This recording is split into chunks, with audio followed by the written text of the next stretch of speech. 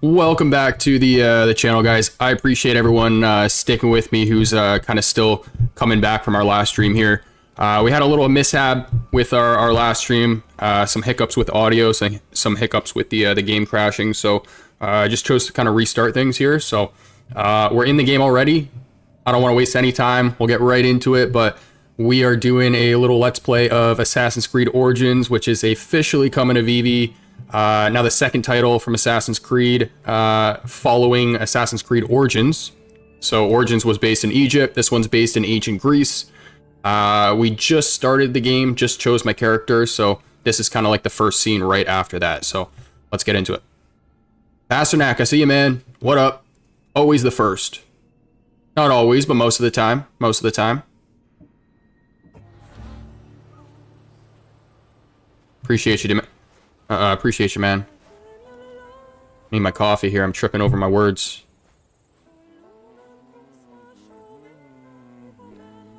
Alright, there's my character.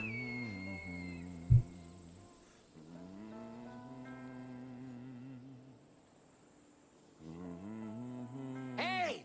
Shitface! Get down here! Cyclops got a message for you. Tell your boss he can stick it. That's Whoa. last week. Malaka! The Cyclops said you like to act tough, so act tough! Get a little closer and I will. Oh, shoot. Should know by now. The Don't mess with me. Cyclops always collects his debts. You have a lesson to learn. If the Cyclops wants to teach... Wait, I just unlocked a bunch of stuff. Why am I unlocking all that stuff? Never mess with the Cyclops! What the heck? I just started the game. Oh, to switch your oh, okay. I see. Q's to parry.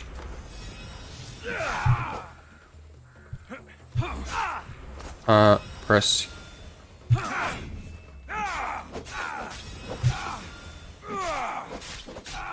Okay.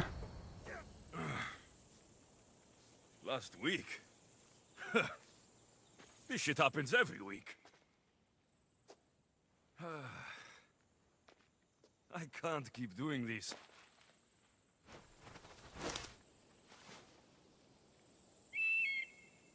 Nah. Thanks for the warning.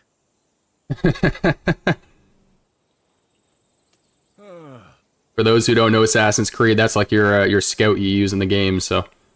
What happened to you? It's nothing, Phoebe. All taken care of now. The Cyclops again, huh?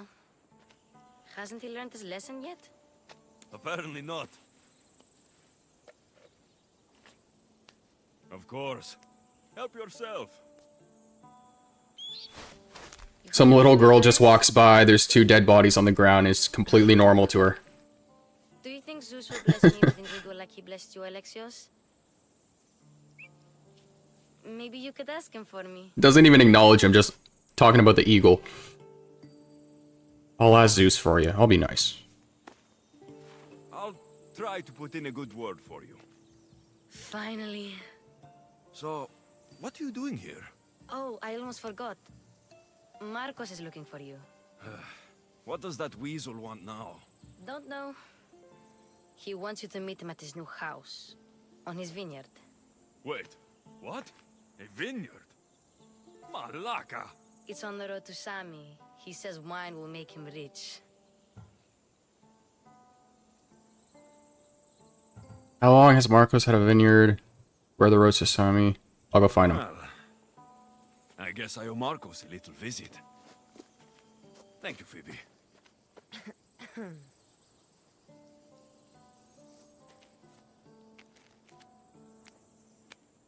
I'll go tell Marcos you're coming. Oh, we didn't kill him. I thought that... okay.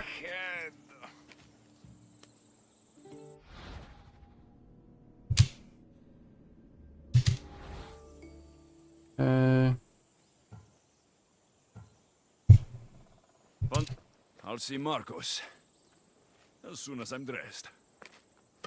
Alright. What I'm going to do is I'll take this off screen here.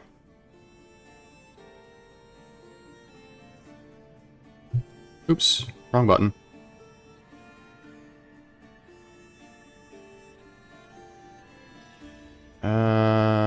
Get rid of that. And then we'll get rid of...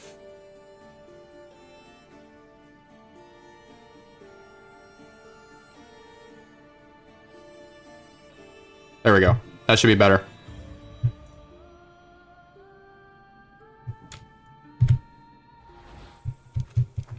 I'll have to go up top to get ready. Oh, I forgot to get rid of the... alert box, no.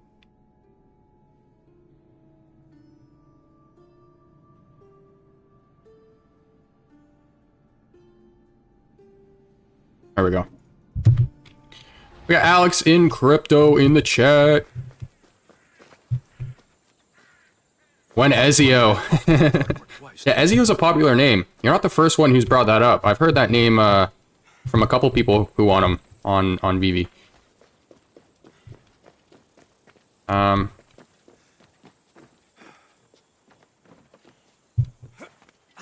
Shift. Well, what up, Alex? What do you think of the Assassin's Creed drop? Are you a fan of this brand at all? Well, I guess you are, considering what you just said, but which title? I never really messed with this one myself much, but open inventory. Yeah, so I unlocked a bunch of stuff, but I have no idea why. I mean, I'm not complaining. It's cool stuff, but the traditional Assassin's Creed, what? That just looks wicked. With quests, which we're in the middle of. And then, did it want me to equip this stuff or no?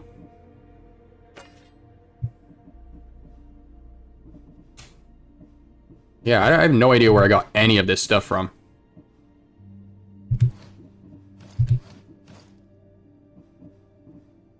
Armor. Let's do that. And then... let's do that.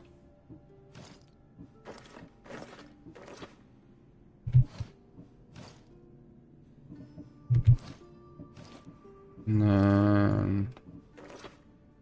like those...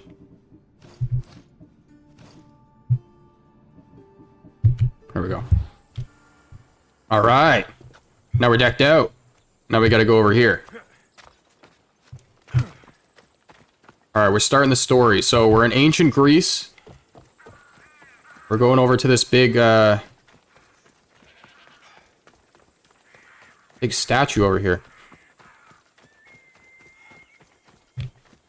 You only played Assassin's Creed 2, Brotherhood, and Revelations. Oh, okay. Assassin's Creed number 1 is where I started, but I haven't played all the titles. I completed Origins, played a bit of Valhalla, which is the one right after this. What the heck? There he is! Get here! Oh, you guys are easy. What the heck? Toy with you. Toy with you.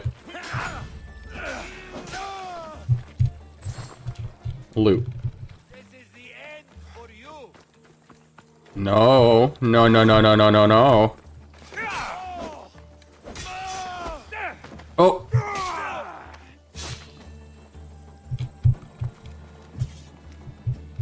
Do I just tap E? Yeah, I just tap E. Okay. So I don't really know much about the drop either. Guess this is the vineyard. Neither am I gonna go for it. I didn't, yeah. Why did I kill the doggo first? I didn't mean to do that, dude. My character just went for it. The dog just ran in the middle. Yeah, I probably look like a maniac. I didn't even react to that, but I didn't mean to do that. You are close to a target. Press V. Ah, okay, so here's the scout I was talking about. We gotta find our... Let's see what you've gotten yourself into this time, Marcos. There's other stuff up here, though. What else we got? Alright.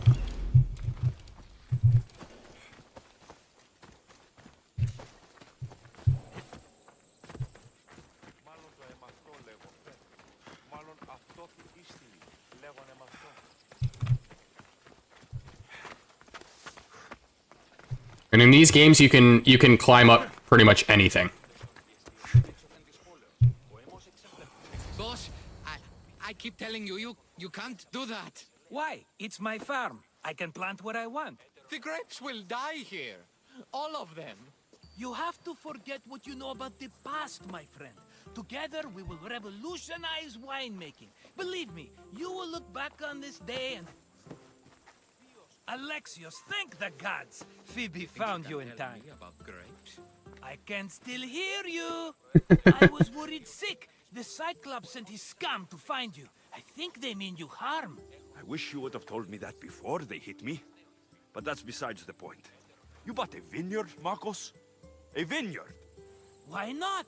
I like wine, you like wine, everybody likes wine. Everybody buys wine. Why not from me? You don't know how to make wine. You're gonna fail. Because you don't know how to I'm not gonna be that harsh. make wine. I'm a fast learner. You grow grapes on the vine, then you get some wine. It's that simple, is it? You know me better than to think I don't have a plan. Marcos always has a plan. All right. Then do you have the money you owe me? Do I have the money I owe you? Of course, of course. Well, no, not at the moment. Then get it. Instantly, my Oh. friend, instantly. What's going on, Luke? And, maybe Is a Medium article out for the drop? Good question. You know what? I'm gonna check. You want me to collect my own debt? I'll check right after this cutscene, and then if it is, we'll take a look at the drop details. How's that sound? Thuris, you know Thuris. He's very nice. And welcome, by the way. I think that's the first time I've seen you in the chat. Hit our next sub goal, by the way, as well. Shout out to that person. Appreciate you guys. Luis, how stupid can you get? Stop giving him money. He always pays me back. After I threaten him, Exactly. Everybody benefits. Thuris gets his money, I get my interest, and you have work. Kefalonia is wonderful, is it not? he'd better have my money, Marcos. I'd hate to have to sell our vineyard. Of course he will. Oh, after there's another matter I want to discuss with you. After. Fine, but I'm taking a horse. It's too hot and too long a walk to go on foot. But Think of it as interest, Marcos. Everybody benefits. of course, my friend. Smart man. You shall have your pick.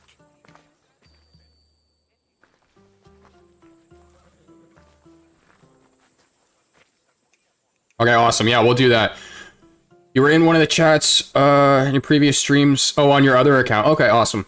Well, welcome back in that case. Thanks for coming back, man. Appreciate it. I'm ready to Made my choose. choice. Which one will it be? I'm really allergic to horses, but I love horses so much. I like, it's my worst allergy too. I can't even get close to them, or I have like a really bad reaction, but I love to have a horse. The horse on the left, the horse in the middle, the horse on the right. Let's go with this white guy. The horse on the right. On the right. Fine choice. But this particular breed has a few quirks that you might not be aware of. I wouldn't want you to take an unworthy horse. Oh, no. Of course not. This is the one I want. Are you sure? Because I'm sure, Marcos. everybody benefits. Phobos. Remember, meet me at the temple in Sami when you have your money from Duris. Efterpi. There's plenty of wine left to buy. Don't fret. Not now, you fool. Phoebe's been taken. She looks like Jennifer Aniston. What the heck? Thugs of the Cyclops. Is that just Right me? off the main road, Tell me where they went. in the direction of Itimena Beach. The beach? Can she swim? I'll get her. Yes, go. But don't forget about dear Duris, Alexios. All right. So we got our horse. Look at this guy. Oh, sorry. I didn't mean to do that.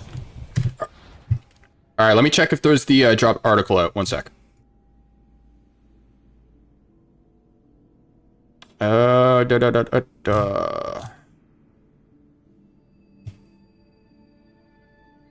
VeVe. No, so they haven't dropped the the article yet. All we know is that the drop is on Sunday, October 20th at 10 a.m. PT. And then I was playing the video earlier. But yeah, no, they haven't dropped the article yet. But it does look like there's going to be 2 pieces in the set. So you have the diorama and then you have Cassandra. Eat. Gotta bring my chat back up here. Got a bad habit of doing that. Alright. Oh, sorry. God, that must have hurt. Getting run over by a horse.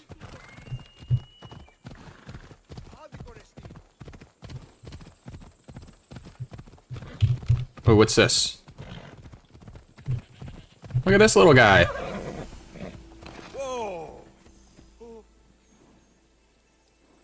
All right, that's a side quest. We're gonna leave that for later. Let's do the main stuff right now. Oh.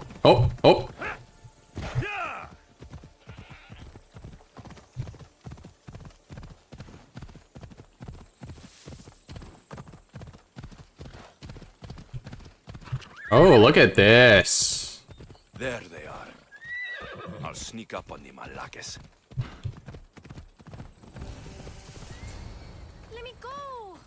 Shut it, or I'll tighten those ropes. She'll make good ransom drachmi for the Cyclops. No one's gonna buy me from you. They're all poor. Keep quiet, Phoebe. All right, we got our first mission here. Oh, wow. Okay, that's what I was gonna do. It's like it didn't even give me a chance. F. Let the rest of those Malakes get away. Oh my lord. Okay. E. X is to whistle. Who's whistling? I'm so used to playing this on console. F. Oh my. These animations are brutal. That Marcos is going to be... I don't know what I was doing there. Oh god.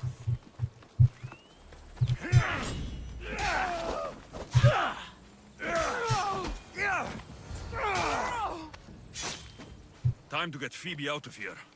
Alexios, I'm here! Untie me! Luke says I still try to stack when I can. Yeah, man. What are you stacking at the moment? Anything in particular? Comics over collectibles? Any brands? Are you all right? It wasn't so bad. Last time they put a cloth in my mouth so I'd stop biting. Phoebe, just be careful. This is a tough little girl. You're alone now since... Since my parents died, I'm okay. I've got you, and you've got me and Marcos. We're your family, right? Oh, we got a flashback. You'll have to be stronger than that. Don't give in! Let him have it!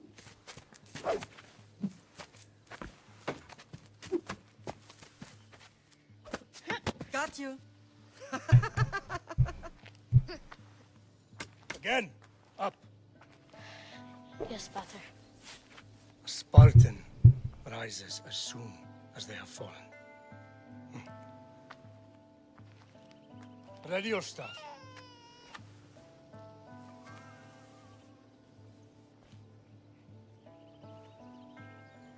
Widen your stance. A soldier grounds themselves. Good. Good. Approach me. That's enough, Nikolaos. The sun's going down.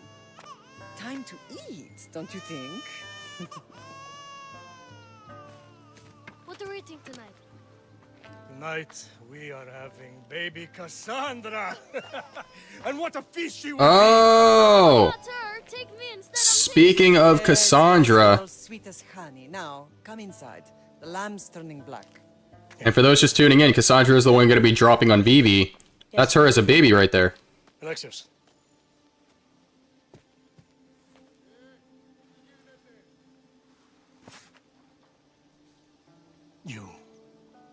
my greatest pride. Remember that. You will bring this family to glory. Go. You gotta love Assassin's Creed storytelling. You have to. Okay, so that's cool to know. So that's her as a baby, and then I'm sure we'll see her grow up through the game. Right. You worry too much. You don't worry enough. We'll be alright if we watch out for each other. Which reminds me, the thug said you should watch your back. What'd they say? They said the Cyclops put a big bounty on you. Talos the Stonefist wants you dead. Talos, the mercenary. Oh, am I ever not in trouble? Better get him before he gets you. I hear he's really mean. I'll find my way back to town. Here! Talos, the Stone Fist? Luke says, I stacked a lot of Crypt toys a month ago for over 80% off the drop price. I swapped my Cardano to stack tons of the old Batman-related comics on Candy. Very cool. Have they dropped first appearance of Batman yet, or no? Or am I thinking of the first appearance of Superman? But very cool, man. I don't have too much experience over on Candy, so I don't have much to add to that. But no, it's nice to hear that you're still stacking at least. Anything I'm stacking is on VeVe, so I like my Steamboat Willies. What do we got here? You are being hunted, bounty hunters. Okay. This isn't anything new. This is in pretty much every game. Is it O? Oh. I thought that said Q. Okay. Okay, so this is... Oh, this is not us. We just happen to be dressing exactly like him. That's funny. This is the next guy, and then we have yet to unveil the next 3. We have to level up here, so we'll do that one, and then what do we add? I don't care about that. Oh, we have 2 horse. Well, this one's rare. Let's do this one. I don't know where I'm getting this stuff from. I just started the game.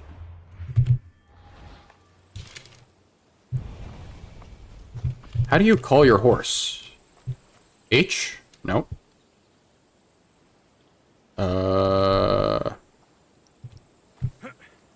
Have they taught me how to do that yet? Is that a vulture? That's a vulture. Okay. That's a torch.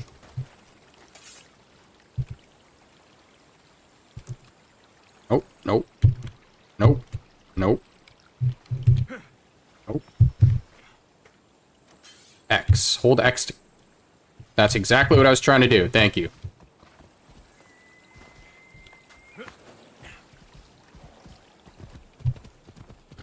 Let's go this way. This game's beautiful. Came out in 2018. I'm not even running max graphics right now.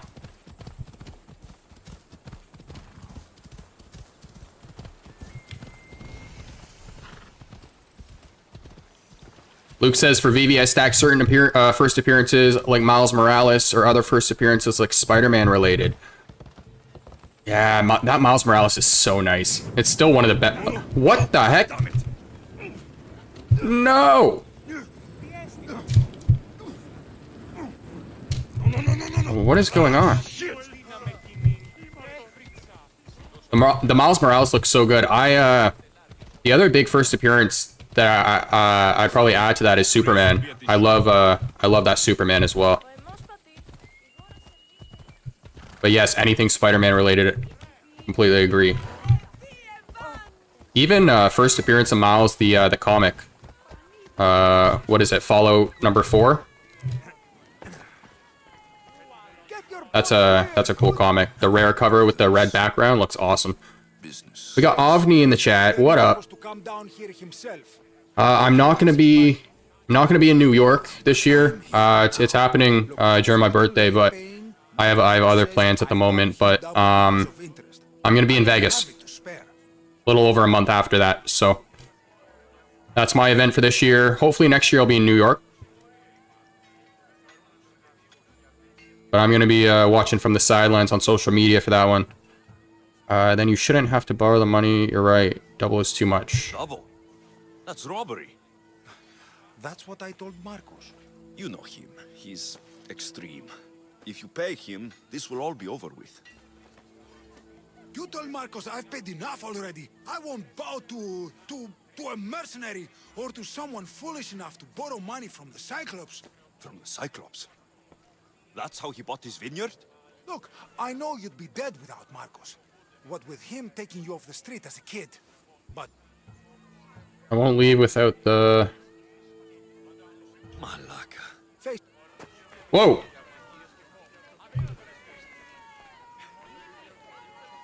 Collect the money for the merchant. Luke says, they didn't release first appearance Batman, but first appearance Robin is around $10 each. Had to sweep. Yeah, first appearance, Dick Grayson. Okay. I'll have to look into that, but $10 for first appearance Robin, major character like that. That sounds like something I can add. It's still showing me the icon for this guy, so I don't exactly.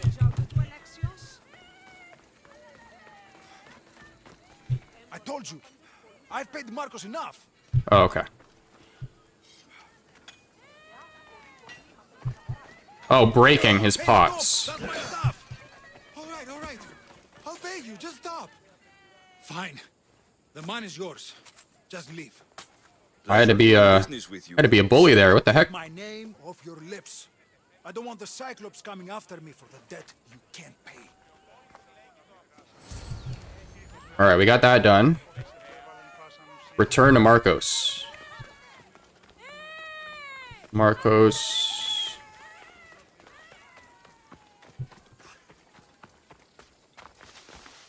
Is up here? Is that who this icon is, I think? Yeah. You're running out of time until the Cyclops comes for you, Malaka. He wants his money. Could I have an This guy's a unit. When he sails back to Kefalonia, he'll come and break you as soon as he docks, if you don't get it. Now, let's be civil.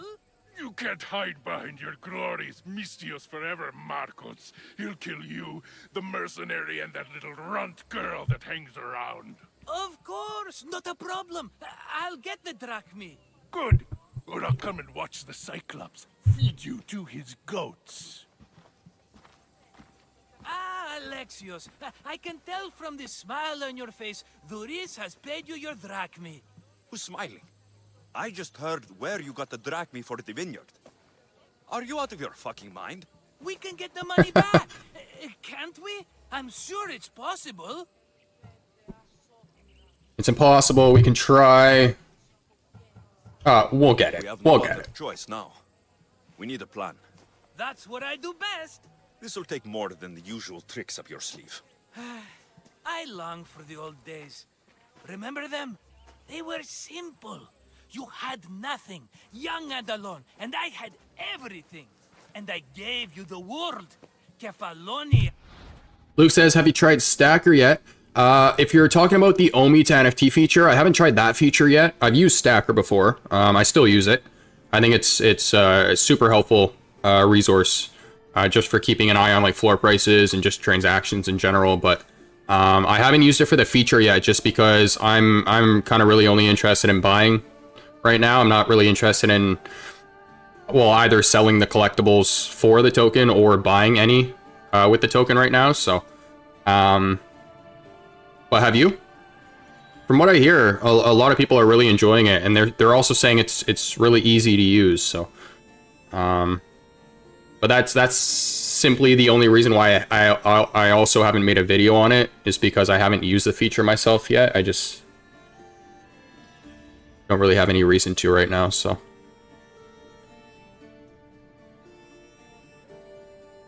Thinking about it, but don't want to sacrifice my Omi. Yeah, see, I'm in the same boat. I just want to kind of hold and buy. I don't really want to spend any or use any, if that makes sense. But In the palm of your hand.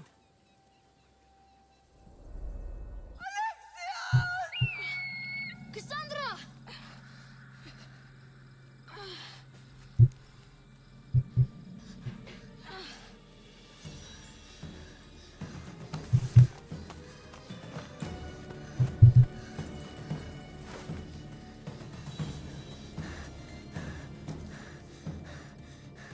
did you get kidnapped? I missed something there. I was not paying attention. I was reading the chat. Okay, we got a boat. She's making the break.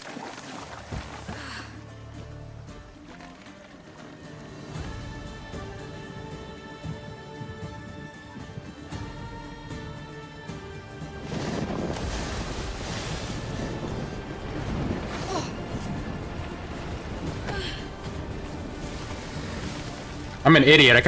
I was calling him a she. This is me when I'm younger. What am I saying?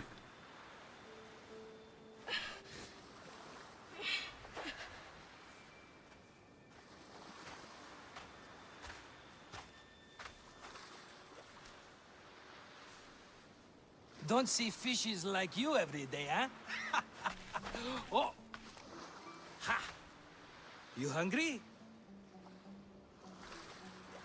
How about we make a deal? I do something for you. You do a few things for me. Everybody wins. Best offer you're gonna get. Okay, so that's the guy who bought the vineyard. I think, right? Wait! Yeah, that's Marcos.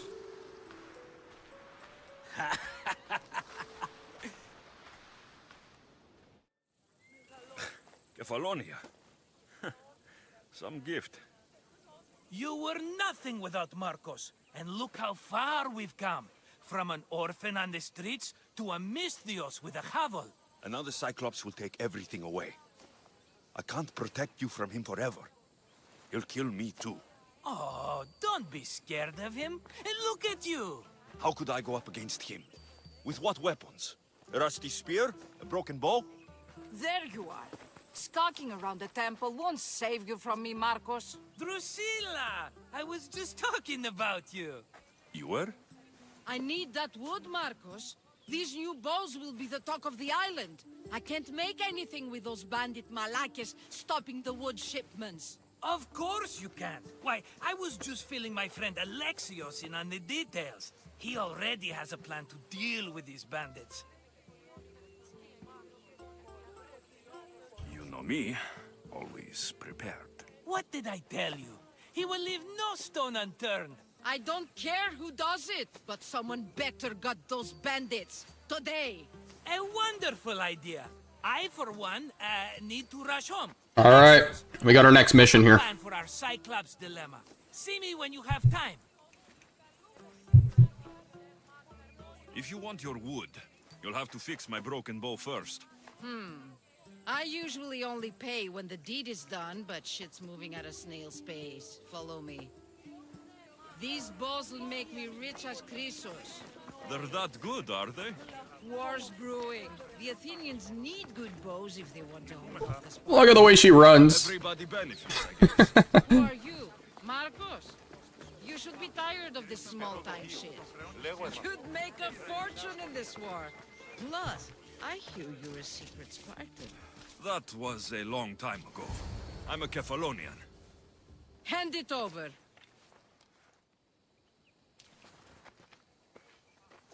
There you go, good as new. That bow is as strong as Heracles himself. There we go. We got our bow now. Let's go. Shoot your arrow at those dummies.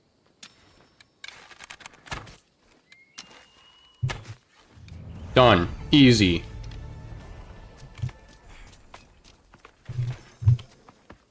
Thank you. Ability number 2. We're going back up here to Marcos, and then I think we get our mission. I'm gonna probably skip through this cutscene if it's... Oh no, this is a different person. Okay, so I think we actually have... Oh, we have a few quests. Okay. In true form, Marcos didn't fulfill his promise to the Boer. That's the one with Marcos with the bandits. And then in order to pay his debts... Oh no, this is the one. This is the one I want to do.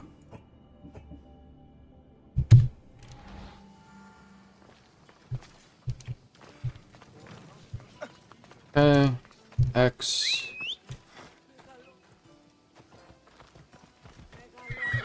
Onward!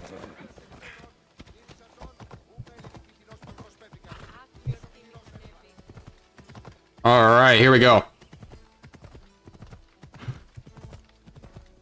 Luke says I maxed out damn near everything in Odyssey. Miss playing that game. Okay, cool, man. Hey, well, it's good to know that somebody's in the chat who's played this, because I was saying earlier, I never got into this one. I finished, like, Origins, and I played Assassin's Creed going all the way back to, like, the first one, but I never actually got into this one much. I kind of skipped this one a little bit. I went from Origins to a little bit of Valhalla, so...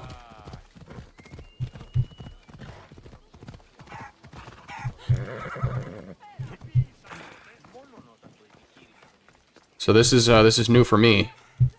Ah, here you are, and not a moment too soon. The Cyclops is more important than a boyar. We need to talk. Do you know how far I am from, like, just being able to run around in the open world? Good sense of humor. Well, your plan? Right. The Cyclops and I have a score of drachmas. So that's what's going to be the most fun for the stream, so... You, my rough and tumble friend. He wouldn't be up. But I... Let's hear it then. What do I have to do? What will we do, you mean? As the brains to your brawn, I consider it a joint effort. Of course you do. Think, what does the Cyclops value most? His men? His land? His ships? No, his obsidian eye. Get to the point, Marcos. Oh, fine. No kidding. We're going to steal it. Are you crazy? You borrow his drachmi, then you steal his eye? Having it means we win. Luke says it's not the traditional Assassin's Creed, but I love the RPG elements. Okay, interesting. Then it goes to market. We kill 2 birds with 1 obsidian eye. He'd better hold still, or he'll lose both eyes. No, no! It has to be done without the Cyclops knowing. You cannot be seen. Then my new bow will come in handy. He keeps the eye in his house. It's too valuable to wear out. A wise choice until you show him the error of his ways.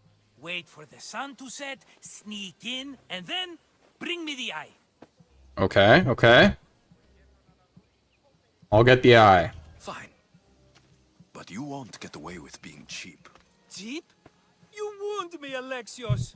It's your defining trait. Bring me the eye and I'll prove you wrong.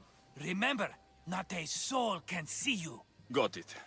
Pull this off and our heads won't be the Cyclops' trophies when he comes back. Okay.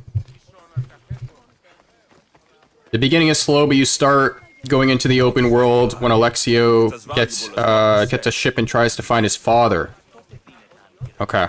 Alright, I appreciate you letting me know that, so I'm probably gonna skip through some of these smaller scenes then. Where am I going here? That's a side quest. Yeah, okay. I want to go over here.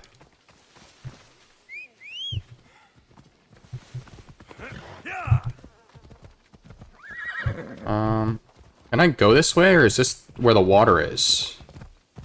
Oh no, I can go this way. Little mountain goat.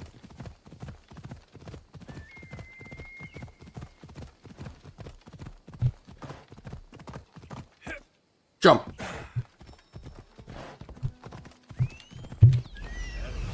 Okay. Hello, I see you. What else we got? Okay, here we go. We got our first little fortress. Or house, I guess. He was saying, but... a lot of guards. Alright.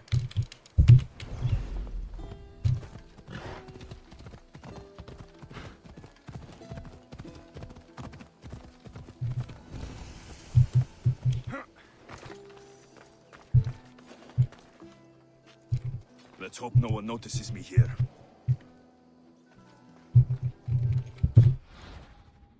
How do I go?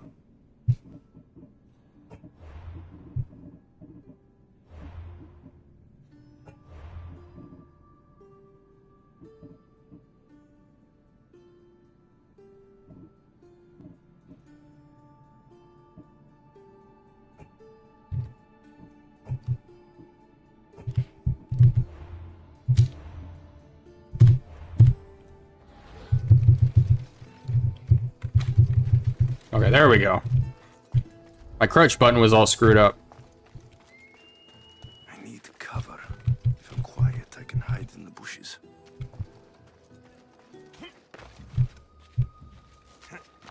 I'm quiet, I can hide in the bushes.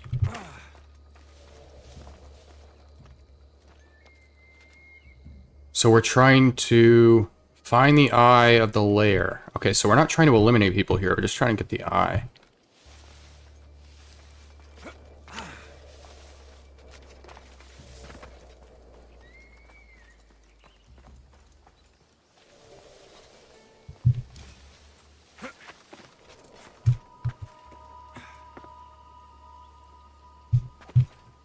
What are you doing?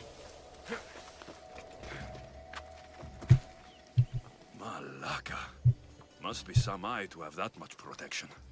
Oh, there's Stay out of view. there's more guards here than I scanned.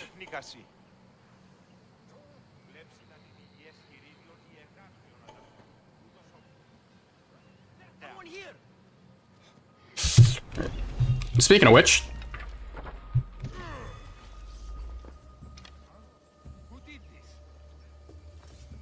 oh, I thought I got him. No, they found out.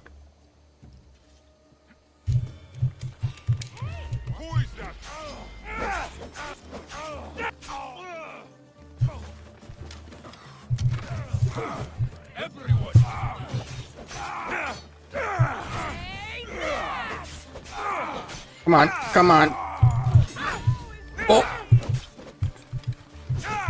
Oh.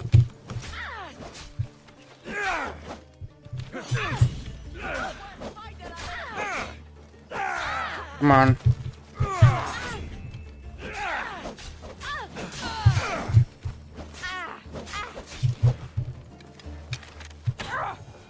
Ooh.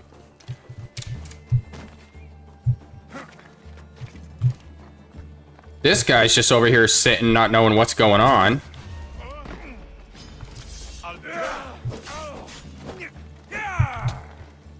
Oh, damn.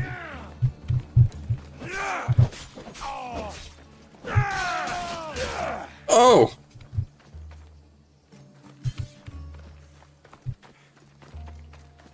I used my bow arrow. That's wild.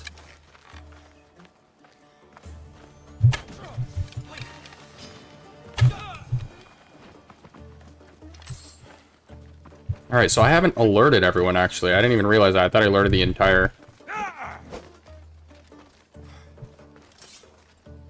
What is going on here? Alright, little bug. It happens. It happens.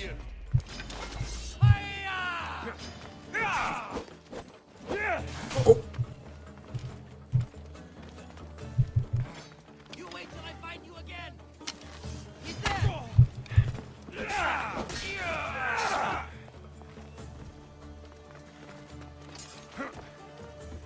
These arrows have unusual reflexes.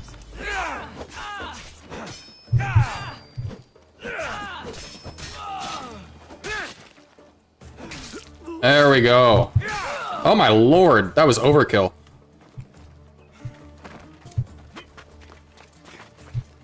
Alright, so now we gotta get this thing.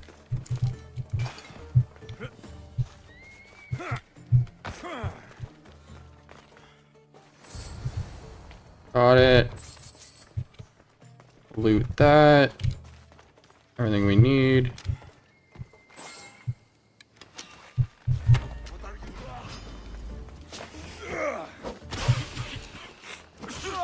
What did you just hit me with? What the heck?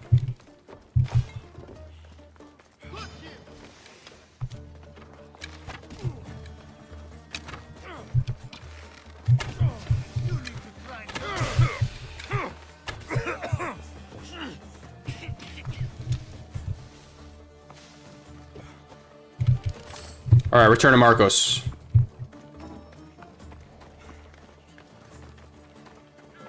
By Zeus, the Cyclops doesn't mess around.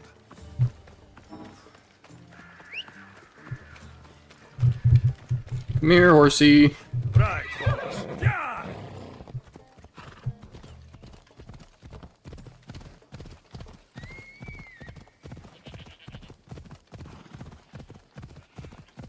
All right, there we go.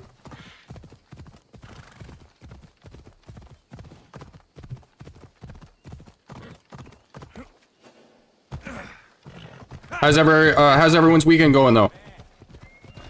Any special plans for anyone today? We got VeVe happening at 3:30. Just happening in a couple hours, so we're gonna run this game until then.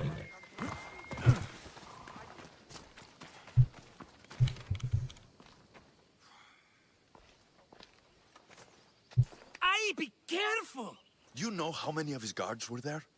All for a fucking rock. This rock could buy a house, my friend. And yet, it's still not enough to pay back the Cyclops. Oh, don't be upset. Think of all the fun we've had. The Cyclops is going to kill us, Marcos. It's as simple as that. And there's nothing fun about it. This will work, I promise you. Would I lie to you? Don't make me answer that. Take the eye, but don't sell it yet. No vendor would believe we came by it lawfully. They know exactly who it belongs to. Fine. Better your pocket than his socket. I think that's enough for one day. Here, Marcos. Wait, I saw a boat. One I've never seen before. So? The vessel's too good for this dirty town. It must be the Cyclops, and he brought friends. He's back. Ugh. I can never catch a break, can I? Take them out, and that's one less thing to deal with. Besides, these strangers look rich as Chrysos. The Cyclops pay...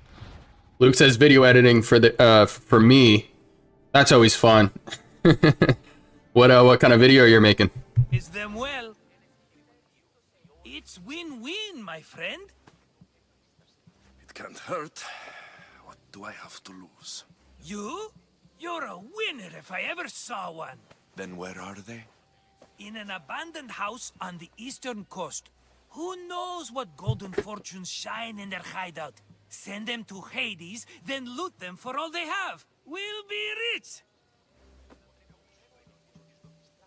I'll go now. I'm keeping some of these golden fortunes, though. No negotiations. Not even a drachma for the man who sent you? The rest goes to pay your debt. These are my terms. Oh, fine, fine. Now teach those strangers what it means to be Kephalonian. Draw blood or bleed.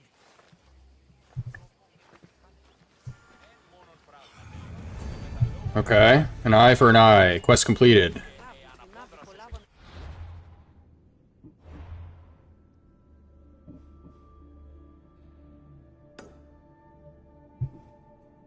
Odyssey chapter. Okay, so these are worlds. This is the main story.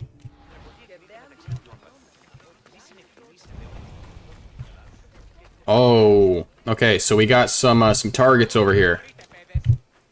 We got 5.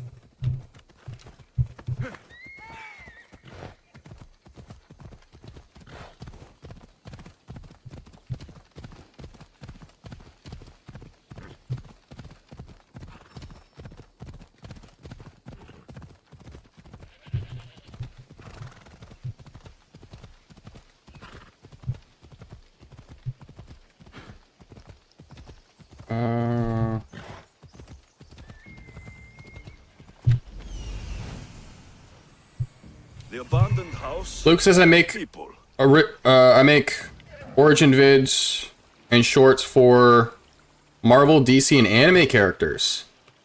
Oh, dude, what's your channel? Check out some of your content. That's super cool, though. Be vigilant here. Here I am just walking right into one of the things, not paying attention. Alright, well, that kind of...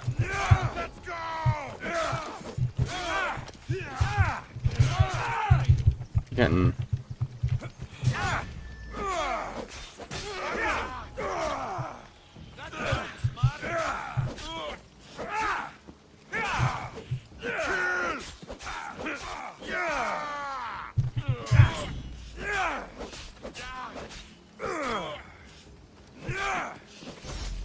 Whoa!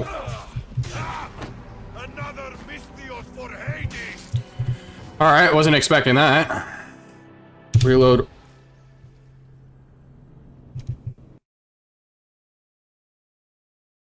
Oh god. Oh. This game is against me today, guys. This game is against me today. It was running smoothly. Oh, it's the channel you're using right now. Okay. I'm gonna check out some of your content, dude. Let's reload this and hopefully it'll keep running here. We had some issues earlier, but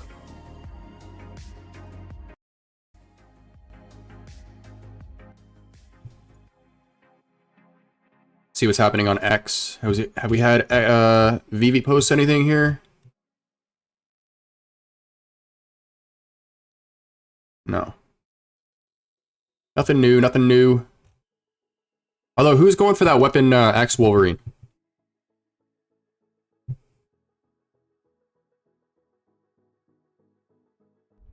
I think they nailed the design on that. The detail looks awesome.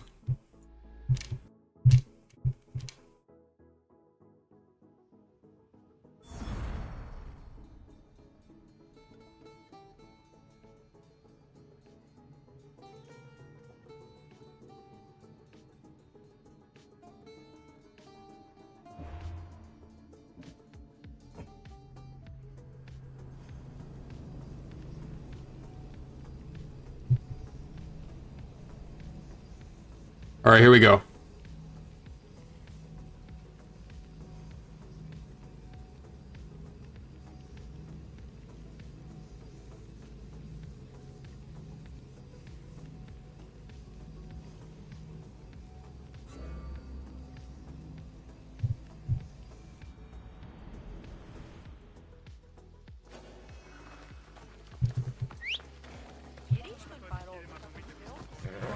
All right, we're back in.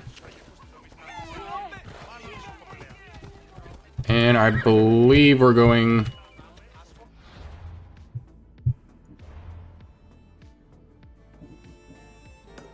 There we go.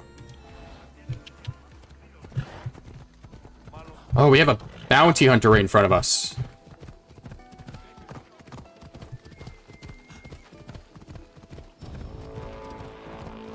Oh, he's coming for me. He saw me too.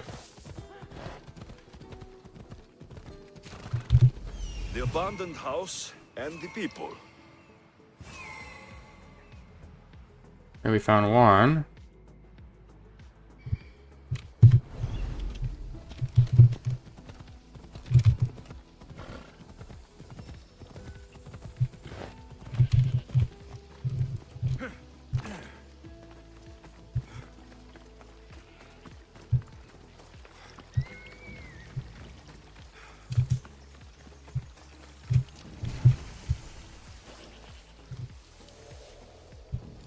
I should try to stay out of sight.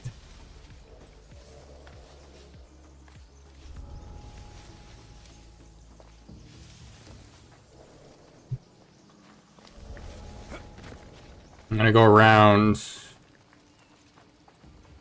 at this guy. What the? Why didn't he?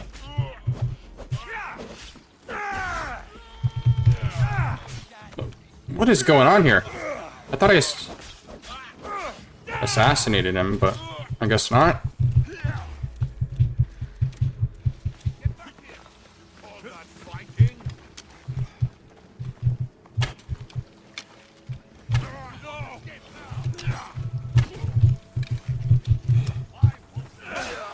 Okay, 2 down. That helps a lot.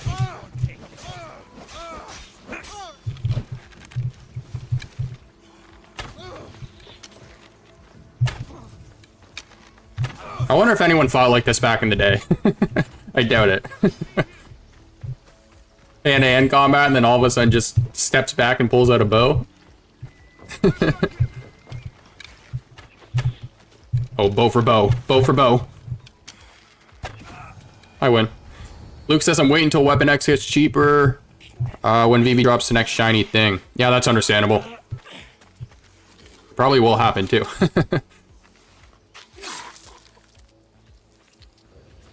Yeah, it's a gory game, guys. It's a gory game. I normally have someone else do the field work. I don't suppose you know how to get this stain out?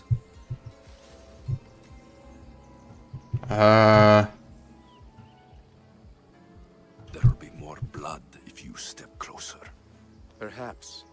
But then you won't hear my proposition, Mistius.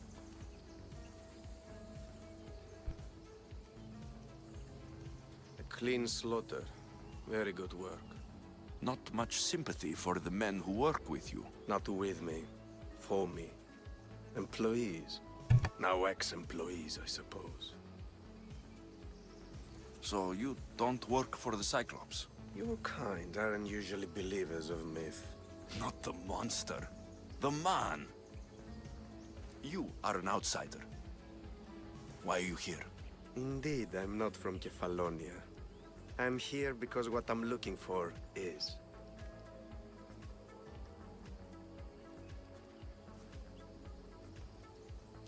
If you'll follow me, Alexios.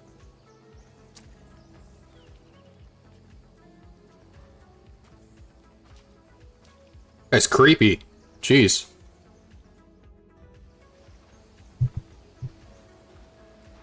Who are you? How do you know my name? I'm Elpinor of Kira. How do I know your name? I did what you did. I asked and people told me. Tell me who sent you. An inquisitive nature. Good. That will help. You know more than you let on. Knowing you is in my best interest. And knowing me is in yours. My prized possession was stolen and brought to Ithaca. Penelope's woven shroud. I need you to steal it back. I'll get the shroud back. All right. I'll do it. Don't expect it to be easy. That's why it will cost you. Then it's agreed. There's a rowboat in the harbor. Use it. It's not meant for open water, so be wise. When you have the shroud, meet me in the Temple of Zeus. I will.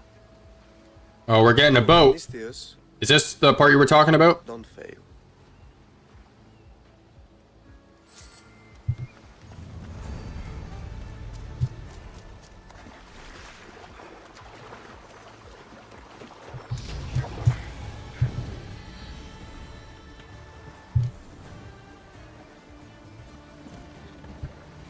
Headed to the house of Odysseus on a tiny boat.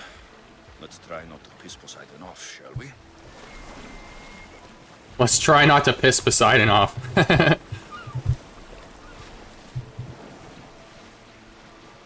Oh wait, we're supposed to be going...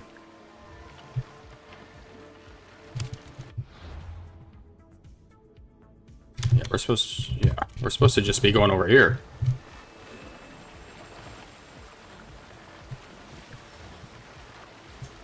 You were close to an untracked target.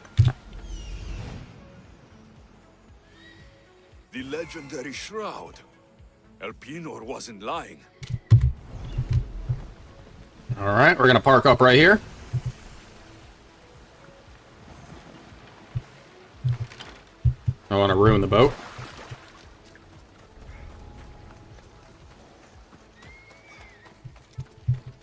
Alright, I think we're gonna have enemies here. All the years I've lived on Kefalonia, I never realized the mighty Odysseus' palace was here. It's a palace, okay. Fine. What are you doing? Oh. Oh, I'm sorry, I'm sorry, I'm sorry. I did it again, jeez.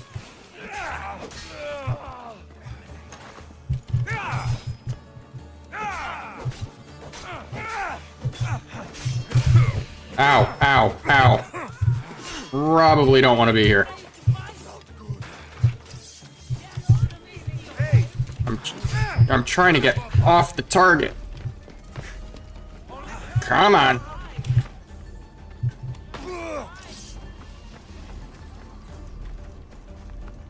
Yeah, I'm way too low on health.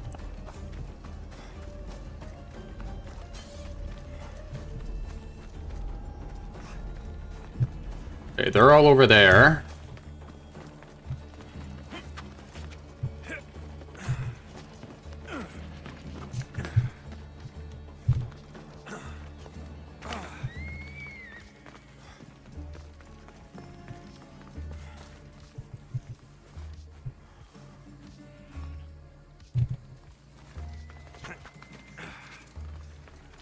I'm looking for that symbol I highlighted, but... Oh, it's over there, okay.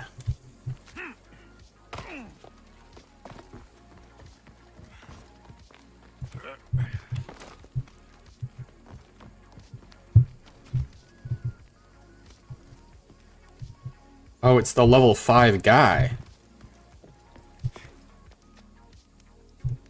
Can I even fight these guys if I'm level 3, though? I guess we're gonna find out.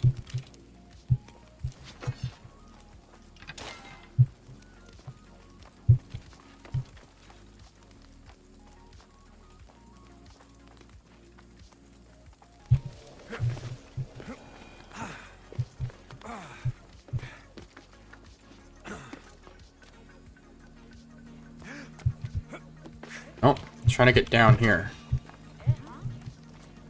Oh, that was close. Nope, they're coming. They're coming. They're coming. They're coming. They're coming.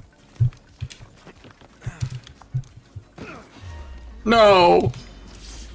I didn't mean to jump in the middle of it.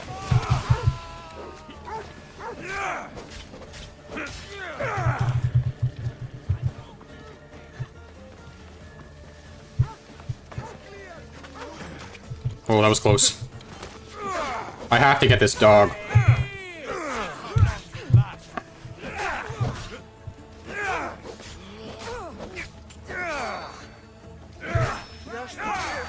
Okay, one more down. One more down. Climb the tent.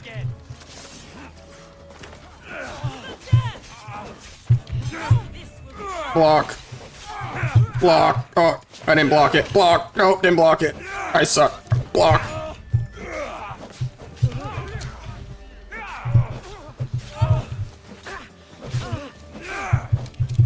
Okay, did some damage there. Nope. Leave me alone.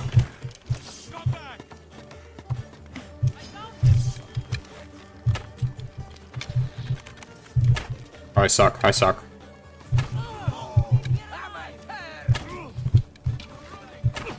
Need to get as many hits on this guy as I can. Oh god.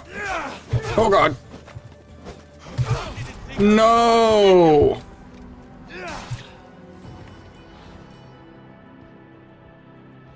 Alright, let's try and reload this and hope it doesn't crash like it did last time.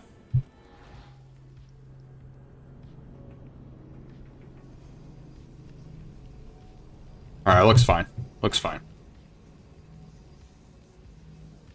Yeah, that's a lot of guys for level 5, and I'm level 3, so I don't... This is the next mission we're supposed to be going for, so... Maybe it's because I need to do it more discreetly, and then just...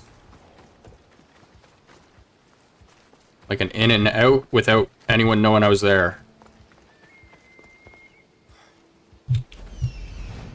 So let's do this.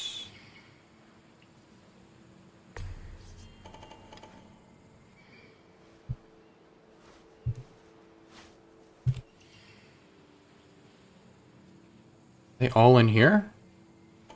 No.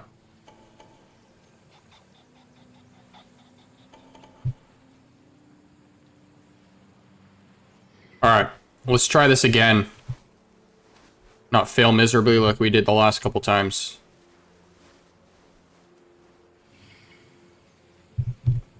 I think we got everyone.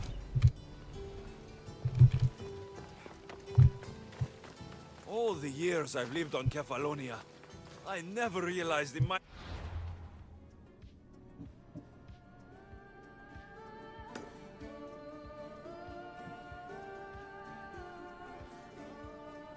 Find and acquire Penelope's shroud.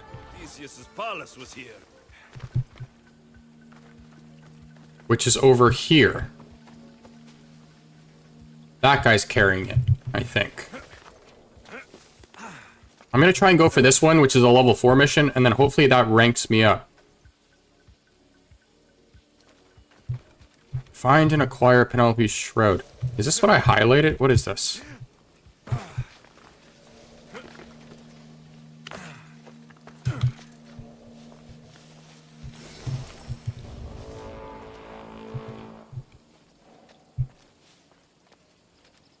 Okay.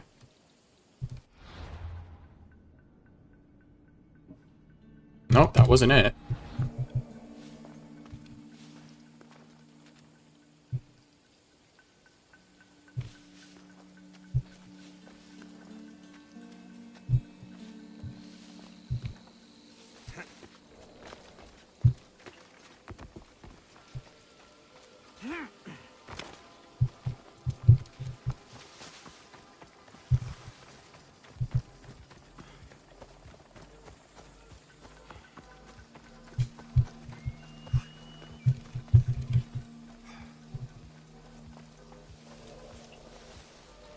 Is it this icon here? Get me out of here. Oh no, that's a prisoner.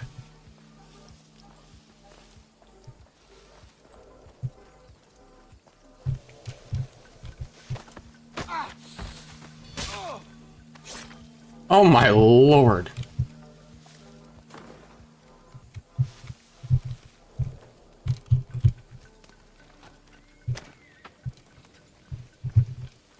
Let's get out of here. Can you fight? I'd be happy to. Okay, now we gotta help her. I want to see if I can take this person out without anyone knowing.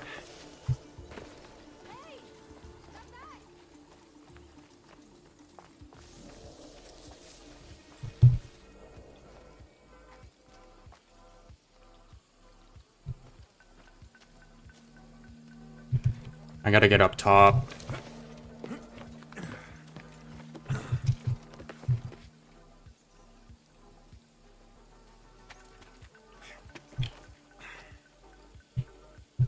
Oh shoot. I didn't even see that guy.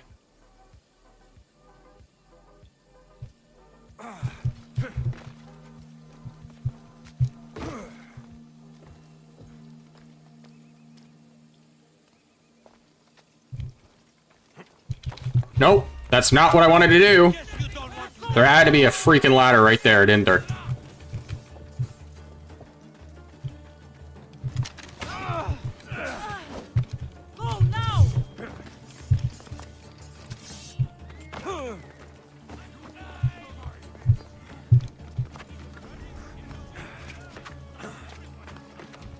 Alright, we're gonna have to play this safe here.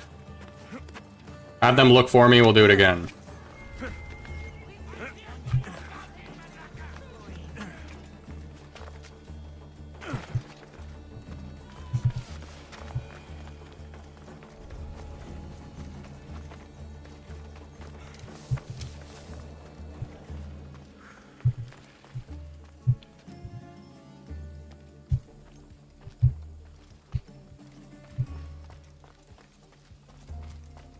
Oh, I didn't realize my teammates over there fighting.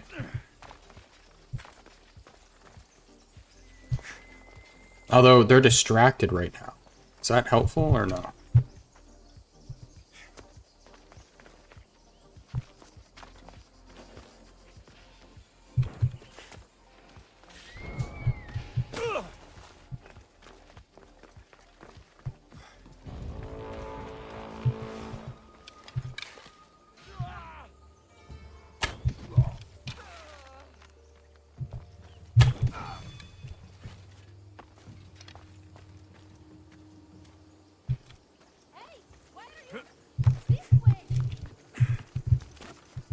Because you can climb on anything, the controls sometimes are a little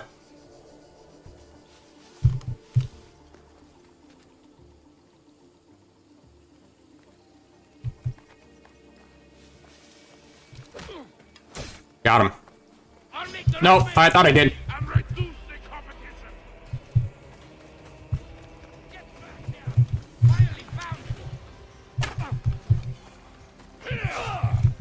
Alright, for some reason I can't dodge him.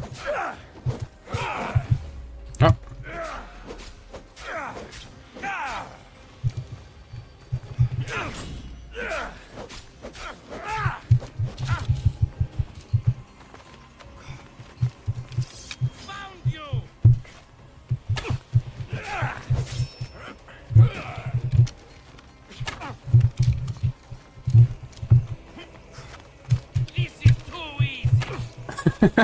I'm just... Oh, God. No! You see? I'm one shot again.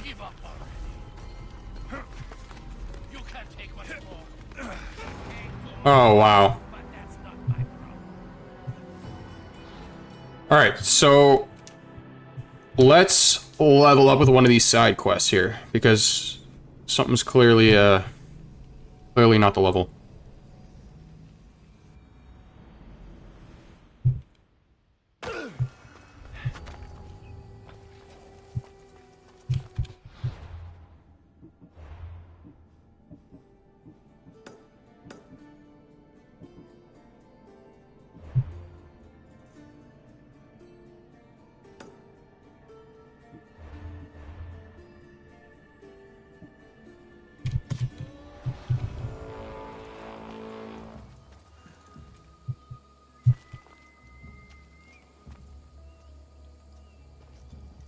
Escort the prisoner to safety.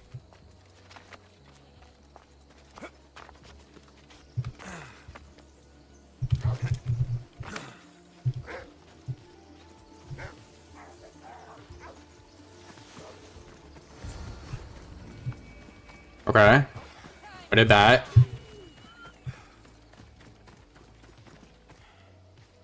Talk to the prisoner.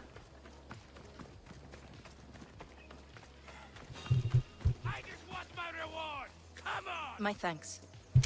Oh god, is he gonna attack me while I'm standing here? I'll help you get Well, I'm... Oh, that's is that Cassandra right there? No, that's not Cassandra.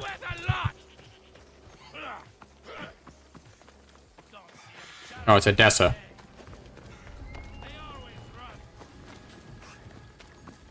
Run, run, run, run, run, run, run, run, run, run, run, run.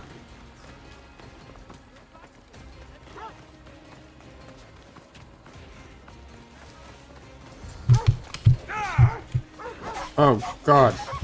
Go, go, go, go.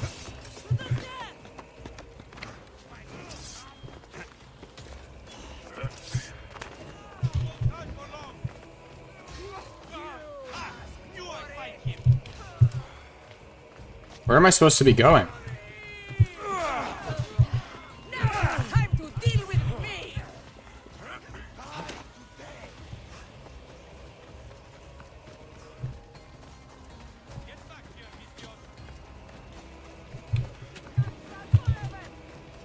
I'm trying to run these guys away from her so that...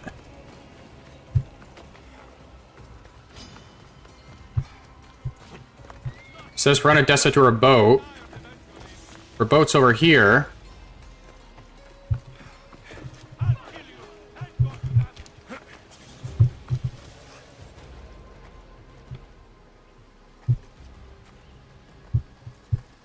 So I'm gonna circle back around then.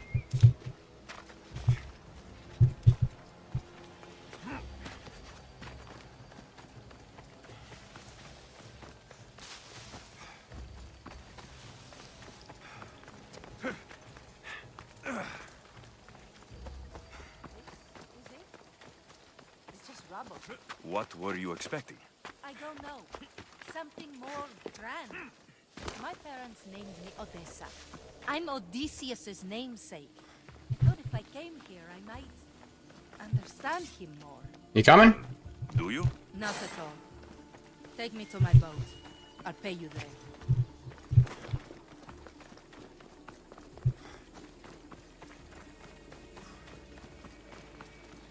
Oh, go left, go left, go left, yep.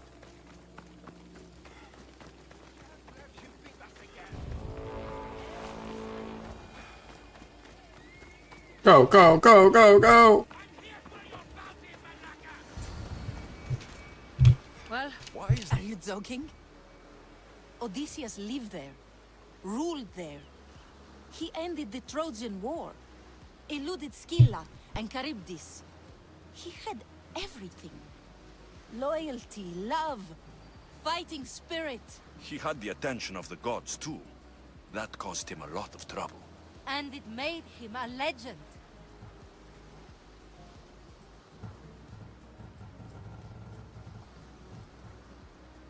It's cute that you're determined. You look cute right now. As if nothing can get... I think that's what I was supposed to choose. There was an icon on it. Called cute. Okay, you're ugly. Alright, you're ugly then. That's not what I meant at all. I can't tell if you're serious or not. So, what do you think? I think I was in a much poorer mood before now. There's just so much I desire. To be as great as Odysseus. Where do I even begin?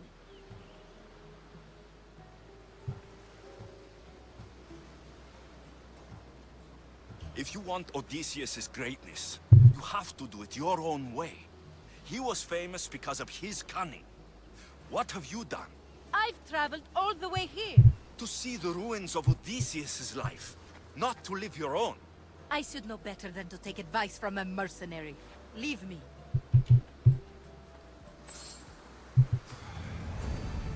All right, quest completed.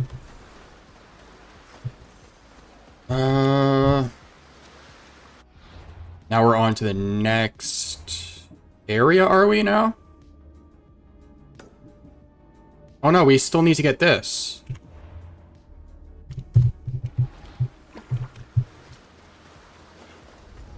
Okay, it's up here.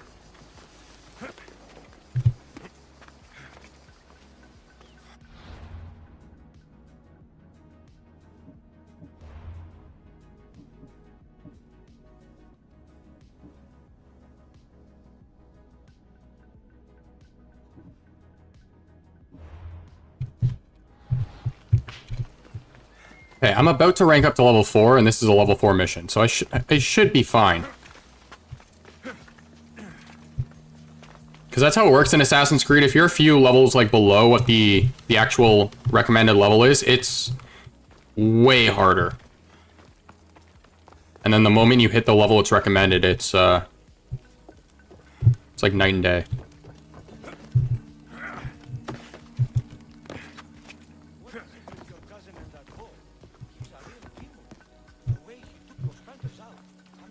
Okay, let's not do what we tried doing last time here. That's a plan.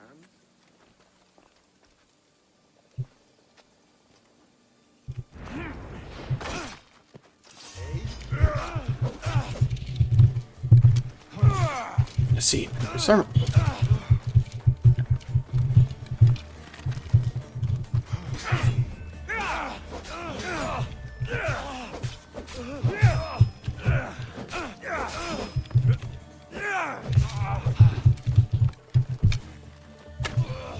This isn't good.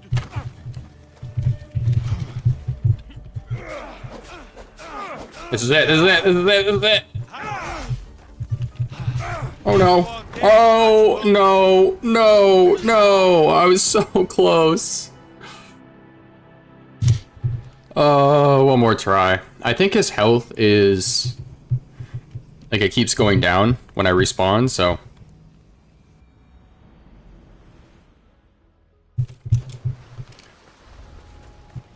Careful. Don't want to be caught here.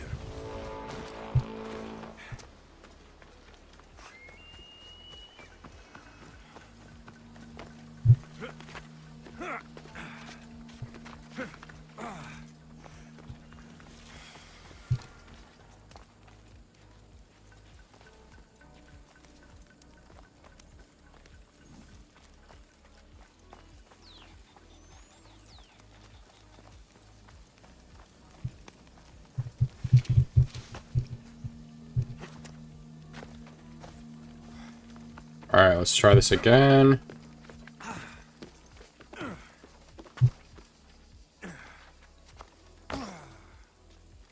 Is this health cumulative? Nope, it's not. And in fact, it's actually more this time around. Great.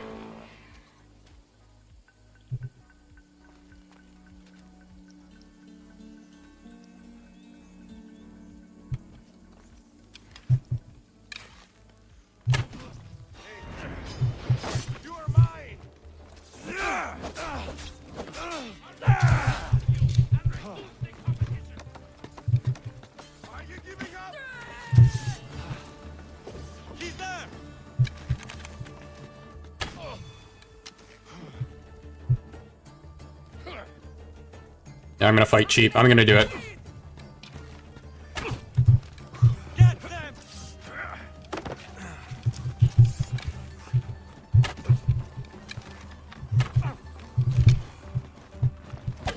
Oh gosh, that's the big guy.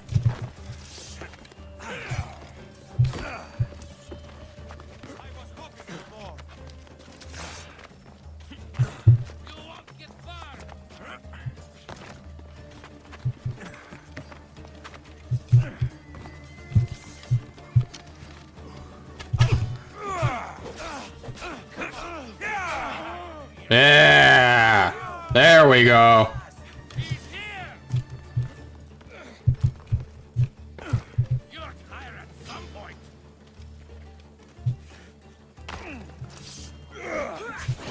What the?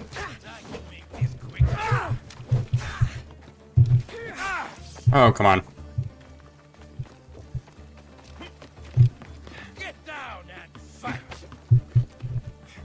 Oh, the climbing is sometimes just, it's like, the character goes down, up, every which way.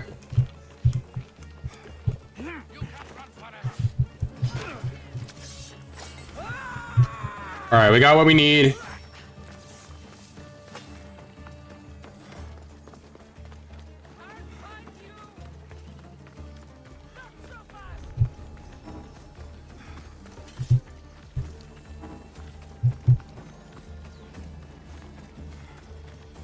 And we are out.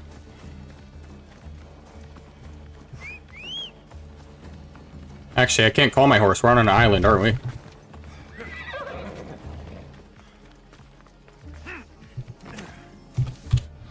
Okay, so what's the next part of this story here?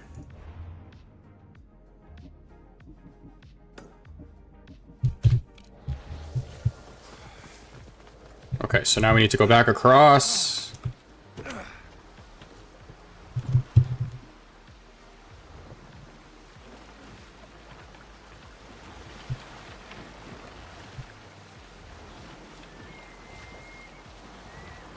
I'm pretty sure there's like ship combat in this game as well.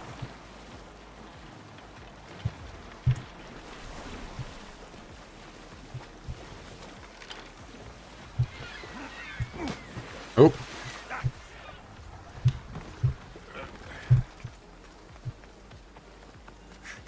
Sammy, I wonder if we'll be able to leave without getting into a brawl. Who am I kidding? This place never changes.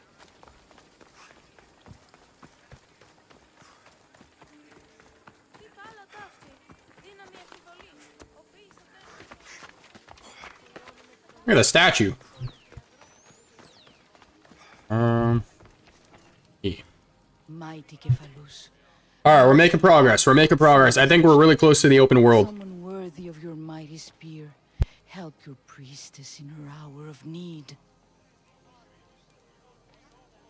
You called? Oh, Alexius. You startled me. Why are you looking for a champion? I need someone worthy to win the Spear of Kephalus. I've been deciphering some of the sanctuary's stone carvings. They say the spear was hidden in the caves beneath Kefalonia when the temple was built. You could get it for me, couldn't you? I can give you a reward. If the spear is in the caves, I'll find it. Well, maybe you were sent by Kephalus. I'll see what I can find. Oh, thank you. I'll prepare a spot in the sanctuary. Lovely.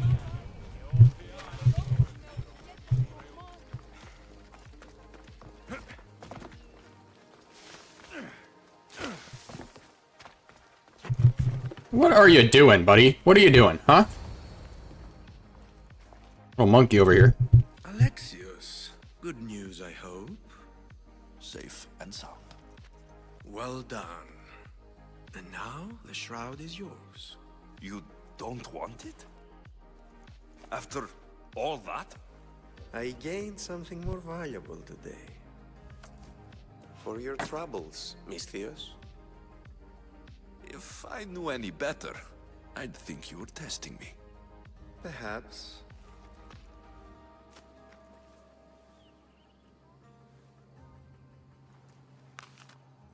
You did well, Misthios. Tell me, how do you feel about killing a general in Megaris? Do this for me and earn double what you earned today. Are you up to the task? It would take you far away from Kefalonia. So far away you might never return. Okay, military ranks mean nothing to me. I'm not an assassin.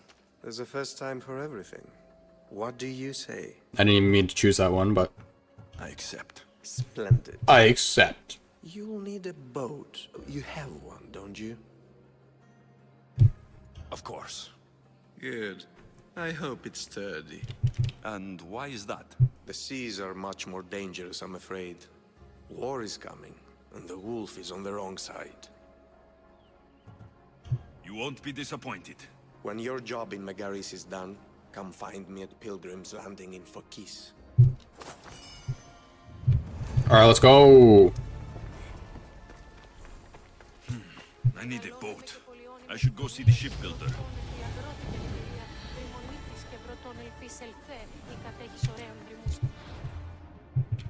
Wrong button.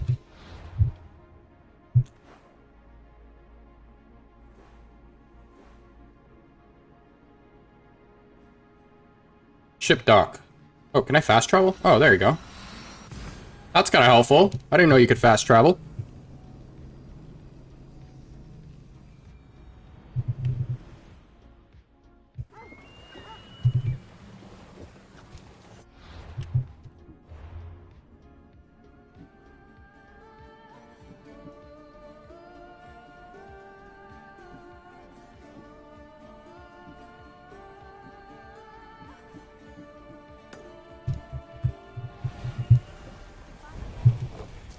Shipbuilder's right here. Yeah, that's convenient, that fast travel. That just saved us a bunch of time.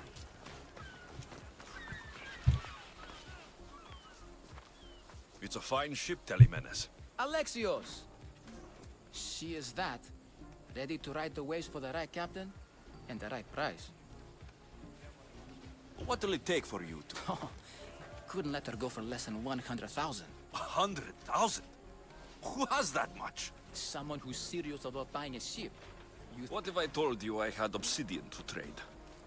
I tell you I still need 100,000 drachmi. Besides, even if I took your obsidian, a ship this size needs an army to sail it. This is Kefalonia. I could always find someone down on their luck and willing to work for next to nothing to get off this island. The seas are treacherous now. Well, more than usual. It would be suicide. You're not being very helpful, Telemenes. Not sure if this helps, but rumor has it the Cyclops is coming for you and Marcos. Rumors mean nothing. Don't believe everything you hear. Rumor also has it his ship is docked in Kleptus Bay. His ship, you say? I'll have to pay Kleptus Bay a visit. Be careful. So I can take his ship and deal with the Cyclops at the same time.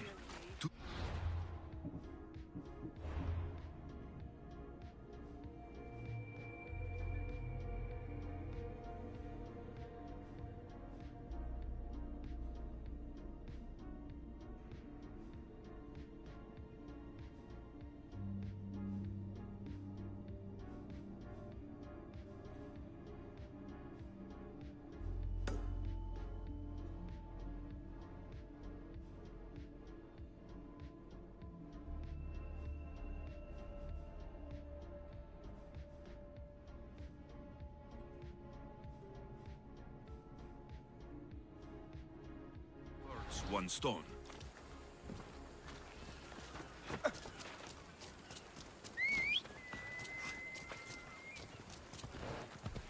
Off we go now.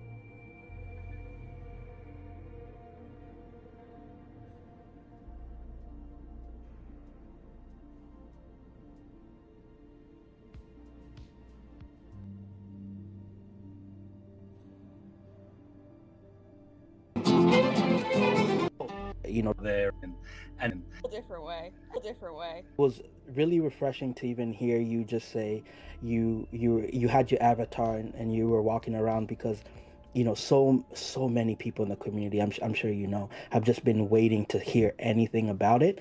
So I was kind of surprised. My skeptical side was just thinking, hey, maybe there's some type of standstill thing happening with the tech, and now you know we've hit a glitch and it's gonna be a while. Are you saying we could hear more about it pretty soon, or how? I guess you. All right, we should be good for audio. Anything you can say about that, just to put people at ease that want to be in there? I am saying. All right, so I'm gonna toss this on because we were listening to it yesterday, but we didn't finish it. So I figured we'll multitask here while we're kind of riding to our next destination. So we'll see what Ben has to say about VeVe in his new position, and yeah, like I said, multitask. So let me know if audio is good in the back, guys. I know I have the game audio going at the same time, so hopefully their voices are loud enough. You could hear something about it pretty soon.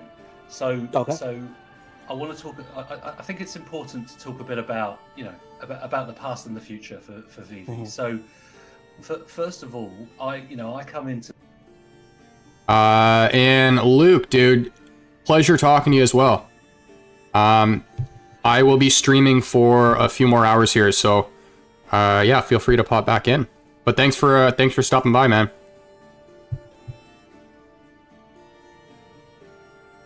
To this business as, and I see this role as, you know, being the guardian of the brand, the community, the team. And so where we are today, the work that the team have done, so much work from, you know, two guys with an idea and a laptop to this platform that we've got. They've done amazing work, and have they made some missteps along the way? Of course, all businesses do, and frankly, if you don't, it means you're not trying hard enough. And when you're pioneering in an industry, that's going to happen, right? But I think if you step back and look at where we're at, it's pretty awesome. So my approach has been, okay, how can I, as a co-CEO with David, how can I absolutely guard and nurture and cherish that which has made us, you know, who we are and where we're at, and where are the areas for you know, improvement, and how can we make things better, because we want to really grow and scale this business. I said in the leadership announcement video, we think of each day as day one, right? We are really early on in this, so how can we prepare this business for hyper growth? So one of the things I think we have done that we could change going forward, and this is the case with every single startup that becomes a scale up, not just VeVe, is we're a massively ambitious company. We've done loads of things. We need to start to. All right, let's scope this. And because, you know, there's only a fixed amount of time in a day. We've got a great team all around the world. All who want to do the right thing and build for the community, but we need to get better at our planning and our structuring, so that we're really focused on things. And so I'm working on that with the team right now, exactly what that looks like. The VeVeverse is in there, is being worked on, and is a priority, because look, you know, I said to you before that we listen a lot of the time, and we're hearing, you know, the frustration. We absolutely do, of course. I mean, how could you miss it, right? So we are focused on it. I'm not going to commit to timelines right now, because frankly we have made that mistake in the past, and it's not helped the community or us. But I want to give you an assurance that it's a priority. And yeah, there'll be those people who say, okay, hashtag soon. Well, you know, unfortunately, you know, when you commit to timelines and stuff happens and there are issues, we don't want to disappoint people. We want to delight and we want to surprise people. So, yeah, we're working on it. Yeah, I'll share some visuals soon, and it's happening. But that's as much as I can say. The gods as my witness, I swear. That's personally, I think that's more than enough. Only because I'm here and I've seen what we had been told, which is was absolutely nothing. So. Which one? What difference does it make? We'll pause our recording when the cutscenes are on. All of them. I have never heard so much fucking god talk from one man in all my days. Let him go. No one on this island is allowed to say that word! Did he say Cyclops? Did it hurt your feelings? I don't like it when people call me that! I didn't. But you're so fat. I mean, big, strong, and you really do only have one eye. My eye. Give it to me. Give it to me, and I won't kill Marcos for having you steal it! Give it to me! You want it?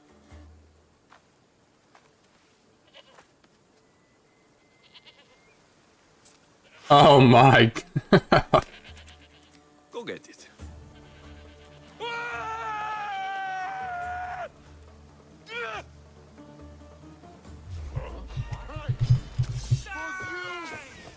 Oh, I guess he doesn't really care about his eye too much. Thank you for that. We will wait, and I'm sure we'll do another one of these spaces down the line, and we can follow up on certain things after they've actually come to fruition. I was talking to, I forget who I was talking to the other day, someone from the team, and I was trying to explain. I was just telling them a lot of things that we kind of want. It's actually funny because we were asking for a den, over a year ago, but they obviously couldn't tell us any of it, right? And we were thinking, David, you keep talking about him and Dan working 19 hours out of the day. We could really use a Ben, and now to see from then they're already, kind of working on having someone like you here shows us that they have been listening and things are happening, but it won't just come out when we kind of want it on the spot. There's a whole rollout of things, so I am very bullish on seeing you join and kind of wondering about the other things we've been promised, but also being hopeful that they're being worked on, and adding you in there, adding a bunch of team members kind of tells me that these things are being worked on, so I am very happy about that. Awesome. And look, the search for, when you're a founder of a startup, and when you're co-founders of a startup, bringing in someone from the outside, that's a big deal, and it's not something you do lightly, and it's not something that you want to rush, because we've all seen examples of businesses globally where that has been a massive success, but also a massive failure. So they care too much about this business, and they care too much about this community to rush that decision. And so the process they took and the discussions that we had were really deep and ongoing and long term, because it matters to them. So it's hard, if you think about it from their point of view, it's hard, right, on a personal level, where when you get feedback from the community that you care about so much, and you're acting on it, but that you can't share that, right? You can't share some of that stuff publicly, because it's the inner workings of a business. It involves people's careers. There's confidential conversations happening. That's challenging for them, and that's not the only thing, right? There's a lot of feedback we get in the community that people say, why haven't you done X, Y, Z? Why aren't you doing this? I just want to, again, reassure you guys, we do listen, and we do act. Think about some of the developments that have happened recently. There's a lot of stuff happening. Could there be more? Could there be better communication? Yes, totally. Could we have delivered some things differently? Yep. But I think, as I said before, if you step back, I think we're doing pretty well so far. Again, always stuff we can improve on. We've got some really exciting plans, but yeah, I think that's kind of where we're at. So I would ask people, keep sharing the feedback, and please rest assured that we do hear it, we do listen, and it is absolutely a key part of our thinking. Amazing. And once again, it's gonna be great just seeing you on other different channels and popping up in spaces and kind of keeping us in the know. Because sometimes, and I'm sure you know this, it's not about, oh, we weren't able to get something done. It's just hearing something. Hey, it's not done, but we're still working on it. Sometimes that could go a long way as well. And I'm sure you'll be kind of updating us with stuff like that. Now, as far as that communication, a lot of people ask for some kind of roadmap, and this is before your time. So roadmaps or white papers, things like that. Now, I've been around not as long as you, but like in crypto overall. Oh, did it get stuck loading here? When I've been around, I know a lot of roadmaps and a lot of white papers don't mean anything, but a lot of the VeVe fam just come from VeVe, so they might not know that, but it does make them kind of feel a lot better about things. Is there any type of plan to give us even like a soft roadmap of some things you're working on? And at the same time, I understand that letting this stuff out will mean competition is looking at it. They're gonna copy. They might, try to do it quicker than you can. How do you navigate that? And is there anything you can tell us about? I think my game might have some people who want to see stuck on the loading screen here. Of where you want to go with the vision. Yeah, for sure. So look, I'm gonna be really, really open and transparent and honest with you. So no, we are not going to publish a roadmap, and I will tell you why we're not. So businesses, particularly in the tech space, the old way, if you were a General Electric or one of there's an IBM or a more established business, traditionally you would have a 3-year or 5-year. I had to close the game, guys. I'm going to restart it. It got stuck on the loading screen there. Where we think consumers are going to be in 3 years. This is what we think they're going to be doing. I don't think there's a single person in this space right now who could credibly and honestly tell me what is going to be the next big thing and what consumers are going to want to do that we hadn't thought of, that didn't exist today, because this whole category didn't exist a few years ago. So what we do as a business and how we've grown, and this is very consistent in the tech space. It's the same way that Binance and others approach it. Is we place bets and we listen to our community. We launch a lot of different things, and we go where our community take us, because there are a lot of things happening outside the collectibles industry that are going to impact us. A lot of developments, a lot of new tech that's emerging. That's going to be really meaningful for us as a community, us as a company in the future, that we haven't even heard of yet. Some that we have, some that we haven't. Some things will come out and they'll take off, and some things won't, and they'll be hype and they won't. So we as a business are here for collectors. We're here for digital collectors. We're here to replicate the physical experience online. We're here to build a community. R&D is a massive part of our strategy and our plan. But the way that R&D works is you have to do the R before you do the D. And we don't know yet what's going to be the next big thing in 6, 12, 18 months. Oh, what is going on, guys? We will not publish a roadmap. I'm not going to hold a space where I say, here are all the things we are going to do. I know people want it, but you don't actually get, if you look at a Spotify and Amazon and Apple, they don't do that either. And there's a reason why they don't do that. They don't do it because it allows the business the flexibility and the agility to respond to consumer needs, but also it enables them, to, like I said before, to surprise and delight. So that's what I've got to say. Ben, incredible answer. I don't know if you want to jump in here, Gex. Please feel free anytime. Well, I just want to, I guess, pinpoint another word that I've heard you say. You've said it here already: hyper growth, disrupting industries. This is your area of expertise, is taking, companies to the next level. On a personal level, are you excited for this challenge in this new emerging industry? Oh my God, yes. So collectibles globally is like it's $475 billion industry. There's one research company says it's 600, but like it's a lot, right? It's big. It's hundreds and hundreds of billions of dollars around the world goes into collecting. And not only that, is it's growing fast. So it actually grows every year about 5.5%. So by 2032, collectibles is going to be worth 762 billion US dollars. So that's collectibles, right? We are, we're in the digital collectibles game, and absolutely every single thing in that physical collecting world can be tokenized and digitized. So I'm so excited because I think you've got this industry which has been around, for in lots of the IPs and the licenses have been around. Our friends at Stanley Gibbons started in the 1850s. So you've got physical collecting that has been around for literally hundreds of years and has grown to a massive, massive industry that people care about all around the world.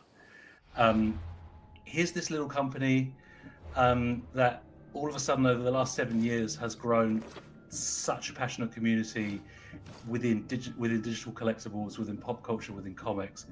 Am I excited about what's next? Totally. I mean, there's so much opportunity for all of us, right? So yeah, really, really excited.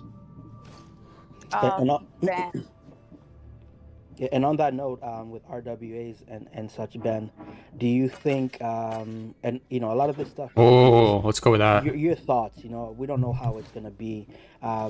Do you think we have to find a way, maybe with digital collectibles, to be like FDIC insured? So, if people do come into it, like I know they're just collectibles, right? And that's how I treat them. But if we want it to really be tokenized and all type of things, when people come in with, their great grandpa's baseball that he got from, going to a Babe Ruth game or something, and they want to tokenize that and get it as a digital collectible somehow. Do you think we have to find a way to... All right, so that's how you do that. Because, I don't think VeVe's going anywhere, but if they were, do you think there's a road to that? Just in your own thoughts? So there's a couple of things there. Like I'm not going to touch on regulations because they differ from country to country. My focus is on building this platform for collectors, and that's what I focus on. So I think in terms of insurance, etc., that's a discussion that collectors have always had around their collectibles. So digital collectibles, no different. But in terms of the rest of that, I'll leave that for smarter people than me to work out. But yeah, look. So the question about what happens if what happens if VeVe shuts down? What happens to the to the NFT? So as like any business, we've got plans for that eventuality. So yep, we've got that included in all of our agreements with licenses. If we go out of business, there's a user recovery plan that we've rolled out. But I'm not going to go into detail about it because it's quite a sensitive part of how we run our business. But absolutely there is one because we're not here. We're not here for a short time. We're here to build this business as a long-term business, and that means that we have to do proper business planning and contingency planning around those things. So this goes to one of the points we made before. There's a lot of stuff that goes into running a business that you don't see. You don't see on Discord, you don't see on X. But things like that, that's the platform and the foundations that David, Dan, and the team have been building over the last 7 years. For some reason, I can't. It's not letting me dodge. Today. So yeah, look, absolutely, it's not something we haven't thought of. It's built into our plans, and it's there in the really unlikely event, but it's there as a contingency plan. What is going on? I could be wrong, but I don't think I've ever actually heard that said, and that's good enough for me, honestly. Now back to the fun stuff, right? From hearing you speak, the interview and the rollout video and all that, and creeping around. Oh, that's seeing what you've been out there doing in the world. Big guy from before. Stuff. I wanted to ask you. Just for me being a consumer, right? But I'm always, I'm a bit of a deep thinker, and I'm always thinking about, okay, first of all, it is so insane that David and Dan, with a laptop on PowerPoint, went to these these incredibly big companies and somehow should be extra got careful them in to this say, area. yes, we'll give you an IP to make this digital thing that we don't even know This used to anything be a about, nice right? village. So that's one But thing. now it's just a Now, nest of the second anarchy and part, crime. of course, that's a really hard thing.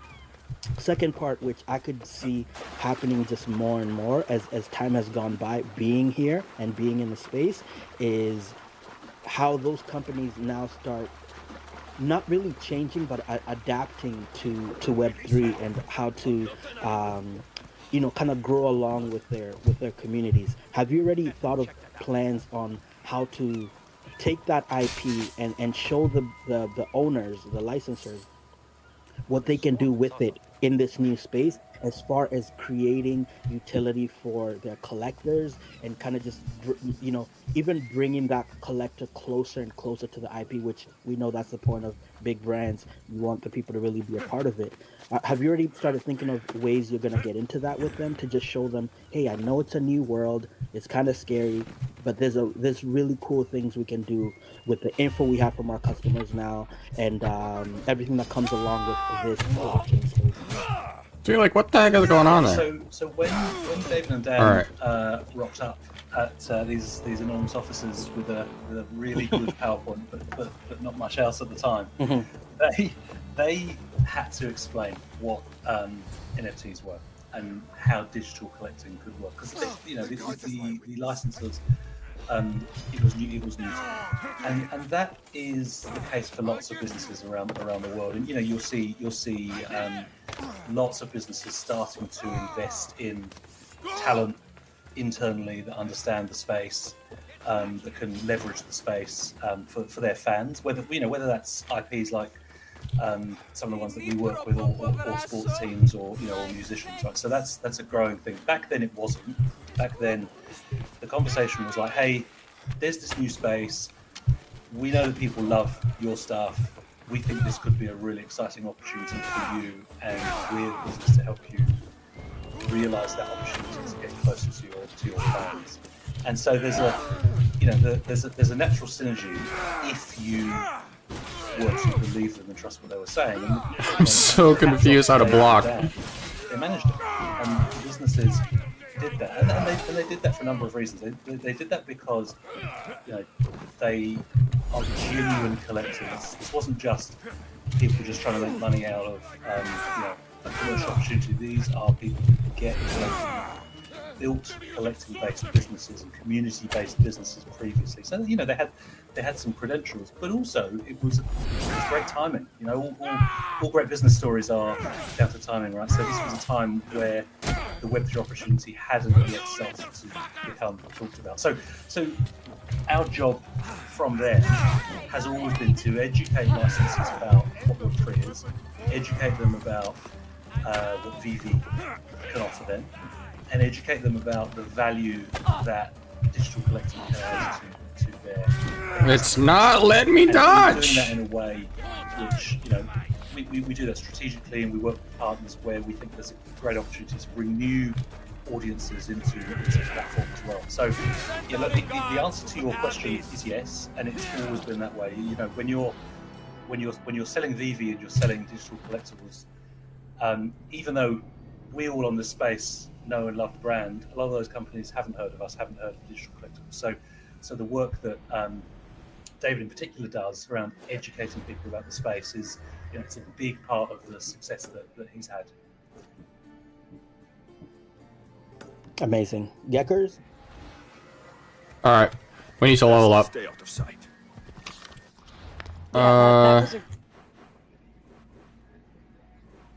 You drop your phone. Oh, we lost you. Oh, sorry, lost you. Have you stormed off? Yes, I know, Millie, that we have some community questions, so I'm not sure if we have time for that. But I want to get back to the fun stuff too. I know that you're a Funko collector, and you mentioned a Funko family set, and you were looking for Princess Di. Tell me about it. Okay. So this is tragic.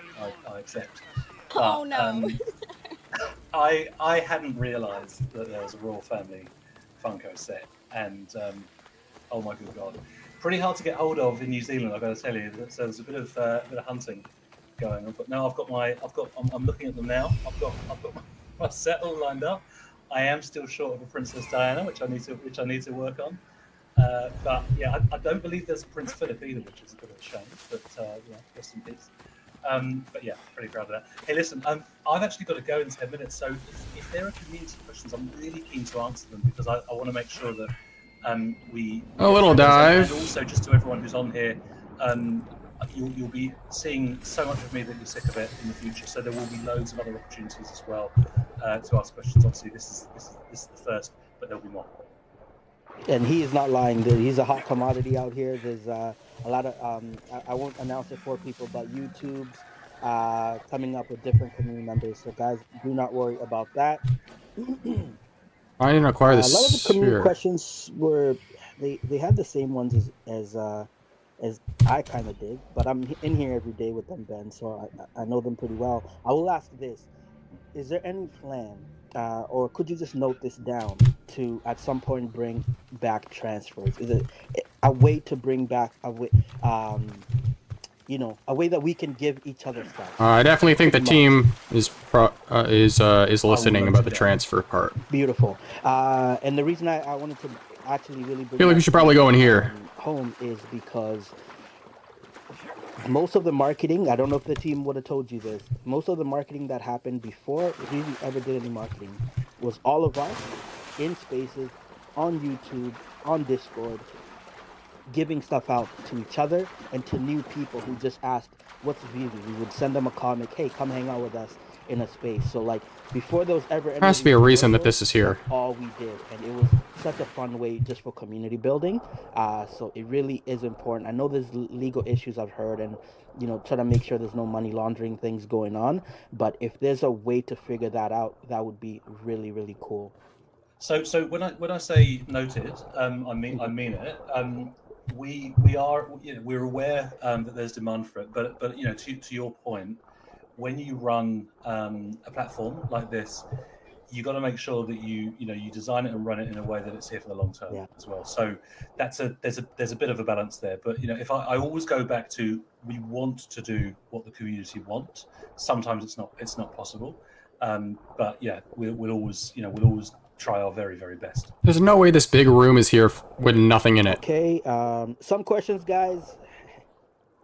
Does Ben hold Omi? Ben, do you want to answer that or not? Oh. I do not want to answer that. I'm blind. Yeah, please. Some questions. And guys, don't be mad at me for some of these questions because I'm not even that smart, and I know he can't answer. So you're not even filtering them?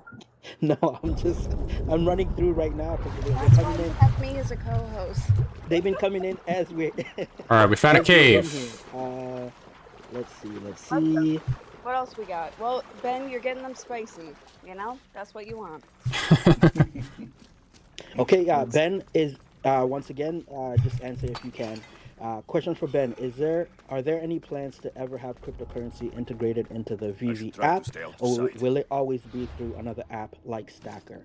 This one might be one of those legal situations or something that we don't really know about. So I don't know if you know. Oh, shoot. I don't have a direct answer to that. So yeah, look, I think we understand the demand, and I think the integration with the guy over at Stacker has been, that's so far the trial looks like that's going really well. And if that goes well, we'll roll that out further. So that's all I can say at the moment. Okay, perfect. Gex, are you seeing any you want to ask here before we get them out of here? I'm just checking. Rolly, I can't believe you posted that question. That's number one. That's Rolly.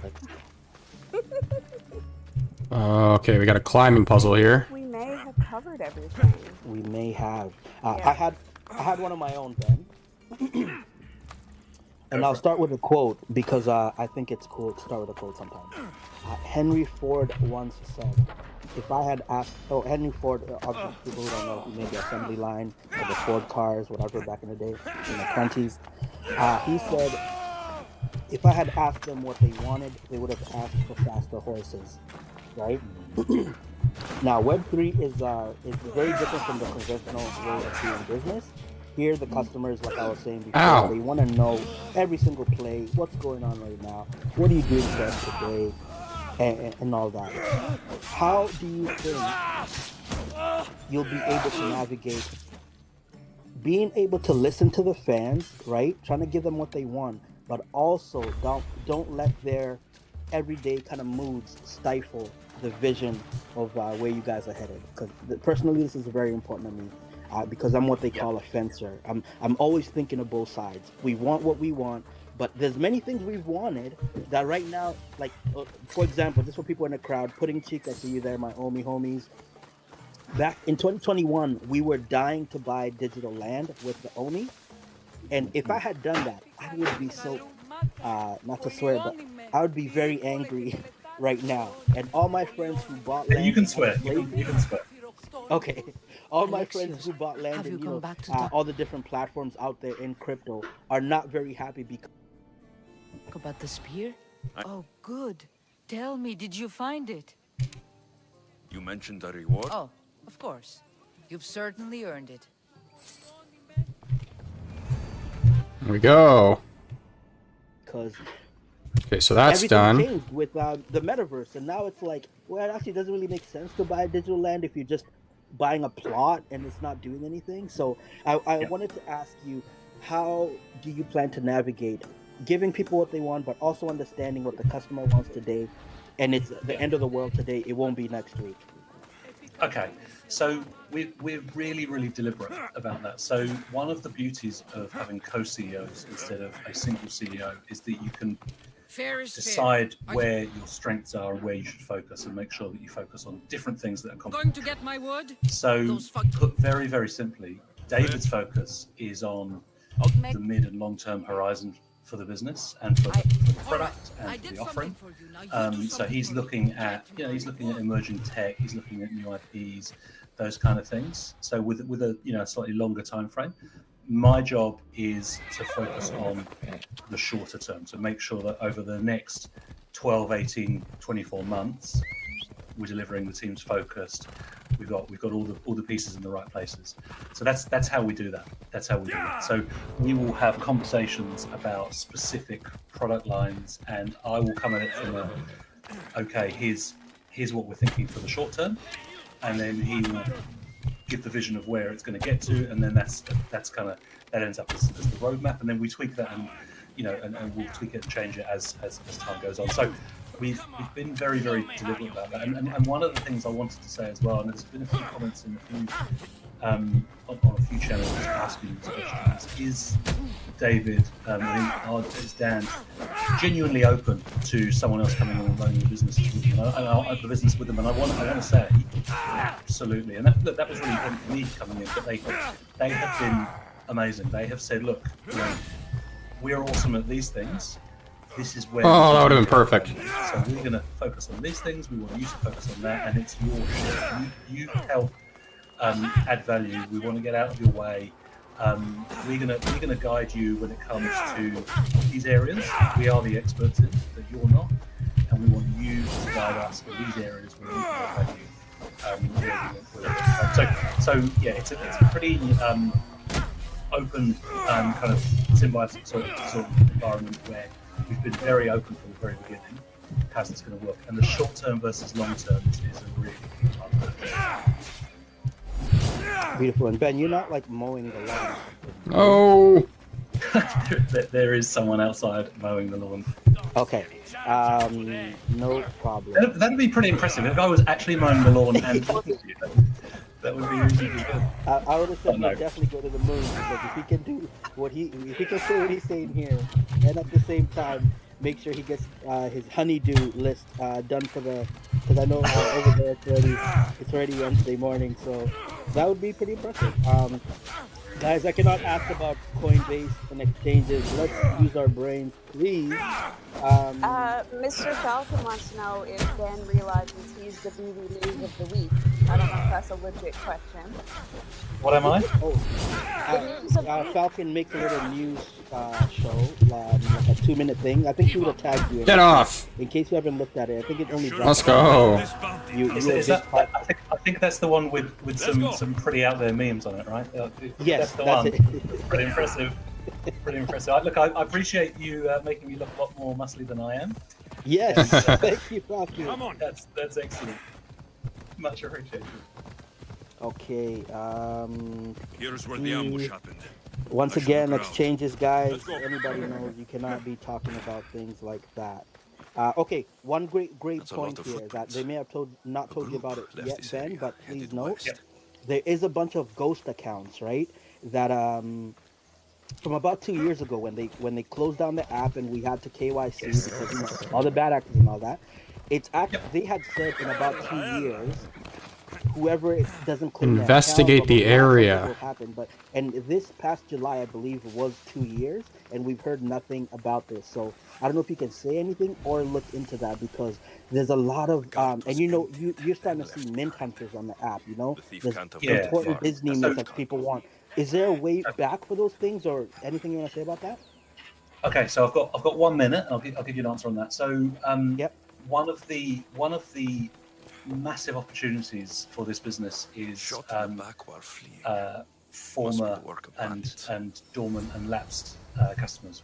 We've got so many of them, and absolutely some of them are genuine and some of them aren't. So right now the marketing team are working with our data team on going through those just to understand the profile of those, because I've set them the challenge of what can we do to bring some of those back? How can we get them back into the fam? Very One of nice. the ways that we can understand and activate that group. So yeah, we're on it. I don't. I like that a lot. Solution yet because I've got some much smarter people than me working on it, but it's definitely one of the things we're looking at.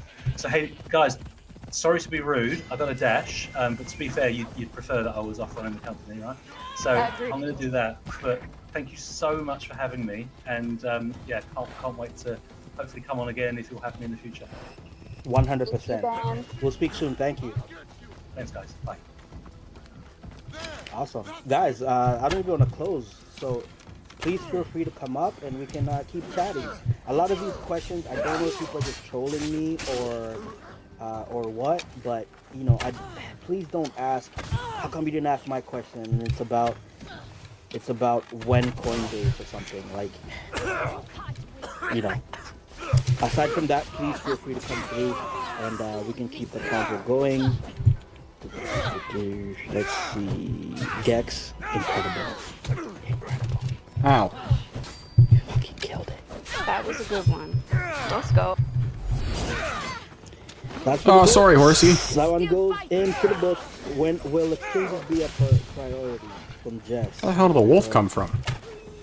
Why have there been delays? Okay. We'll have to ask. I keep hitting my horse. I'm not trying to do that. We have an announcement. There's an announcement coming, but yeah, guys, please feel free to come up here. Let's talk. And we also have a giveaway, don't we? Oh, and we have a giveaway. Well, that was Ben's appearance in O'Malley's space.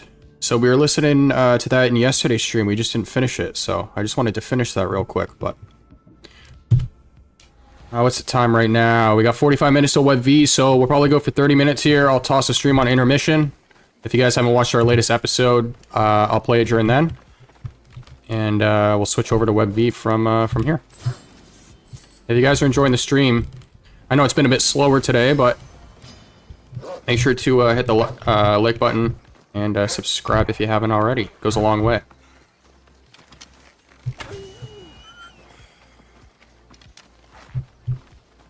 Where are we going now? I need to go back here.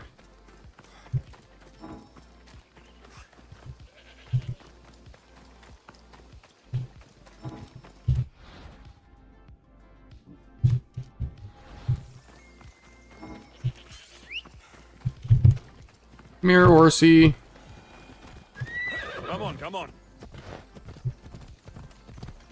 It's got like a little hairdo. I didn't even notice that before.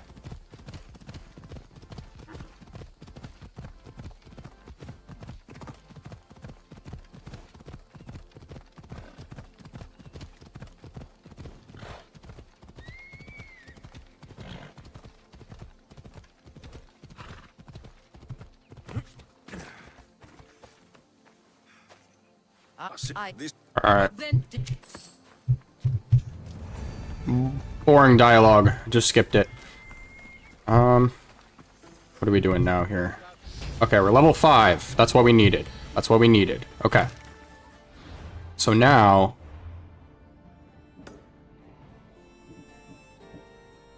Now we can do this.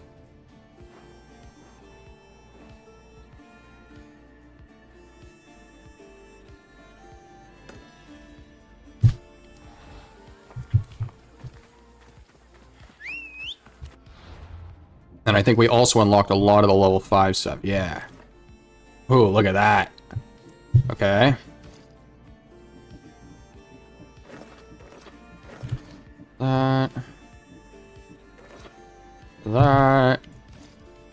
That.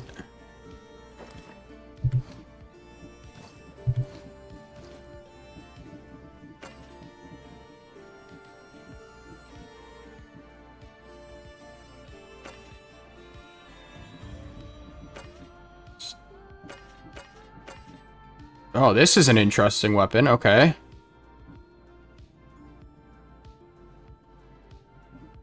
Let's do that.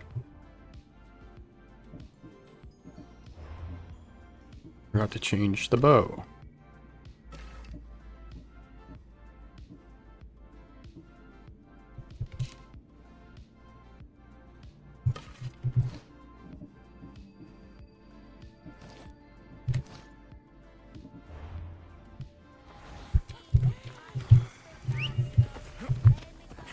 All right.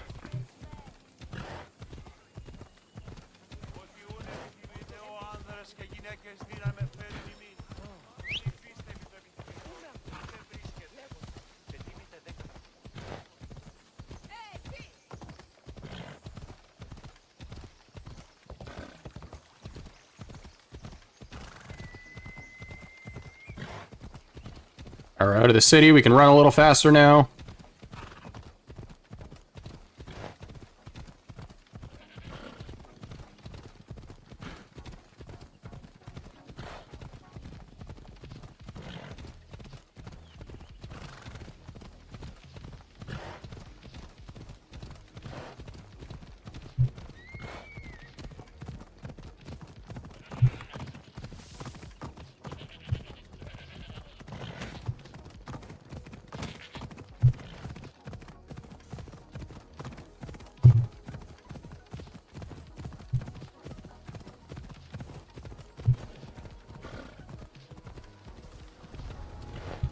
Careful. Don't want to be caught here.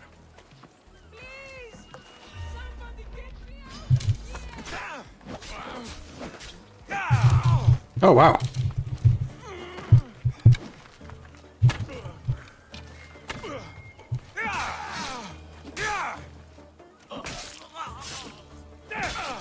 Jeez, guy looked like Drax from Guardians of the Galaxy. This used to be a nice village, but now it's just a nest of anarchy and crime.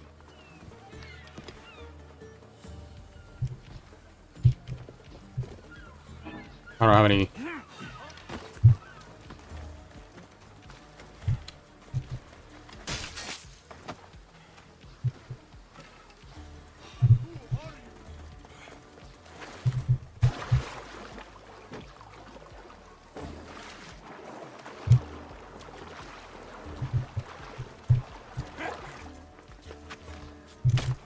it's not what I'm trying to do.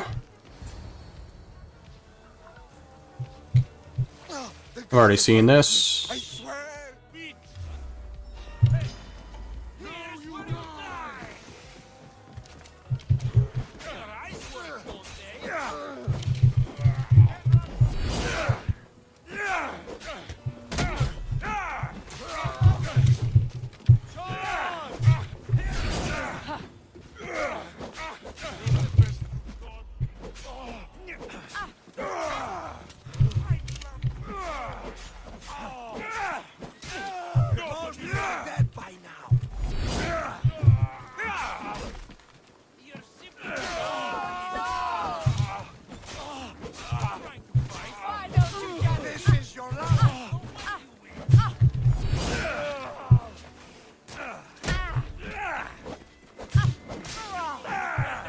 See, that's what I mean about leveling up. Just like night and day, way easier now that I'm level 5.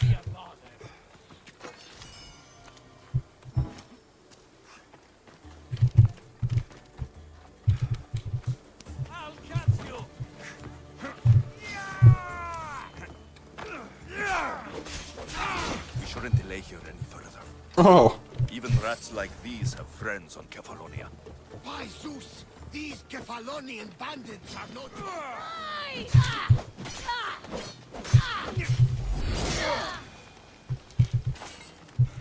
All right.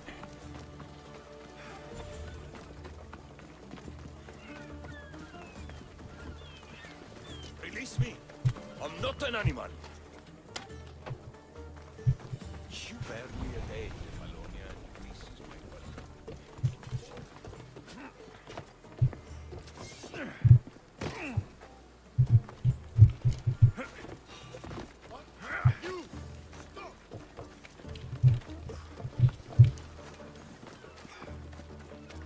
Come on, come on, come on.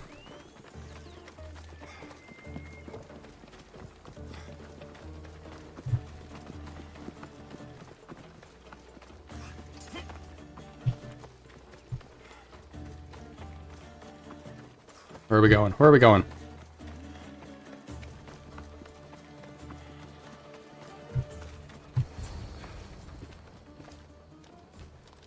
I can't thank you enough. After spending most of my life at sea, it would have been absolutely shameful to drown in a pot. Ah, where are my manners? I am Varnavas, captain of the Adrestia. Well, Varnavas, I'm pleased to meet you. I'm Alexios, Mystios by trade. Oh, but you're much more than that, I'm sure. What do you mean? When they forced my head underwater, I prayed to the gods. And when they pulled it out, there you were.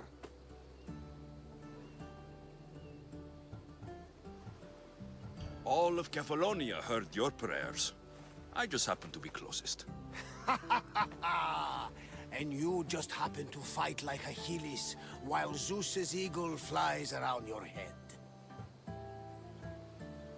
So you have a ship?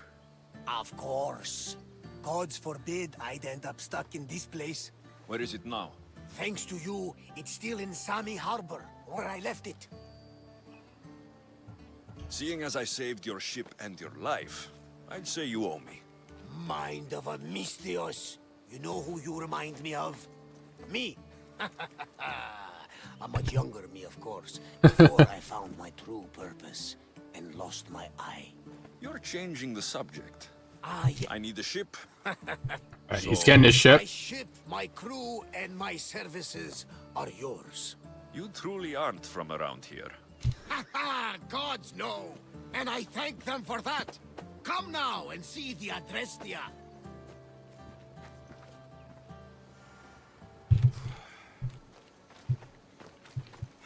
All right, so I'm gonna go up here quickly because I think if I unlock that, I can fast travel back to this side. So we'll do that. Let's go, Phobos.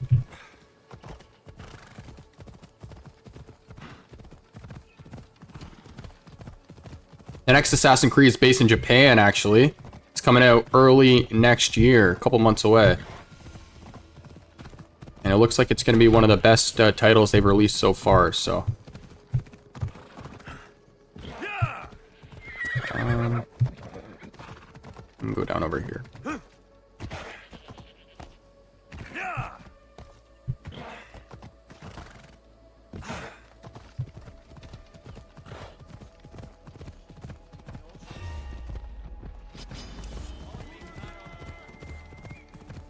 I'll leave you guys.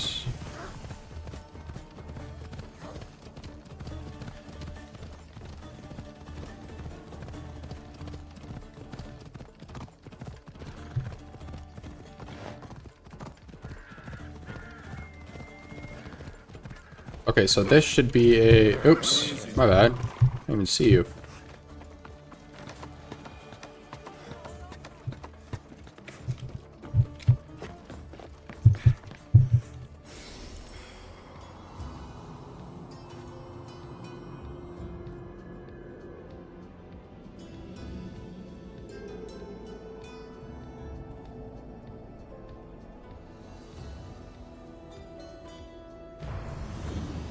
Okay, so that unlocks fast travel now, and then... Well, I was supposed to jump. I think I was supposed to land in here.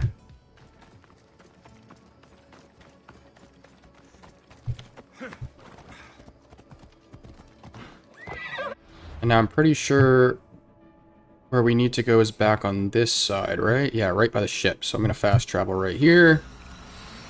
And perfect.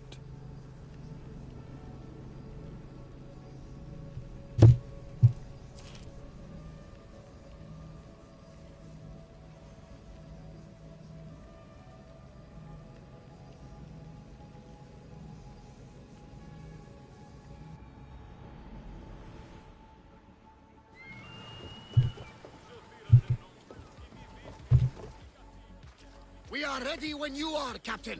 Wait! Wait for me, Alexios. I'm all packed and everything. You're coming, are you? If you're going, I'm going. Phoebe, you're not old enough. I can't look after you all the time. I can look after myself. I don't need anyone to help me. Even if that were true, it's not your time. But there wouldn't be any trouble. Promise. If I can't come, then take Hara. Hara? My pet eagle. She's my friend. Mater gave her to me. But she'll be your friend now. And it'll be like I'm there with you. You know, to remind you of me. Thanks, Phoebe.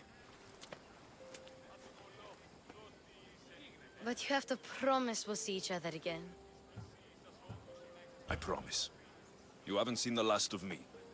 Just stay out of trouble until then. Oh, saying our goodbyes. Don't worry. Okay, you can leave now. Alexios! Leaving Kefalonia? Well, you're here now, so it won't be true. Goodbye, Marcos. All these years as a dynamic duo! I'll never replace you! Well, I may need another assistant someday, but it won't be easy. Come now, give me a hug. All right. Yes, bring it in. Oh, will I ever miss you, Alexios? Thanks, Marcos. I'll miss you too. And what does the future hold for you? Wine, of course. Though you never know when the vines will wither. I'm always ready for another adventure. Speaking of adventure, I have a task for you, dear Phoebe. An adventure? Yes! Already ready to... Prepare to cast off. Good. Alright, so I think this is where we get into the open world now. I think.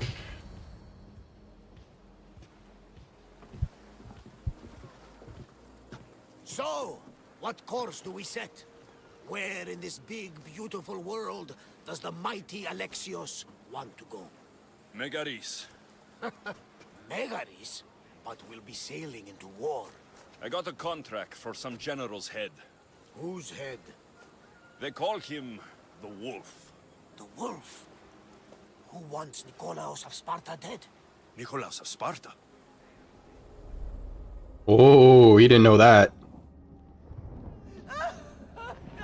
The Oracle has spoken! To prevent Sparta's fall, the child must fall first. Aww. Isn't that Cassandra? That's Cassandra. She'll do no harm. She'll help us.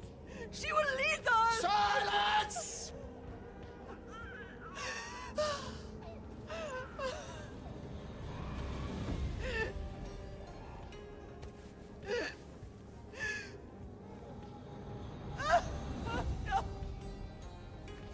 Stop! You can't! Oh, this is intense. Whoa.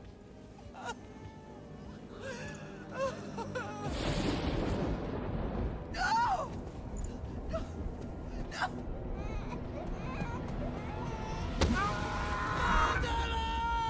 He has Don't see him over!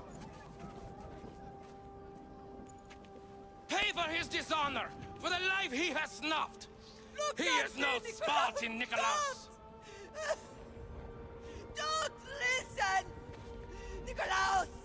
Don't listen! No!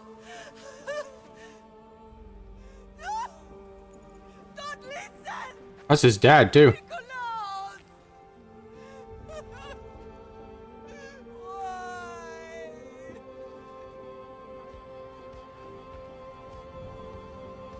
Father! Nikolaus! Stop! Nikolaus! No! Nikolaus! Nikolaus, look at me! Look at me, Nikolaus! Don't! Don't! Is he gonna push him?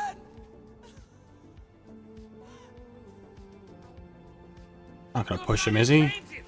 Rid yourself of this poison! Oh, shoot. Father?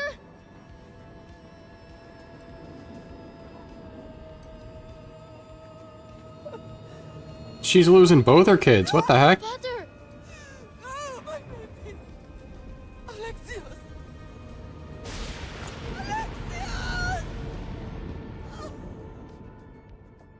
Okay, so then that's how we end up with Cassandra, I think, right? Get me to Because Cassandra didn't die. now. But I She don't grows older. understand.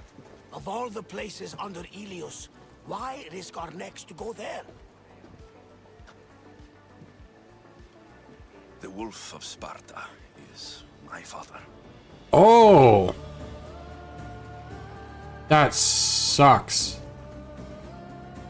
I guess we kind of had an idea from that cutscene, but they never said the Wolf of Sparta or anything. Damn, he has to go kill his father. Wow.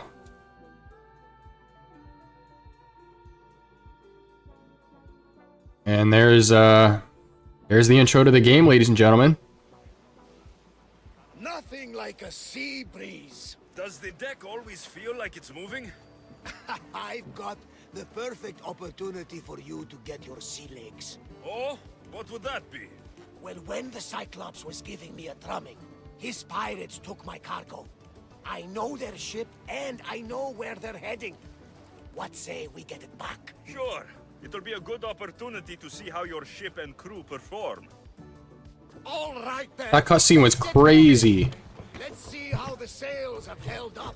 Oh, you command a full ship? Oh, this is cool. Boston! Okay, you go right, left.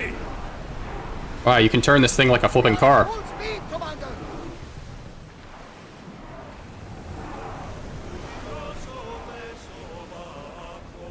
We need to let the We got Itchy Dagger in the chat. What up?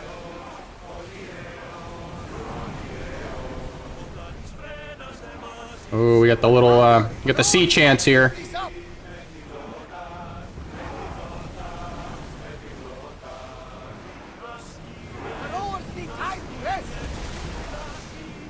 Oh, destroy the ship and acquire the shipment. Hey, we also got Peter in the chat. Welcome back. That's a whale. That was random.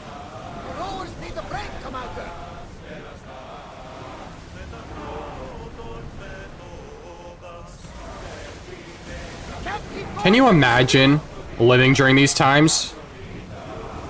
Like, that's crazy. Aim. Fight them for all your worth! Oh.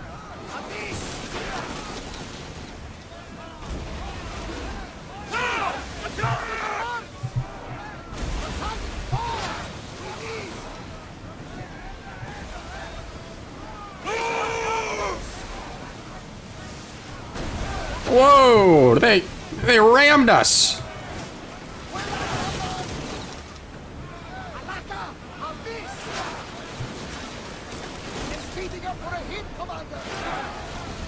Come on. Whoa!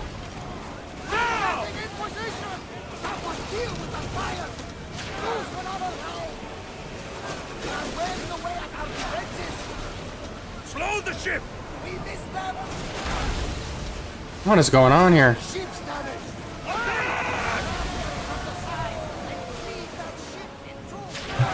Yeah. I lost a couple good men in the scrap with Yeah, let's just casually talk in the middle of a... Yeah, while they float off in the distance. at each other's throats. recruits to better our crew. I know where to start. The best archer I know. He'd be a valuable asset. When can we meet him? Well, you're going to... What do you mean? You get him a... Peter says graphics are so good in this game if VeVe could get the whole IP. Yeah, it sounds like they have, man. It sounds like they have gotten the titles, so they could really release anything from, well, the whole Assassin's Creed franchise, but so far Origins and Odyssey. I'll talk him into it. I love these games though. So you want me to knock him out? No, no. Well, maybe just pacify him a little. Then get him to the ship so we can have a little talk. Everything will be fine. I promise you. All right.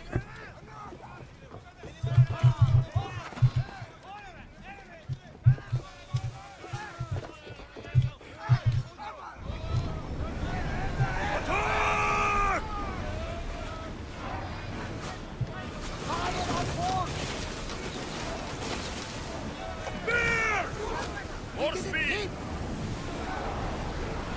Whoa! Feel that wind!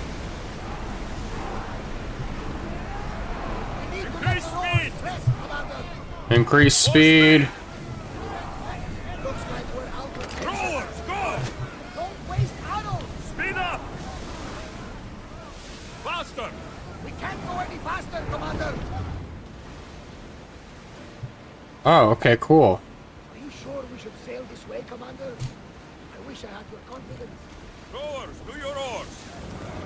Oh, you put the sail down. That's cool. I like that.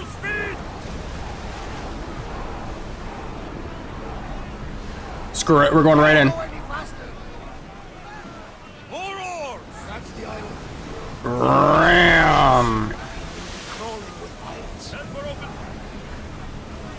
Forward! I don't think they will I should send Icarus up to get the lay of the land. He'll spot my target. More speed! The rowers can't keep this Let's up, go! Commander! Slow! We can pull away again after the rowers catch their breaths.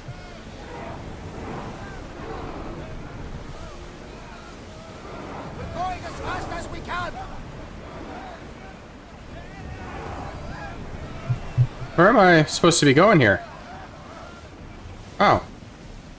Back here. Onward! Less speed!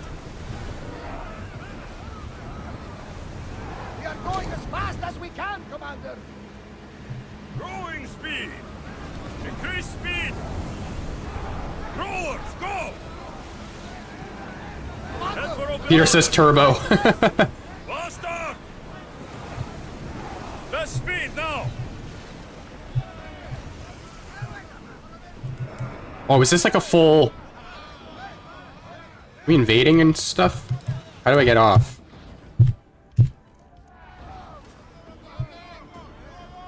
Ready yourselves for impact!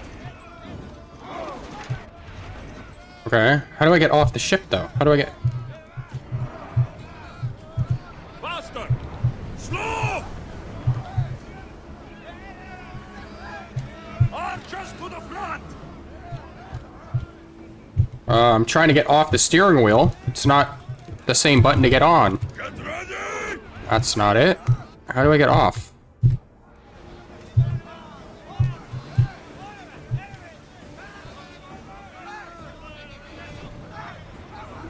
Oh, are we supposed to get off? Oh, dock ship. I'm blind. I think we're out of danger here. You had me worried for a second there, Commander.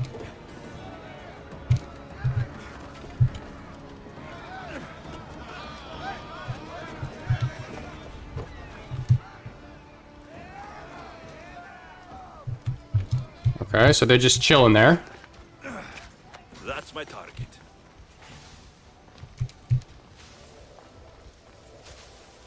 Wasn't this is it? Wow, that's an easy target. Eat and knock out.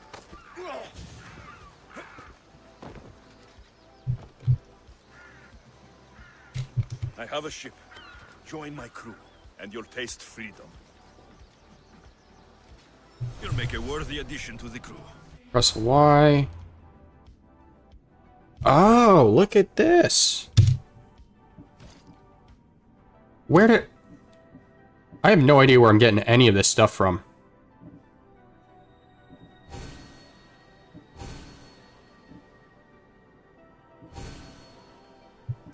Should we do this ship? Let's do this one.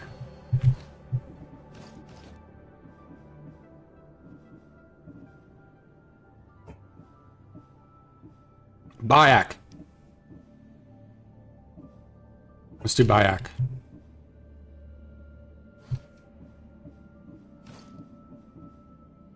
I don't know what any of that is.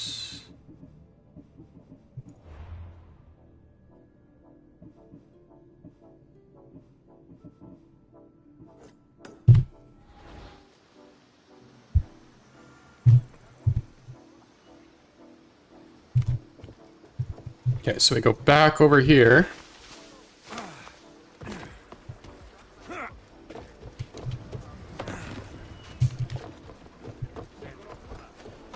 I got him. Good. He'll be a valuable asset to the crew. Will he be enough? Don't worry. There'll be plenty of opportunities to recruit more people as we go. Something tells me we're going to need them. Oh, you can buy stuff too. Cool. We should set a course for Megaris. Yeah, ship upgrades. I didn't know that you could even do that in this game. Not really the cruising. That's some like Sea of Thieves stuff. Want to spice things up a bit? You can always check my log over there. I make a note of anything I hear that could be of interest to a daring captain. Okay, so we're off. We're on the water again. The question is where are we going here? A journey into war. I mean, I feel like we should probably choose that one, right? Speed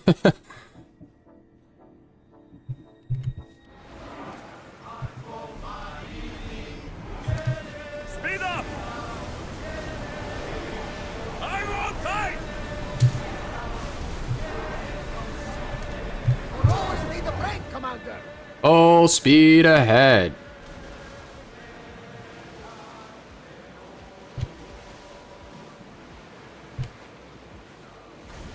How's everyone's weekend going so far, though? What's everyone saying in the chat? Any new VeVe pickups? Any plans to pick something up? Let me know, let me know.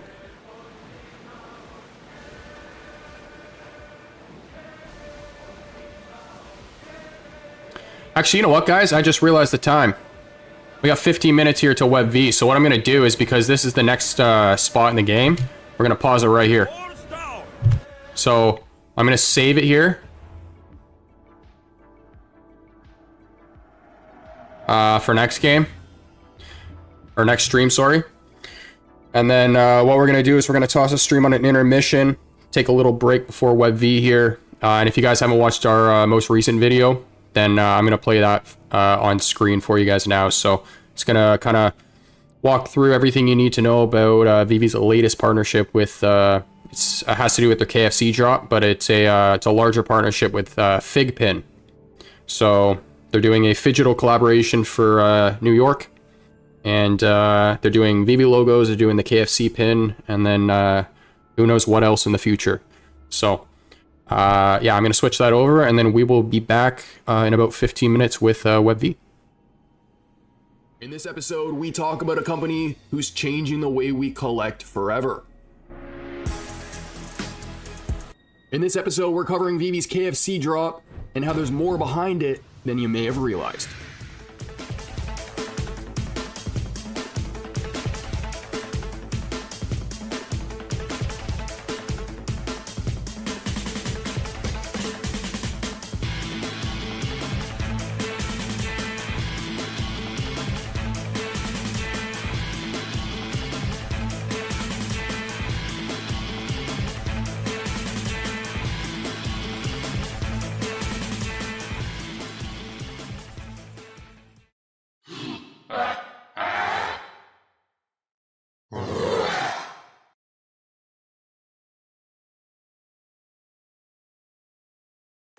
What is going on, ladies and gents? Welcome to Collectors Gone Digital. My name is Josh, and if you didn't hear already, KFC is coming to VeVe. Now, when this got announced, a lot of eyes were on the KFC brand name, which is understandable. But there was another name on the photo that kind of drew my attention, and that was Fidgepin. So today we're talking about who they are, what they do, and how this collaboration benefits both companies. So if you guys do enjoy, make sure to like and subscribe. And without further ado, sit back, relax, and enjoy. So first off, let's talk about Fidgepin. This is a company that makes super high quality enamel pins. They feature all kinds of characters from your favorite movies, shows, games, anime, right? Think Marvel, Disney, Dragon Ball, Star Wars, Naruto, One Piece, you name it. But what really makes Fidgepin stand out is their craftsmanship. They're not just tiny pins you stick on your bag or hat and forget about. They're big, they're bold, super detailed, and every pin comes with its own display case, so you can show it off like a true collector. Now, what's really cool about these collectibles is that each pin has a unique serial number that you can track and unlock in the Fidgepin app, something that fits very well with what VeVe does. So on this app, you can show off your collection, level up your pins, and connect, just like on VeVe, with their community of collectors. So when I look at a platform like this, they kind of blend a lot of what VeVe blends already, which is fandom, art, and tech. Now, where exactly does VeVe come into all this? Well, if you didn't hear already, they are offering a phygital collaboration with Fidgepin and KFC. So at New York Comic Con, you will have the opportunity to pick up one of the physical pins, and if you happen to get your hands on one, you will also get a redemption code for the digital. And this partnership opens many new doors for both physical and digital collectors, and here's why. Fidgepin fans who, let's say, have never dabbled in the digital world are now going to get a taste of VeVe's platform. And the same thing's going to happen vice versa. VeVe collectors who usually stick to digital art or comics, they're going to get introduced to Fidgepin. And so what's happening here is you have the two fandoms coming together in pretty much the best possible way. It's a repeat scenario of what happened with Funko last year. VeVe does a phygital collaboration with Funko the same way they're doing it with Fidgepin this year. Now, there's one thing I don't want to forget about here, and that's the community aspect, because we already know that VeVe has a strong community, but Fidgepin also has one as well. And it didn't take long for me to notice this when I started doing research about the company. People who genuinely have a passion for these collectibles doing unboxing videos and things like that. This partnership lets both those communities connect in a whole new way, because those that get exposed to the other side can now share stories, trade tips, and it's kind of like a win-win for everyone. I had Alex on my stream yesterday saying, hey, I want to check these things out. So what exactly could the future of this partnership look like? Well, for starters, if we got a KFC pin dropping at New York Comic Con, we're pretty much just scratching the surface. We could see new characters, brands, they could do more phygital drops, even go as far as things like challenges. And they can do this with any collectible, but you completed some sort of mission or treasure hunt on the VeVe app or in the VeVeverse. And here's something else to think about. As the VeVeverse grows, there's going to be more applications for even things like digital pins. And you might be going, what? But in addition to just viewing them in 3D or in augmented reality, in a virtual environment, you can use them as display pieces. You can use them as tickets to clubs. I was inside a Harry Potter VR chat world with OBL, Orange Bag Lady, shout out to you. But there was a spot in the world where you could collect different Harry Potter cards to eventually unlock something. And I don't know how far-fetched that is in the VeVeverse with something like the scripting feature. I don't know what the capabilities are of the scripting feature, but if you can set it up where you got to go on a scavenger hunt and collect like 12 pins, and then once you collect them all, you win the game or unlock something, that's another use case right there. Now, heading over to their website, not gonna lie guys, this was a bit of a headache, but they don't really have an option to filter what brands they offer. They don't show a list. You got to go through all of them to kind of see what they have to offer. But I have compiled my own list, so sit back, relax, and listen to all of these names real quick.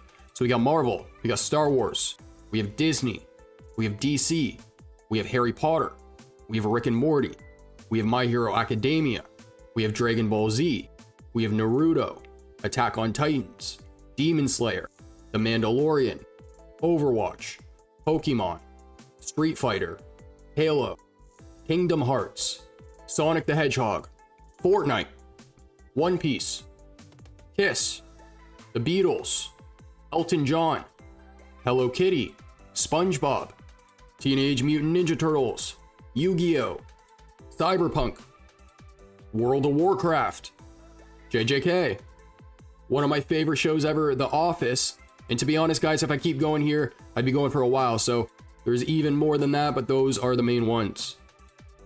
My goodness, if I was streaming right now, I'd be taking a drink, but I already did, I just cut it. Now heading over to their app, very easy to use. They're gonna have 3 different tabs for 3 different types of pins. Your normal size fidge pin, mini fidge pins, and then extra large. And moving from left to right, the first one is gonna be those available in the market, or the store, sorry. The next one is your community feed. The third tab is a leaderboard, which I would like to see eventually on VeVe, but the top 50 on fidge pin. The fourth is your ability to unlock that serial number we talked about before. And then the fifth is your profile. But if you guys do want to check it out, I'll link it down below. It's available in the Apple App Store or Google Play Store. Now as for VeVe's KFC drop, in collaboration with Fidge Pin for New York, this is how it's all going to work. The official KFC Colonel Sanders New York Comic Con 2024 Fidge Pin is limited to 750, and it will include a promo code to redeem one of 2 digital versions. Now apparently the VeVe booth only has 350. They will be going for $25 each, and they say first come first served. Fidge Pin will also be making 2 different VeVe logos, one of the heart and one of the name. So purchase a VeVe heart logo for $25 and you'll unlock the digital collectible. There are 4 colors, blue, red, green, and orange, and your digital collectible is going to match the color of the fidge pin you end up buying. Now you also have the option of picking up the VeVe name for $15. There will be 500 of each color, blue, red, green, and orange, but this one is only a physical, there is no digital collectible. So my overall thoughts about this is I'm excited. I started collecting through pins. I've never actually gotten my hands on a fidge pin, but through the videos, the quality looks awesome. When I saw that KFC was coming to VeVe, I laughed. It gave me a good laugh. It was definitely not a partnership I was expecting, but hey, I'm all for it. I don't think anyone was expecting this. But as always, let me know your thoughts in the comments. Is this something you want to add to your collection? And what do you think about the fidge pins? Ladies and gents, that is going to conclude today's episode. I hope you enjoyed. That's everything you need to know about Fidge Pin, their collaboration with VeVe, as well as the upcoming drop that's going to be happening in New York. Now, if you guys have any specific topics you want me to cover on the channel over others first, because there is a lot happening right now, let me know down below as well, and I'll take that into consideration. As always, if you guys enjoyed the episode, make sure to like and subscribe. Comment down below what you want to see in a future episode. And as for our next, I'll catch you then.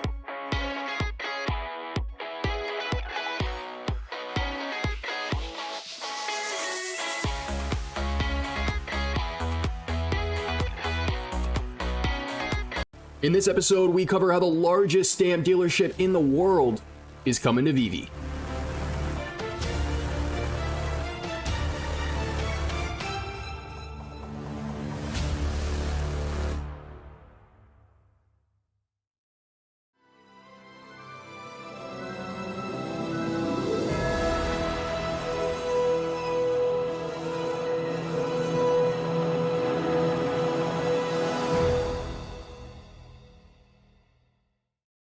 What is going on, ladies and gents? Welcome to Collectors Gone Digital.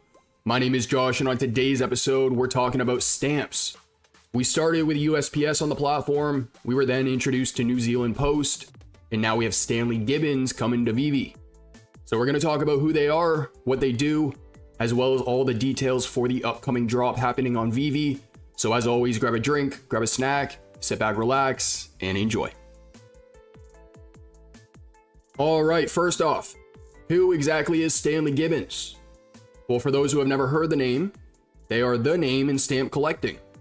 In their words, they're the world's largest stamp dealership, and they've been around since 1856. That's over 160 years. So these guys are pretty much the OGs of rare stamps. They curate and they sell some of the most valuable postage ever printed. And in this case, we're talking about stamps worth millions of dollars. Now, Stanley Gibbons isn't just a random stamp dealer. They're actually an institution. They've set the gold standard for stamp collecting by offering expertise and authentication, and this allows collectors to really know that they're getting the real deal.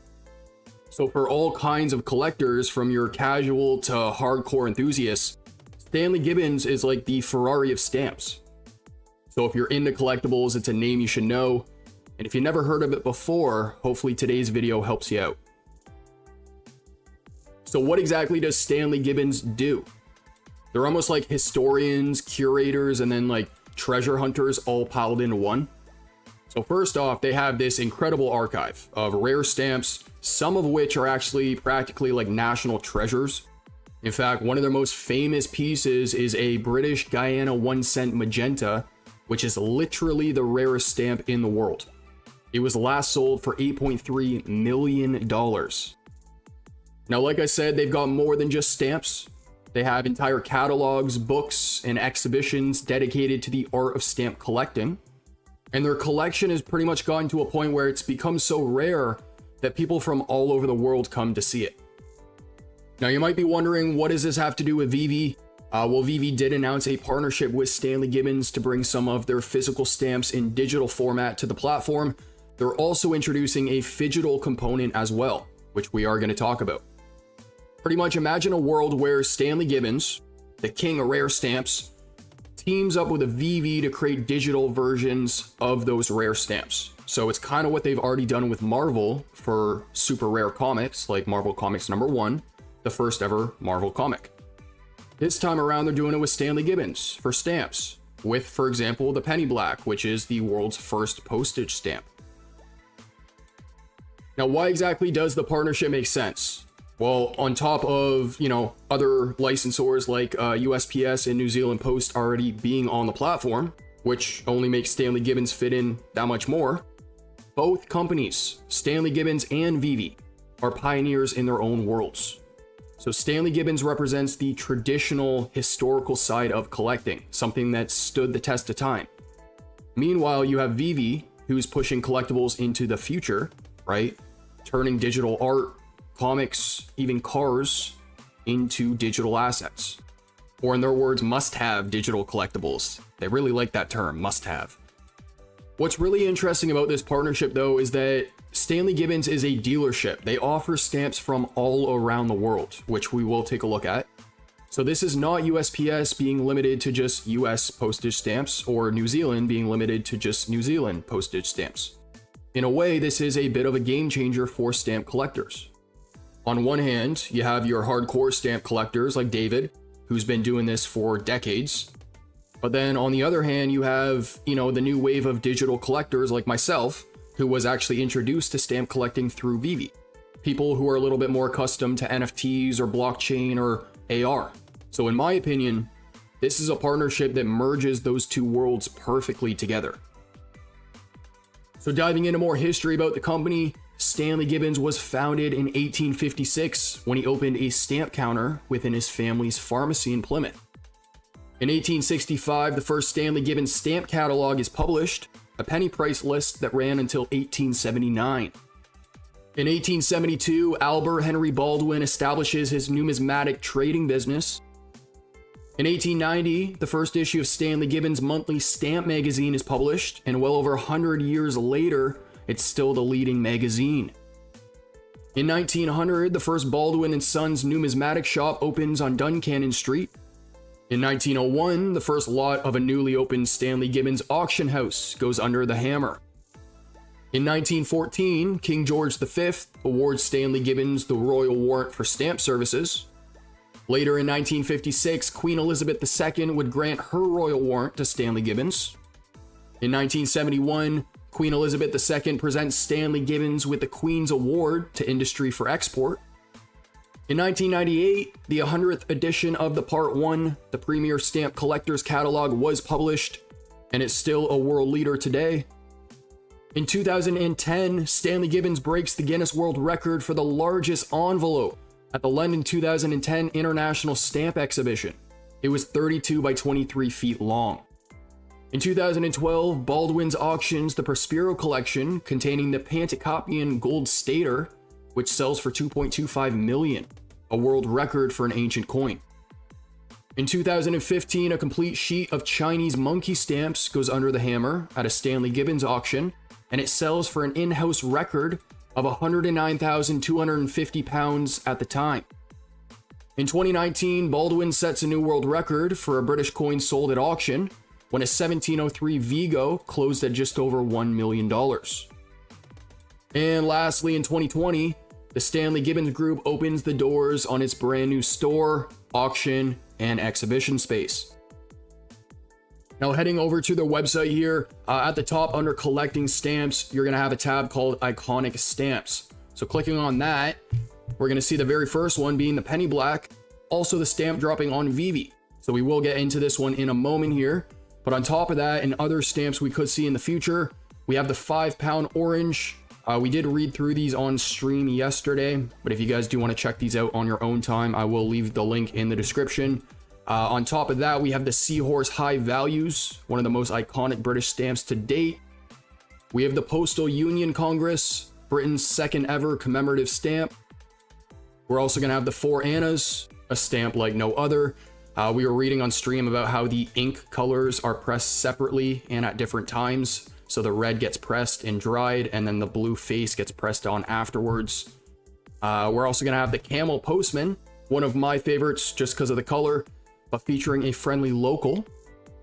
And last but not least, the 5 Shillings Penguin, a pictorial design showcasing the life and history of the Falkland Islands. So I don't know about you guys, but I am hoping to see some of these other iconic stamps.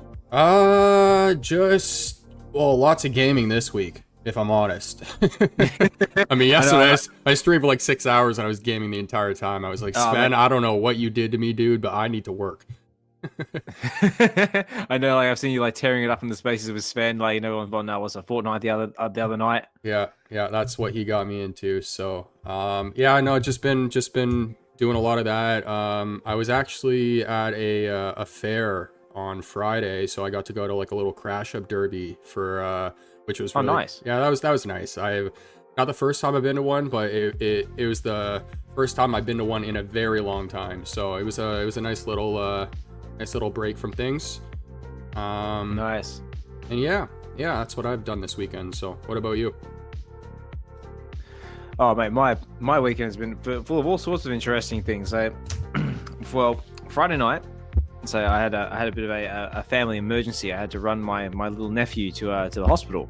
He's recently just turned 1, and he ended up having his first sort of like a infant, like it was kind of like an epileptic type fit. So like, you know, he's like, yeah, I know, it was the first time like it ever happened. The sister-in-law was like, you know, losing her mind, but wow. Luckily enough, little fella was okay. So apparently he had a fever a couple of days beforehand, and apparently it's related to that. But yeah, that was just a real scary thing to go through. So that was a very dramatic event to start my weekend off with. But he's okay and everything in the end. Okay, yeah. Yeah, Okay. everything's all good. The doctors gave him the okay. They just said basically keep an eye on him, and just if anything happens more, just let him know. Mm-hmm. But yeah, he's all good. And yeah, other than that, on Friday we had get to the comics number 23 with our Fro. So where we did ASM number 101, which was first appearance of Morbius, which was so bad, so bad. But no, it was loads of fun. Fro had a great time. I had a great time, and yeah, listening to Fro try and do a Mike Tyson impersonation is just hilarious. So I would definitely suggest anyone to check that out if you want to see Fro pull some funny voices and myself. We had loads of fun. I love that guy. I saw his video today. He posted too of him playing the football with the wig. I don't know if you saw that. Oh, yeah, what was that with the electric dancing? Yeah. I know. I just saw that. I just went, what the hell? But yeah, Saturday was basically just a lot of parties. I had to take my son to two birthday parties. He's a very popular little kid, and yeah, just working on some content for the YouTube channel. Just chilling. And Sunday was work, and took the kids some soft play and the arcade. So yeah, very chilled sort of weekend. Very chilled sort of weekend. Very yeah, no, you did a lot.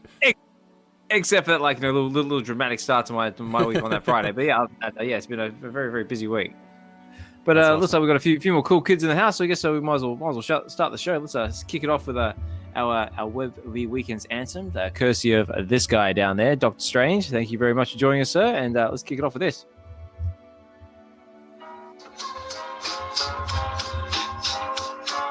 On Twitter Spaces, the Cypher's live. Ozman collects these hosts and dives through digital realms with shows at 5. Web meet Marvel, the narratives thrive. Weekends we speak with Josh and Stride. Collectors going digital, we coincide. Digital sweepstakes handouts for those who abide. Great collector space news, we never misguide. Be chill, kick back, geek mode, kick off, flips the comics, the spectrum loads.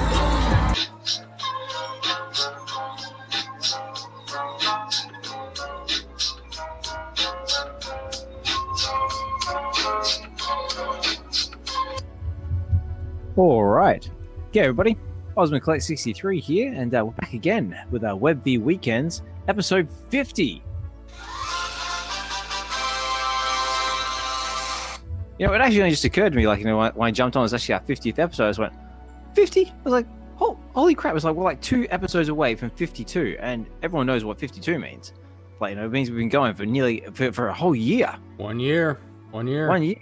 It's like, geez. It's like, this is like that one. I know. I was like, wow, episode 50. It's like, it only seems like, you know, the other day I started like doing this basically same with the weekend show. Just like all of a sudden, like, where's time gone? Yeah, time flies. It's crazy. I know. And for anyone who's joining us for the first time, thank you so much for taking the time out of your busy day to come and chill with us. I see that we've got all the cool kids in the house already. We've got Hinano in the background there, Double Quill, Dr. Strange is with us, NFT Gents. Big supporters of the channel, and much appreciated, guys. And if you're joining us for the first time and you're wondering what is VeVe Weekends, what are we all about? Well, basically we like to just chat, chill, and relax, and we discuss all things happening on the digital collecting fandom. We're all about Marvel, DC, Star Wars, whatever other fandom you might be into in the digital space, or physical or digital. We're just a nice little collector's corner where we just like to nerd out and share our love of collecting. And but again, as always, it's not just me here in doing this all by myself. I am joined by my fellow presenter and co-host, Josh. Collector's Gone Digital. Josh, how are you, sir? What up?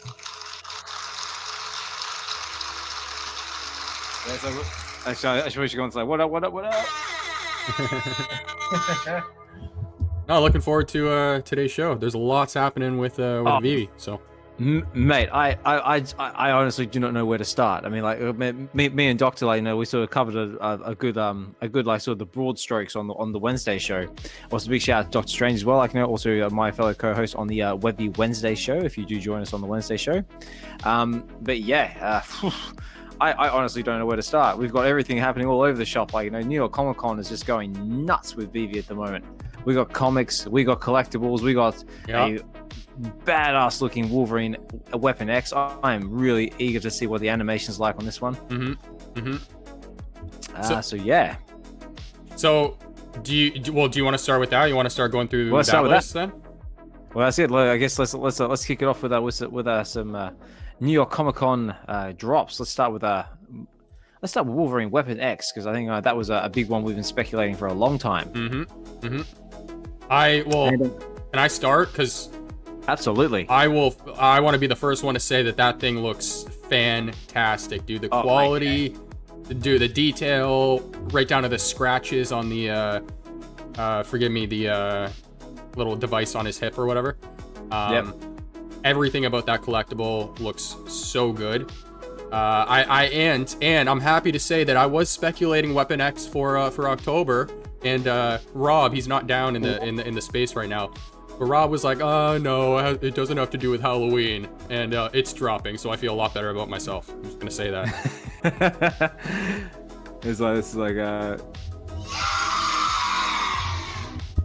No, very cool. Yeah, but yeah, no, I'm totally with you. I mean, like, this is probably, I think I can safely say this is probably the best version of Wolverine we've got so far. Yeah, I would agree with that. I said that it looks better than the brown suit for sure, but yeah, I would agree. I think it is the best looking. Yeah, I mean, like, and considering, like, you know, in the past, you know, they've really struggled with human skin. with this one, I mean, like they've just like nailed it out of the park, like all the way down to like, you know, the very finely delicate chest hair. Yeah, yeah. Well, you know what actually stands out to me is in the display photo, you see the lighting on all like the cables and everything wrapping around him, and that really adds a lot of detail. So everything from what you were just saying, the skin to the details on that little device, the wiring, everything about that collectible looks fantastic. So now here's the question though. Are you getting it on drop or are you going to wait for market? That is a question, isn't it? Well, let's go over the details, ladies and gentlemen, for those who aren't familiar with it. So we have Wolverine Weapon X, and this is actually animated with sound. So we haven't seen what that is yet, but I am eager to see what it is. It says, from the shadows of a top secret lab emerges the feral and unstoppable Weapon X.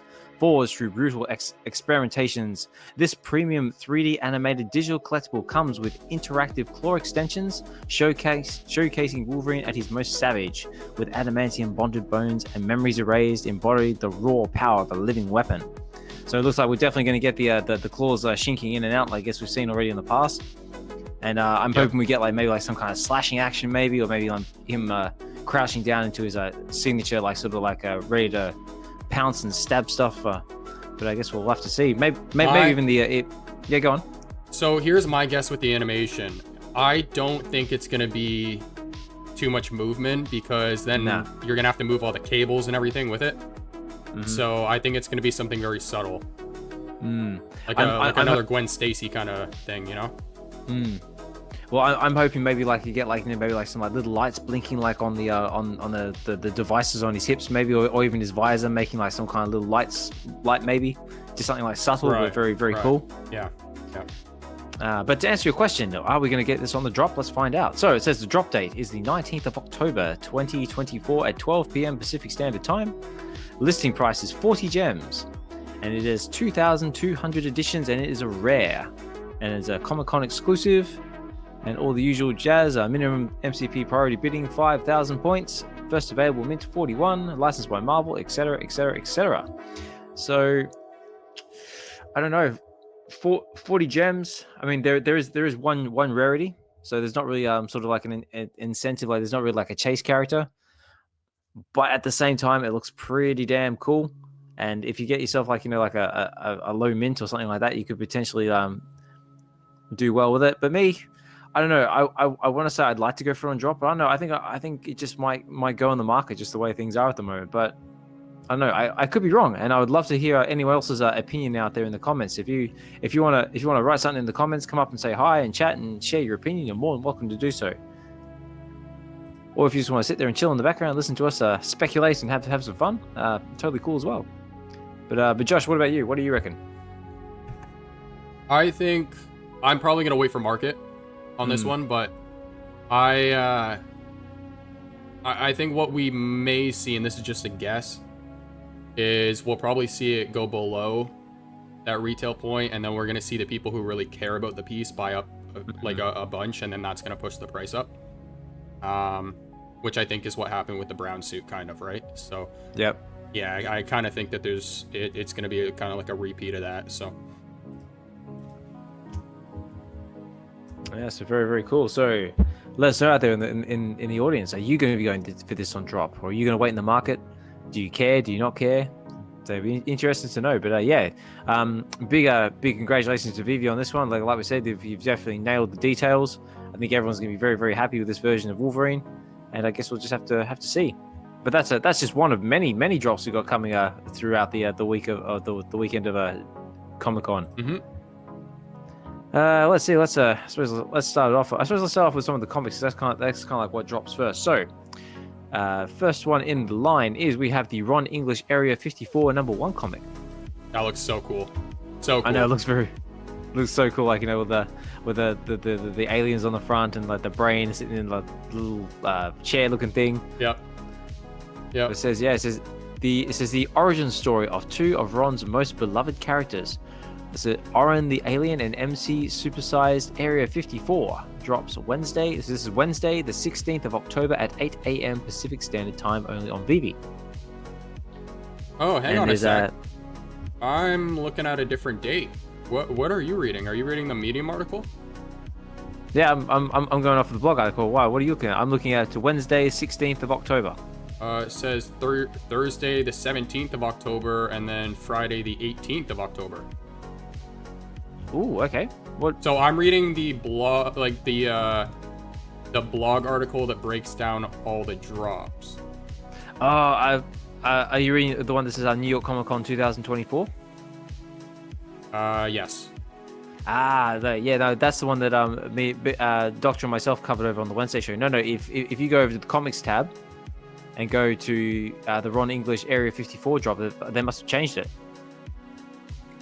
Or there's a discrepancy there somewhere. Yeah, because what I'm reading is Wednesday, the 16th of October at 8 a.m. Pacific Standard Time. I might point this out to VeVe then, because this is an article they can update. So if they've pointed this out, I haven't seen them point this out or not, that they updated this. So I feel like if these are wrong, I don't know. We'll hope.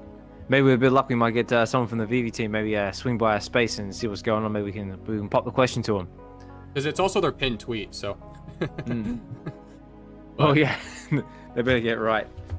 But yeah, that's basically what I'm looking at. Just going back to it. But there's what's it? One, two, three, four rarity covers. So we've got a common, we've got an uncommon, a ultra rare, and a secret rare. So our common being the Alien Thinker, very cool. We've got the Alien Designer Monkey cover, which is our uncommon. We've got the Alien Egghead Brain cover, which is our ultra rare, and we've got the Orion and UFO cover, which is our secret rare. Very, very cool. So it says here, Area 54, number 1, the origin story of two of Ron English's most beloved characters, Orion the Alien and MC Supersized. The story follows Orion from his journey from his home planet to landing on Earth with the singular mission of scouting a new food source for his starving planet, to meeting MC Supersized and his ragtag circus, and finally creating the universe's best fast food and establishing the universe's best disco, Area 54. Yeah, very cool. So I guess the MC Supersize, that's a clown like from Supersize Me, isn't it? Must be. It's the McDonald's. Yeah. I know. I remember that one. Yeah. But it's a $6.99 price point, and there are 2,954 editions. So very, very cool. I'm curious if it has the wacky advertisements inside, like the first comic he dropped. Like Big Top Propaganda. Yeah, and another thing to note too is that this one has the VeVe logo on the actual comic. I don't think the first one did. I don't think so. I'm gonna jump over and look at that right now, because I believe you're correct. I don't think the first one did. Let's have a look. No sir, no, it has no VeVe logo on it at all. So that would make, I mean, would that make these covers exclusive to VeVe or no? Wow, I guess maybe. Technically, I don't know. Technically, maybe it is. I know. Let us know out there in the comments, like out there in the listeners. What do you reckon? So, do you reckon it's gonna make them exclusive? Do you reckon it's just a nice little detail to put there? I know. I reckon it's got the. I mean, it's got the silver and green VeVe Comics logo on there. I reckon that makes it pretty exclusive. Speculation. I like it. So yeah, so that's I guess we'll have to get a bit of clarity on the drop day. But yeah, according to this, is dropping Wednesday, the 16th of October at 8 a.m. Pacific Standard Time, only on VeVe. But stay tuned, because that could change. I feel like this is the perfect space for MC to be in, so I'm gonna tag him in this space, because I'm really curious also why they have the green VeVe logo, which represents VeVe Comics, and they're dropping it on the main app. Like, why not VeVe Comics? That's very true. Yeah. So that's it, because. Yeah, I was just thinking, because we haven't had any have we had any independent artists on the VeVe Comics app? I don't think we have. It's all been like the latest stuff, or sometimes the sneaky older stuff that they get in there from time to time. Yeah, that's a good point. No, yeah, we'll definitely have to ask the question, like, when the next time the MC pops back in. So yeah, so we've got that one. That's dropping first, and then I think we've got next in the line. being that. So next in line is The Amazing Spider-Man Annual #1, which is the first appearance of the Sinister Six. Now this is a no joke big deal book. I mean, like I had a little scout around on, like, go collect and see what this thing's going for in the real world. And I mean, I don't have the full version, so I don't know what 9.8 goes for, but 9.6 so apparently went for I think it was about 78 grand, give or take. Sorry, what comic is this? I'm trying to pull it up. So it is The Amazing Spider-Man Annual #1 1964, which is the first appearance of the Sinister Six. So for those of you who aren't familiar with the Sinister Six, is basically, it says here, the first appearance of the Sinister Six. Dr. Octopus gathers Mysterio, Electro, Kraven the Hunter, the Vulture, and Sandman to form the Sinister Six, an alliance sworn to take revenge on their greatest nemesis. You guessed it, Spider-Man. Will Peter be able to weather the gauntlet of these formidable foes? And it says this release also features rare and ultra-rare covers, exclusive VeVe covers, by Justin Manson and Federico Bleo. Hopefully I said that right. But now, the important stuff. So it says here, drop date is the 17th of October on 2024 at 8 a.m. Pacific Standard Time. The listing price is 10 gems, but is 5,000 editions. So, yeah, it looks like that's fairly on point with some of the other ones that we've had in the past. These exclusive covers are wicked. I love how much is going on here. Yeah, definitely. You got Spider-Man crawling out the wall, like basically running from his life. Then you got Sandman, like, over there. You got Vulture, Mysterio, Kraven, Doc Ock running after him. Yeah, it's all happening. Poor Spider-Man's got to move. Oh, it's got 72 pages as well. I don't know if you saw that at the top. Oh yeah, it is. Oh yeah, it is too. Bloody hell. Like 3.5 comics. Oh man, if I ever get this or get on Get to the Comics, I'm gonna have to do it like in 3 episodes or something. But very, very cool. Yeah, so that's dropping on the, what did I say, the 17th? I did say 17th.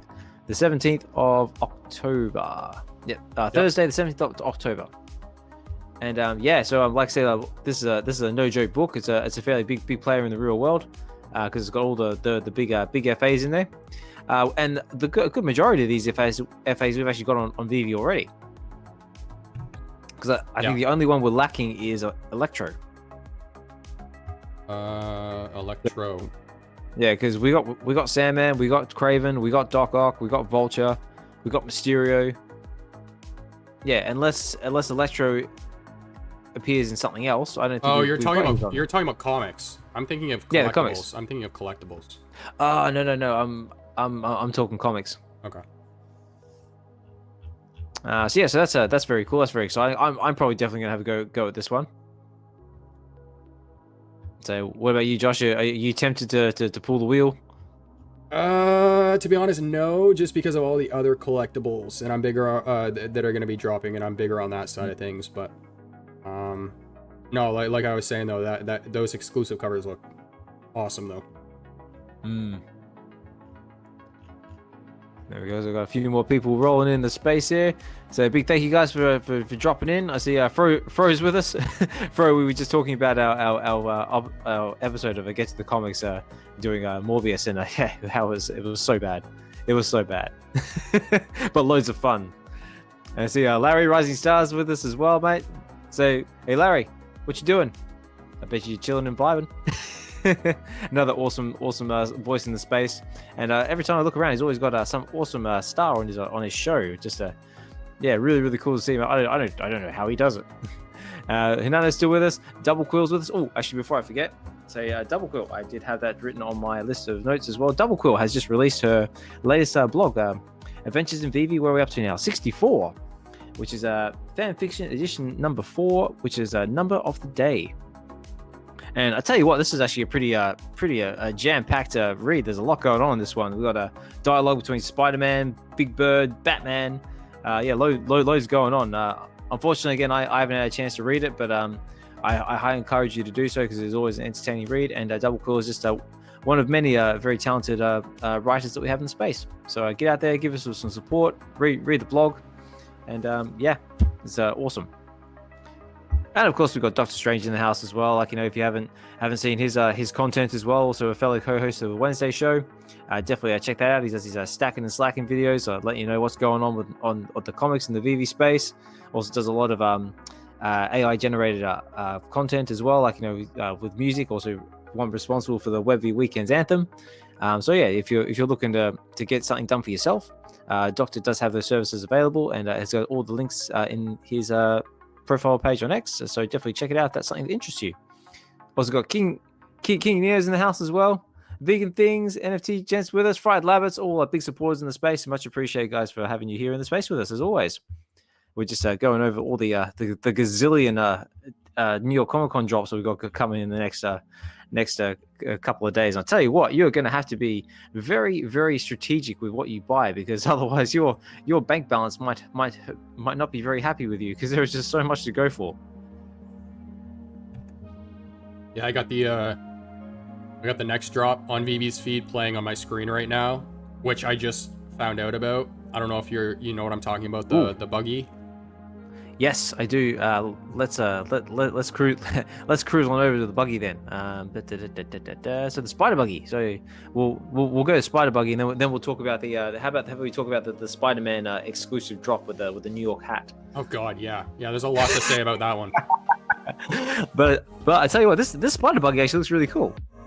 Yeah. So I just saw this. Is this what they were meaning about this Spider-Mobile? I guess. Yeah, right? I guess so. Yeah, because we do have this the FA Spider Buggy in the app already, in the form of the comic book. I can't remember what number it is, but I know it's in there. But it just says here that it's interactive, so that's pretty cool. So I'm secretly hoping you're able to drive this thing around, like you can, with the like the DeLorean or something like that, because that would be awesome. We got Double Quill tossing up all the emote. She corrected me because I was saying Spider-Mobile or Spider-Mobile before. Oh, mobile. No, it's like yeah, Spider-Mobile, like Batmobile. Yeah, I'll say Spider-Mobile now because it's hyphenated. People weren't spelling it like that in my chat. So that's it. I'm over here thinking it's like a phone. You could always just say Spider Car. Yeah. But it says here the Spider-Mobile. Race into action with the Spider-Mobile 3D digital collectible featuring Spider-Man in his iconic ride. This dynamic digital collectible includes interactive tap-on and tap-off functionality. Ooh, that sounds interesting. Allowing you to shoot synthetic webbing from the front of the vehicle. It is a must-have for Spidey fans who love a thrilling web-slinging adventure. Right, so tap on, tap off. So it sounds like it's going to have the same sort of mechanics as like Spider-Gwen and Wolverine with the tap, and you get the different heads type of thing. So we're going to have shooting webs out the front of the car. Okay. That's what it sounds like to me. Web slinging adventure, yeah. So the drop date is apparently the 18th of October. It is at 12 p.m. Pacific Standard Time. The listing price is 15 gems. And the edition sizes is 2,500, and it is a rare Comic-Con exclusive. Yeah, so I'm liking it. I'm liking the animation. So little Spider-Man's got his hand up, like, waving, like, g'day. I'm just cruising around in my buggy. Oh, dude, I gotta do it. It's so funny too to me because everybody's pointing out the other one about how it's always wearing a hat, right? But it's the same one. Oh, the hat. This is the exact same collectible as well. Oh, actually, it's the exact same collectible. Oh, it is. Yeah, it is. Like they turn on its side. Yeah, they just moved the arm a little bit. That's all it is. It's the same collectible. They just made it look like he was sitting, and then they probably just repositioned his legs a little bit. But it's the same one. His hand. They didn't even move his hand. Like the sling. It's the same as the one that's on the app. Oh no. I thought hang on, I'm looking at my soundboard. I thought I had laughing, but I don't have. Oh no, I don't have any laughing. Why don't I have any laughing? I'll have to write that down. Sorry, ladies and gentlemen. I just realized I don't have any laughing sounds on my soundboard. That is not on. I'll have to fix that. But yeah, that's just quite funny, isn't it? Because I know like a lot of people read the Spider-Man for the same deal, isn't it? Because it's just like the same collectible we've got, but with a New York hat on it. And I think that's about the only feature so it is. Yeah. The web slinging feature is really cool, though. Yeah. Oh, here we go. Double Quill says Spider-Man 130. It's an uncommon only comic. That's the one I was thinking of. Thank you, Double Quill. Yeah. So there's the Spider-Man 130. Is the comic that the Spider Buggy FA's in. Yeah. So yeah, especially one thing I did find very entertaining was like all the community art that came out of this. Like, you know, you've seen like the likes of like emoji, like, you know, adding like, you know, the little boots, some thing. A few other little accessories as well. I thought that was quite entertaining. Yeah, the memes. Exactly. Yeah, for the meme. So now here's the big question: are you going for it on drop, Osman? I would have to say probably no. No, probably not for me. But if you're planning on going for the drop, let's have a look at the details here. So it says, Spider-Man New York Comic Con 2024. Swing into action with the Spider-Man Mighty Digital Collectible to celebrate New York Comic Con 2024. This con exclusive digital collectible features the web sling sporting a New York cap, giving a fresh twist to the fan favorite superhero, and that's about it. But it's a 15 gem price point. And it is 1,962 editions, and it is a rare. So it's a 1962 editions. So I'm guessing that that coincides with the release of Amazing Fantasy number 15, I believe. That sounds right. That sounds right, I think. Yeah. That's all right. Yeah, for me personally, no, I don't think I'll be going for it on the drop. I mean, it looks cool. I mean, it's Spider-Man wearing a New York cap. But yeah, that's about all I really got to say about that. But if you're going for it on the drop, good luck to you. I hope you score yourself an awesome mint number. And yeah. Where are you, Josh? You got any plans to go for it on drop or have any thoughts on it? I'm not going to go for it on drop, but you know what? This one does actually look different to me.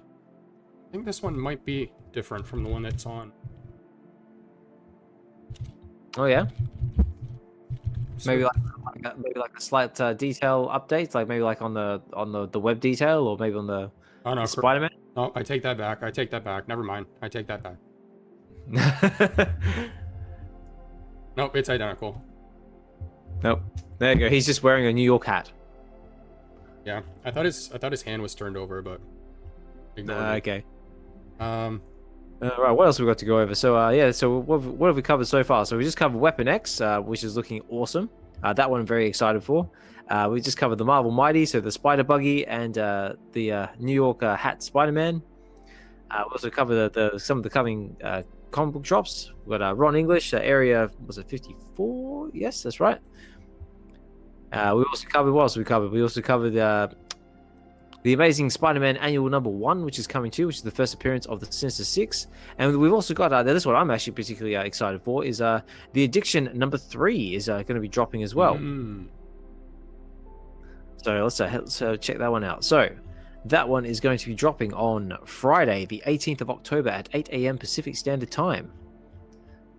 And it's got some really, really nice cover art as well, especially that one by Mondo Freeman. So big shout out to you, mate. Yeah. That's looking amazing.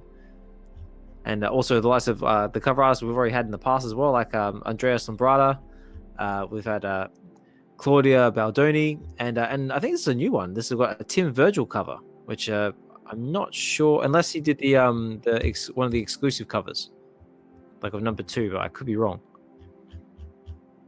But I absolutely love that secret rare. Oh my lord, that's Mondo's cover as well. Just selective color, and it's just the art, no writing or anything. That looks amazing. Yeah, and even got his just the artwork, just plain white background, black and white, and it's even got his little signature there in the bottom left hand corner as well, which is very cool.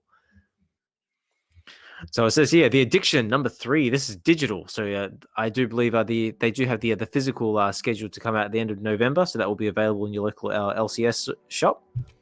But it says she can drug you with her touch, and she will do whatever it takes to be the cure in a sick, sick world. If corporate criminals and drug cartel armies weren't bad enough, wait until Dr. Nicky Teo and Enzo clash with the wildest rogues in New York City. Mr. Licorice and his ruthless psychic, Betty Noir. So listing price is $6.99. That's 2024, and it says total edition sizes is 4,009. Very interesting number. Have you heard of this ZQ Studio before? Is this the first time I'm hearing about them? ZQ. Let me see. ZQ Studios. The license behind this comic. Okay, ZQ. I think that's Is it like Vincent's ZQ? Oh, maybe it's It says Zuzolo and Quinn. Oh. So that's what the ZQ stands for. Which is in case anyone's not familiar with, is the writers and the creators of this comic, which is Vincent Zuzolo and David Quinn. Right. Okay. Yeah, that makes a lot of sense. Yeah. So that's where that comes from. So that's very cool. I mean, I'm definitely gonna at least try for one of these on the drop because I do enjoy the story, love the cover art, and also had the pleasure of actually having the writers creators on my channel get to the comics, and we actually read the comic book along with Kyo Shinobi and VeVe Fanbam. And yeah, fantastic read, great story. I highly recommend it. Everyone should check it out. Luke, I'm right there with you, man. Thanks for still sticking with us, dude. A Gamify Mighties would be amazing. So I think that's about all we've got in the way of comic books. Like a Clash Royale kind of style. I'm not sure if they've got. So we do have more on the way though, but that's all the bloggy details that we've got at the moment. But let me move over here because some of the other comic books we've got coming, which I'm actually quite excited about, is if I go back over to the New York Comic Con one. If I go all the way some of the smaller ones with 24/7 Comics.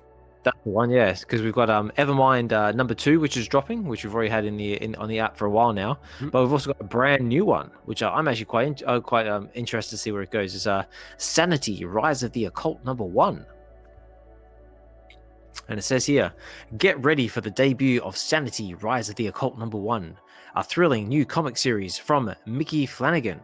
Now, if you're not sure who Mickey Flanagan is, you never heard that name before, he actually goes by another one, which you may have heard of, which is called Swaggle House. And 24/7, this pulp adventure pays homage to the detective comics of the 1930s, but with a Lovecraftian twist, blending mystery and the supernatural in an unforgettable story. Meet the creator, Mickey Flanagan, and get your physical copy signed at the VeVe booth on Sunday, the October the 20th at 2 p.m. Eastern Standard Time. What is a Lovecraftian twist? So Lovecraftian, Chris. So are you familiar with H.P. Lovecraft? Not really, no. No, well, he's who's behind such stories as Call of Cthulhu. I'm trying to remember now, so it's been a while since I've read any Lovecraftian stuff. We had Call of Cthulhu. There's like Dagon. I think there's War with the Rats in it. I think there's another one. But he's got a lot of well-known stuff. It's like very sort of like occultish. Yeah, very sort of like it's a very hard to describe. I know. Help me out there in the comments. If anyone knows, write in the comments. Let me know. Well, there's a line after, but it's saying blending mystery and the supernatural in an unforgettable story. Is that kind of describing Lovecraftian? Is that like? Yeah, it's kind of like mystery and supernatural. Yeah, it's kind of like blending like like creepy occult type stuff. Like there's usually like sort of like a lot of like occultisms, like praying to like divine entities, like demonic type stuff. That's sort of like spinny stuff. Obviously, if I get any of this wrong, guys, please by all means feel free to come up and correct me at any point during the show. Like I said, it's been a long time since I've read any Lovecraftian stories, but I actually believe there was a series on Netflix at one point. I can't remember what it was called. Never even heard the term. Like a whole genre, eh? It is, yeah. H.P. Lovecraft actually does have a big following. So Google it. Hey, we got Mr. MC1 looking to step up. Yeah, bring him up. I approved. I don't know if as co-host it worked, but no, I think he's here. So, Mr. MC1, Sanjay, how are you, sir? Hey, doing good. How you doing, Osman? How you doing, Collectors Gone Digital? Welcome. You guys, your channels. No, thank you very much, and thank you for taking the time to come and chill in the space with us. I know you're a rather busy man at the moment, planning a certain party. Planning a party, and I'm planning a group as well. So I'm working on both. Ooh. So yeah, so the Marvel group has been something that's been on my mind for a long time. So I came on to Randy's channel yesterday, and I talked a little bit about the Marvel group, and then I found the price was kind of. People are doing stuff. So I said, look, I'm just gonna freaking do it right away. and take all the flippers out. Whoever needs to flip will flip out of it, and I'm left with serious people. So anyway, guys, whenever is a good time, just give me 2 minutes. I had a couple thoughts to share. Yeah, absolutely. But blame go for it. Well, right now we're just going over the drops the dropping on New York Comic Con because there's a lot to digest. Yeah, there is a lot to digest. So just really quickly on the Marvel, logo, it's something that I'm very, very passionate about. I've wanted to have a Marvel club for a very long time, very, very long time. And, I've asked VeVe for a logo, Marvel logo for a long time. So when it came out at $15, I was like, oh my God, this is crazy. This is ridiculously, inexpensive. And the count felt like a little high, but then I thought, oh, never know, it's Marvel. But yeah, so, my intent is to create a Marvel fan club, a digital fan club. Some people may feel like, what's going on, Mr. MC1? Why do you have the bar is set at 10 logos. The bar is not set at 10 logos to join the group. There is no group. The bar is set at 10 logos to get input. So, it's some serious collectors of this logo who have that passion for it, who didn't sell it when it went from $15 to $50. And that's why I let it sit. There's a reason why I let it sit in the market at, 25 and 50 and stuff, because I want the people who want out of it to get out, And anyway, so, there'll probably flippers who still have it and they'll make a lot of money on it, but that's fine. At the end of the day, all this stuff will settle out. I'm not selling any of my logos. I have a lot of them. For at least 5 years, I will not sell. I might gift a few, Osman, as you know, I like to gift a few things and I might do something like that, but I definitely won't sell or dump. And I have a track record of not selling or dumping on anyone like that. So, but yeah, and so Sleepin is going to lead this effort with me. We're partners in this whole thing and we're trying to figure out all the utility that we can create, both in terms of alpha and knowledge with every Wednesday we'll have like some expert analysis and giveaways. We're thinking about we personally know a lot of the artists, so we're trying to go directly to the artists, and one of the ideas is to get some exclusive comic cover art and things like that from them.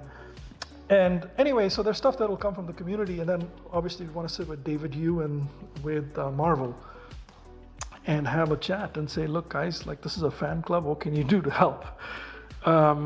Anyway, that's that, guys. So just want to make sure I kind of come up and share a little bit of that stuff with transparency. The more you kind of half announce something and don't do anything, people start speculating and doing all kinds of shit. So I'm like, I just pulled the plug right now. I'm like, anyway, so if you look at the market, it might look crazy, but that's what I'm doing. Yeah. Basically this is happening. Sleeping is saying yes, and we're doing it.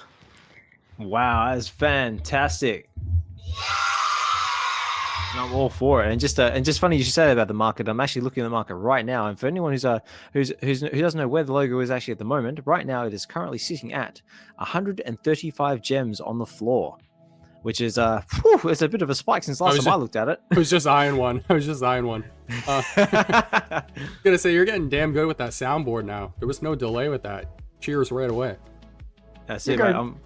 I'm getting there. Looking at the price, whether you buy it or you don't buy it, just do it carefully, whatever you're doing. But don't get wrecked in the process. These things spike and speculators go in and out and stuff. But at the end of the day, we're forming.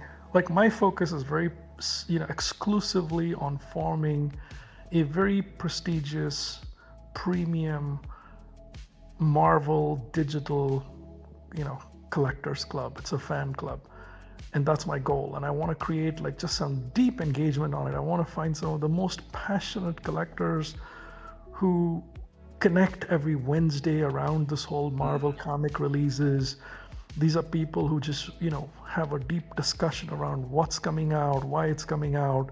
I want to secure some access, like in those shows, maybe have some giveaways, get some access to some art, some physical art too, if we can. Like Sleepin knows a bunch of artists. I know a bunch of artists. I personally have access to buying some of that art, because some art you can buy directly from the artist, right? So yeah, so we'll see, man. We'll see where it goes. This is one of those things where there's no good time or bad time. You just when you've made up your mind, you just got to do it, man. That's I it. don't know if you guys have any advice for me or any kind of perspectives. I do have one suggestion that comes to mind. It's something you have talked about in the past, but I don't want to seem like I'm trying to ask for too much or anything, but I feel like a really cool utility is because you're somebody who's known to have connections, right? And you've talked about how you have a relationship with the McLaren team and the racing and all that. And VeVe's onboarding more car companies and things like that. So I know you mentioned that maybe you could do some sort of an event at a race. I don't know how feasible that would still be, but I don't know. That is very feasible. So, yeah. What do you have in mind?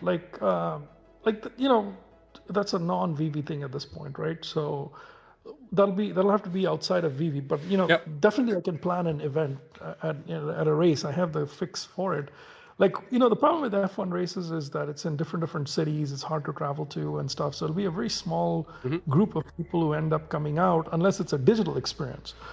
Meeting the drivers or, one of the things they can do is you get invited to participate in the simulator, right?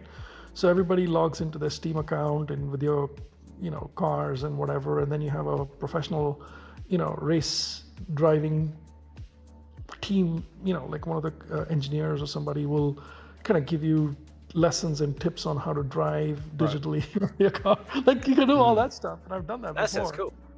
Yeah, let me know what you want, man. Just hit me up. Just send me some ideas and we'll do it, Cool, we'll do. I'll hit up McLaren. I'm a huge McLaren fan, so that's why I had to bring that up. Well, they're on a winning streak too now, man. McLaren's doing very well. See, I don't even know much of. I know they have a huge history in the racing scene like that, but I know a lot more about their road cars. That's why I'm a fan of them. Hypercars, the P1, Senna. The guy who asked for all that is Dan. Dan is himself has drives for a racing team. So I forget what car. I think does he drive Porsches or he drives some cars. So Dan, he sponsors I think some team and he drives for the team. And next year he's going to go into a different category or something. But Dan Crothers would be a great guy to ask. I'll have to add that to the list then. Yeah, I've seen them sponsor some events. Yeah. No, very, very cool. So I'm just going back to the Marvel logo. So just if somebody was interested, maybe joining this group down the line. So you were just saying that you only need one Marvel logo to join the group, but if you want any sort of say or governance, you need 10. Is that correct? There is no group. The number is not defined as yet to join the group. There is no group. There is no group. We don't talk about that. Yeah, the 10. I set a limit of 10 to secure input. Right. So I've basically just started a group chat with anybody that has more than 10 logos. Because if you have more than 10 at this point, several weeks after the drop, you're someone that's, got an interest in it, and you kind of, you've got some connection to Marvel. And anyway, so we'll, you have. It's a work in progress. Work in progress. Work in progress. I like it. I want to work with 50 people to write something, right? So I want to work with a smaller group to write up my proposal and fast. So in that group, what I'm going to do is basically solicit some ideas around, hey, what should this group be? One of the questions would be, what should be the entry point to, come into this group? Mm-hmm. And at the end of the day, it's a fan group, so we'll set it up, but we want to get, we don't want to do anything that VeVe and Marvel don't like, right? So it's all going to be written up in a very much a proposal manner. And then Sleepin and I will have a chat with David first, right? Yep. And see what he advises us, and all the team, right, with My Collectibles and all these guys, get their input on it. Then we'll try and connect with CB and say, look, hey, we're doing this group. We already have so many people in it that we, in the pre-chat, and we want to make something out of it. So, that'll help. And I think, we want to go with some pretty sharp ideas. You're not going to get 15 shots at it, We're going to get one shot at New York Comic Con, maybe one follow-up meeting. So if we're not buttoned up and we can't come across as people who want to get 1,000 things for free every week or every month, right? That's not the goal. The goal is to create a fandom where we have tremendous engagement in the comics coming out, but as part of that, we also get access. It's more about access to new comics. Like maybe some giveaways that are smaller, but more about hey, an artist will come and describe what they've done for this comic, or they'll give away some art, or they'll kind of say, okay, there's a 1 of 10 special of this thing that you can buy, right? So when you're buying something but you have access to it, it's good, right? So somebody like a Dr. Rolex or Mr. 41, these guys may appreciate that, a Prophet or one of these guys. But anyway, that's kind of the thinking there. Is the 10 is to just sort of secure input now. We may lower it a little bit later to kind of see if there's other people have more input. But anybody can give us input on X. So anybody can type whatever you want. In fact, just say, hey, Mr. MC1, as you're forming the group, can you set it at 1? Can you set it at 5? Like when we were talking about it, the logo was $40. We don't want a club where the entry price is $40. That's like that's not a club anymore. That's like anybody can go in and out and do whatever. So we wanted to create a slightly higher bar to get in. But I can see if it's $150 or $130 a logo on this 10, and it's like $1,300, $1,500. Yeah, no, all those have to be worked out. I don't know where we'll end up with it, but it's definitely not 1. I'll tell you that for now. That's not the intent. Yeah. Anyway. No, love it. Love the idea, and very very eager to see see what you and Sleeping come up with those guys. Yeah, and if anybody has any input for us, sure, I've got a group of people who have like more than 10 logos to provide input. It should not stop anybody else from sharing any thoughts or perspectives. Literally tag me on X and say what you got to say. And I'm very open to feedback, including things like, hey, Mr. MC1, that's a super dumb idea to have, a group of people that have only more than 10 logos to give input or whatever. You can say whatever you want to. And it's not like I'll ignore it. I'll listen to it. It just felt like the right way to kind of get input from a certain group first, first wave of input, so to speak. But you can, Yeah. No, I've it'll been be sued off a company before, so I've been called all kinds of names by all kinds of people. And all kinds of so, I have the humility to listen to it and actually take the time to understand it as well. Yeah. Well, the best part is you can go, okay, well, having 10 logos, it does sound like a dumb idea. It's like, why? Tell me why, and then see what they have to say. Yeah, 10 logos at like $40 is a low bar to entry, I think, for a group like that. 10 logos at like whatever, very high price could be, could make it a little tougher. So anyway, I guess probably I want the conversation to be less about how many logos it takes to get in and more about what do we want to do with it, what utility would you like other than just keep getting free shit, Yeah, I we'll want to definitely have an intelligent conversation with these guys, Yeah, Marvel. sure. I mean, I personally like the idea of having exclusive access to some of the artists. Maybe you can if you hold an X amount of logos or whatever, maybe that gives you X amount of one-on-one time with an artist. Maybe something like that. Like you were saying before about getting some exclusive artwork done by the artists themselves, or even just get you get, I don't know, 10, 15 minutes or even half an hour with the artist. You can chill, relax, talk, ask questions, maybe something along those lines. Yeah. And then I've seen people like Peach, what they do is they sketch. Like I saw once some company sent her a bunch of crayons or pencils or whatever, new ones. And she took a sketchbook and she freaking sketched in a 90-minute window. She sketched I don't know how many, 25, 30, maybe 40 of them. She was sketching so fast, man. She pumped them out so fast. And it was so cool, So even if they do some remarks or something like that and send it to you, or we'll have to work that out. But it's got to be something that people are passionate about and ignites the fandom. And I want to tie it to the Marvel Comics app. I know Marvel wants to do more with it and VeVe wants to do more with it, And whatever, like, I think this is a tremendous way to kind of go into the future of that. But Marvel is also collectibles, right? We haven't talked about it, at least in my head is not around the collectibles and stuff, but there may be people who say, look, if you have the logo, there should be some action on the collectible side too, where there's some crafting or there's some, wait list for something or is pre-selected for something. Those would be nice to do as well. So maybe there are different things at different tiers. If you have one Marvel logo, you still kind of have like a benefit or whatever. We're the club, Yeah. Well, Sorry, I was just going to read out a suggestion. Just in the comments here, Hinano has written suggestion. Perhaps the people in this fan group should be reading the digital books or series as a requirement for entry. Books should be read. Yes, that's a great idea. I like that. I love the idea. I love the idea, and I think that the whole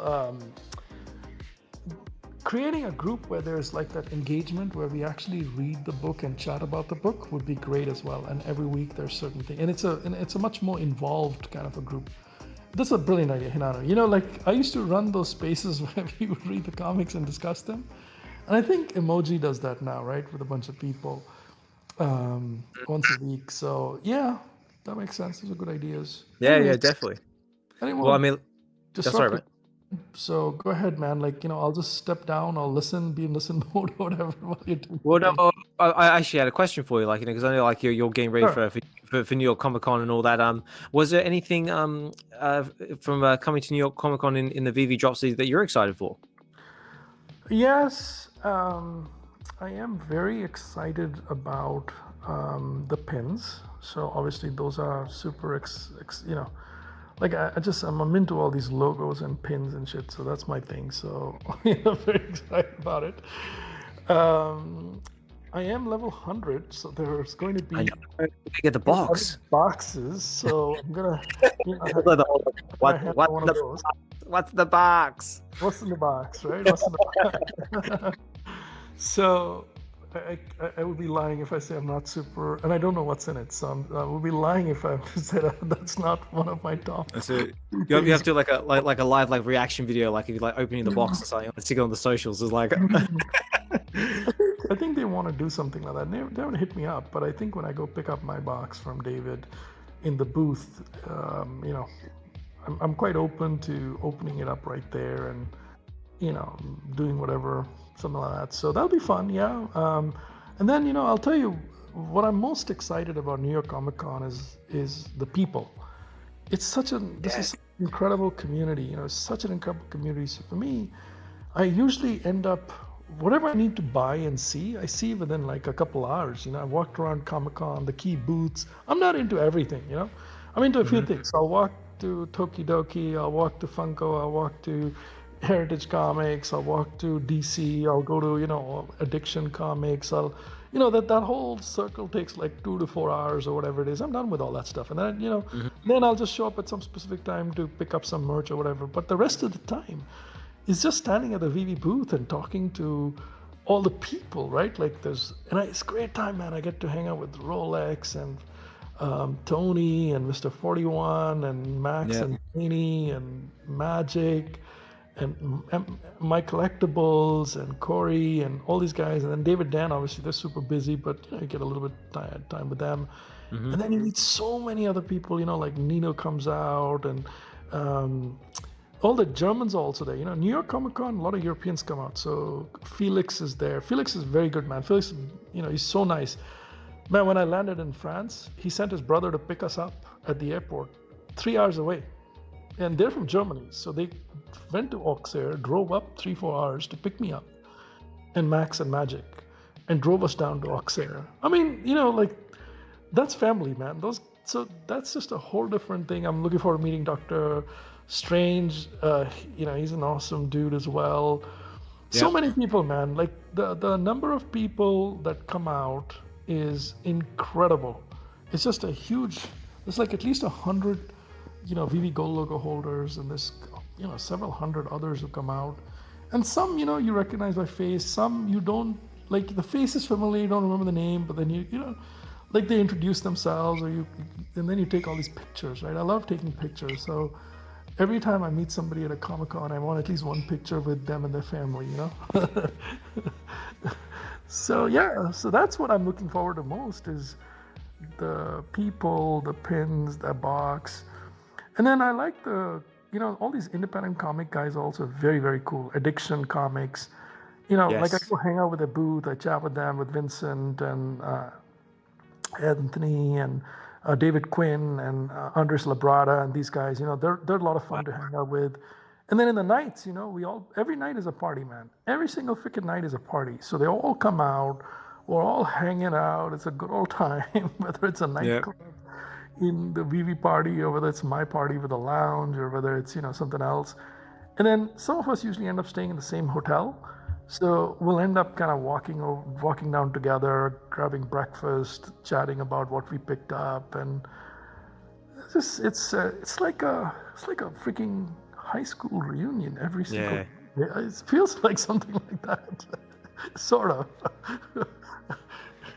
Yeah, the people part. If you haven't experienced one of these,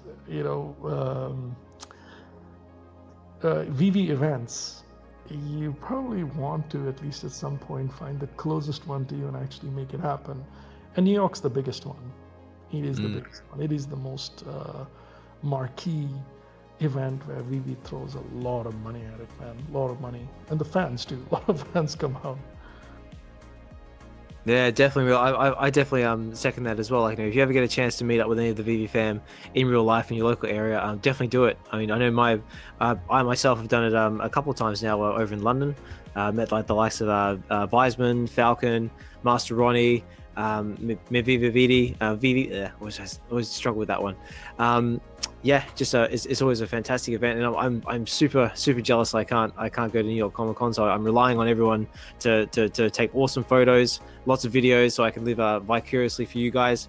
But I am going to Vegas, so I'm definitely looking forward to that one. And it's the same thing. Like, I'm looking forward to meeting like Nano and D for the first time. Josh is going out there as well. Fro's going to be there. Double Quill. I mean, I just can't wait. Yeah, you have a number of people. You have Kryptoni coming as well. You know who Kryptoni is, right? Oh, he going as well? Huh? Wicked. I didn't know that. Yeah, Kryptoni's going too.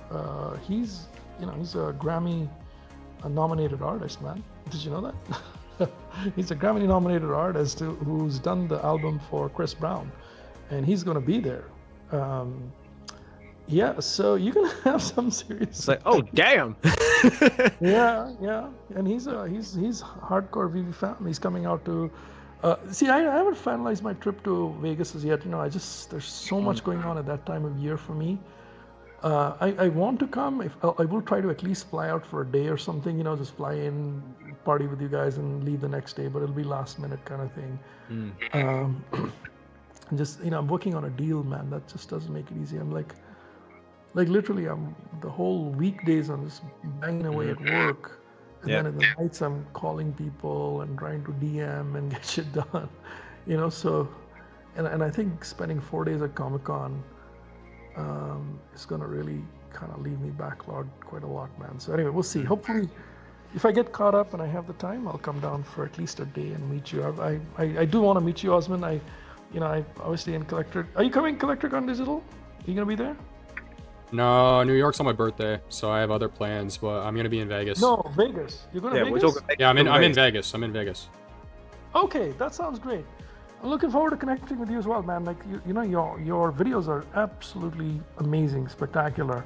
Thank you. You do great work. You do amazing work. By the way, do you have a logo as well? Gold and silver, no. You don't have a gold and silver logo? No.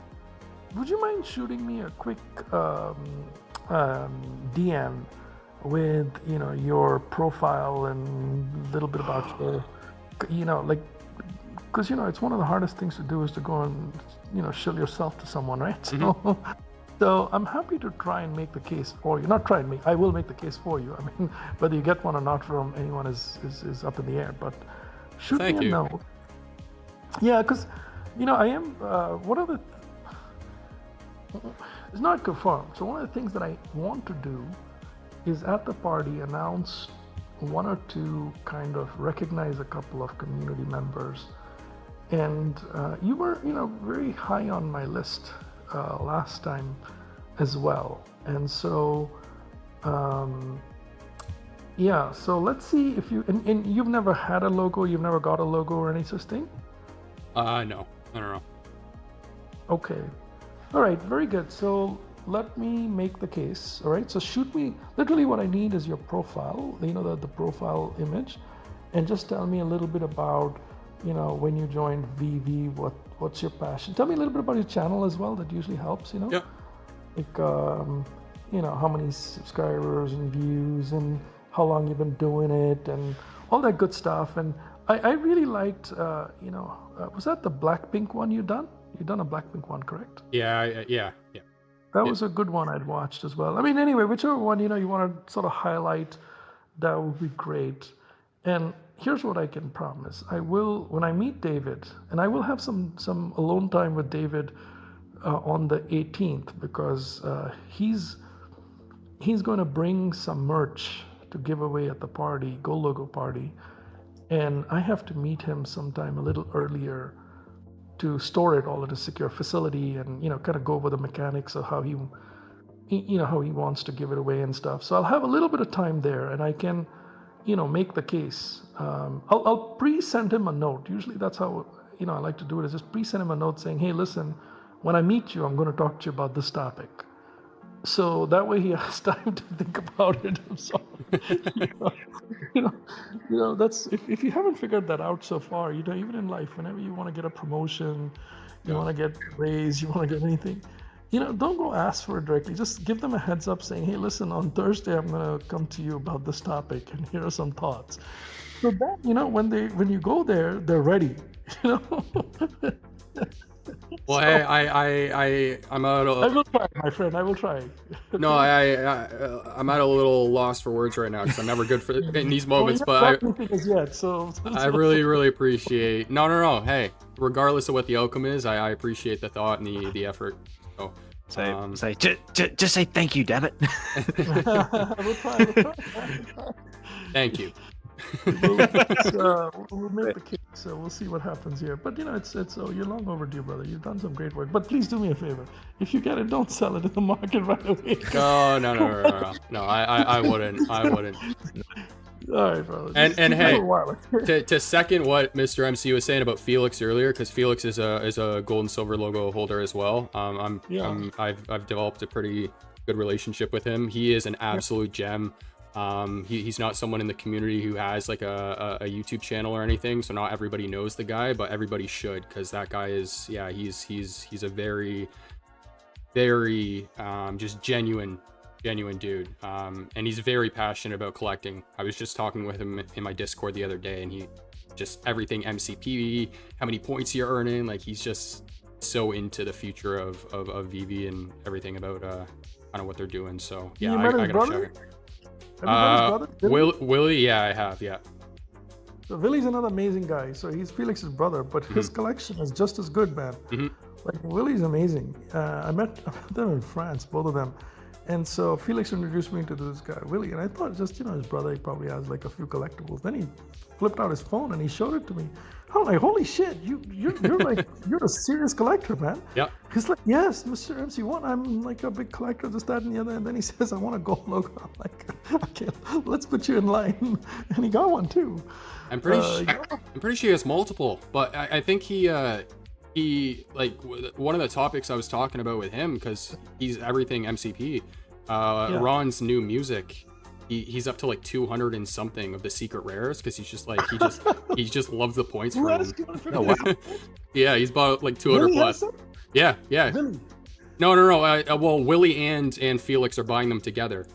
From my understanding, I think they share like a main account, but yeah, they have like 200 plus just for the points. Oh, they must have. They have two accounts, but they might be loading up together on one to get the MCP status. But yeah, I think that's what they're doing. Maybe I should get them something from Ron. I'm going to meet Ron in New York as well, and Felix is there, so maybe we'll get something and ship it to, or have Felix take it back to Willie. That would be pretty awesome, man. I think he'd love it. Yeah, they're amazing guys. 250 of Ron's secret. Yeah. Yeah. Maybe we'll have Ron record a message for him or something. That'd be pretty cool. Oh, that'd be cool. Yeah. You'd like that. Yeah, we can ask Ron if he's happy to record a message or whatever. That'd be pretty But awesome. also, How about you guys? sorry, go ahead. Go ahead. No, I was gonna ask you guys, what's new on your channels? What's exciting and fun coming up? Ooh. Oh, Okay, gosh. Josh, do you want to go first? Dude, Or you kind of lost for words? No, a couple weeks ago I was yeah, a little jab there. Huh. A couple weeks ago, I was like thinking of what topics to put together. Now I'm like, what do I put together first? Because there's so much going on. But I want to recap Ben's appearance in O'Malley's space because he did an interview with him, which was nice. I really want to keep an eye on Ben and just follow his every move right now, just make sure I'm covering everything that he's kind of doing. And then just based on what the team said in the short term, I don't know how soon that's going to be, but I'm really hoping we can get some VeVeverse content out there soon, whether that's going to be coming from us directly or just behind the scenes content from the team. But I'm hoping to be able to start doing some of that soon. But while I'm on that topic, just before I forget, because that brings me back to the Marvel logo that we were talking about before, I think a really good thing, and I'm sure you probably already thought about this, Mr. MC1, a dedicated space, exclusive space for the logo holders, Marvel Club, right? Or the VeVe Gold and Silver logo, but having like a dedicated space inside the VeVeverse where they have to, you know, prove that they're holding one of those logos in order to get access to the space.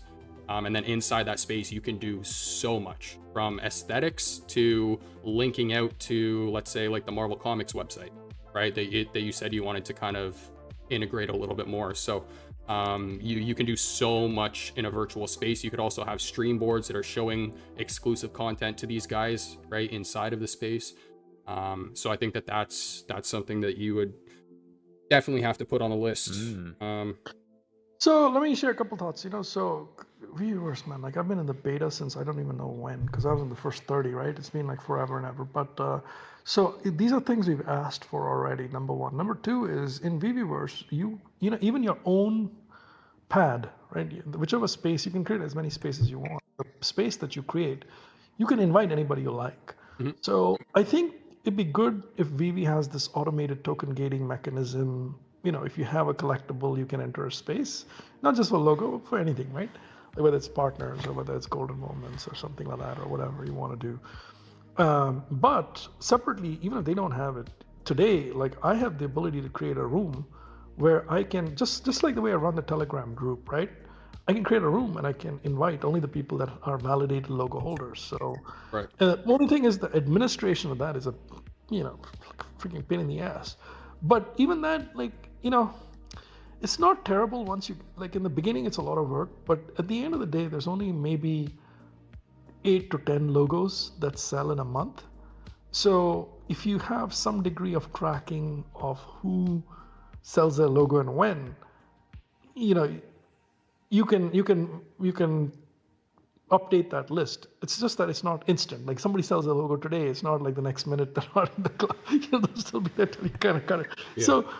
So what you want is doable today, but maybe VeVe has a space where they can token gate it automatically and stuff. I just don't know how that works. So we'll see.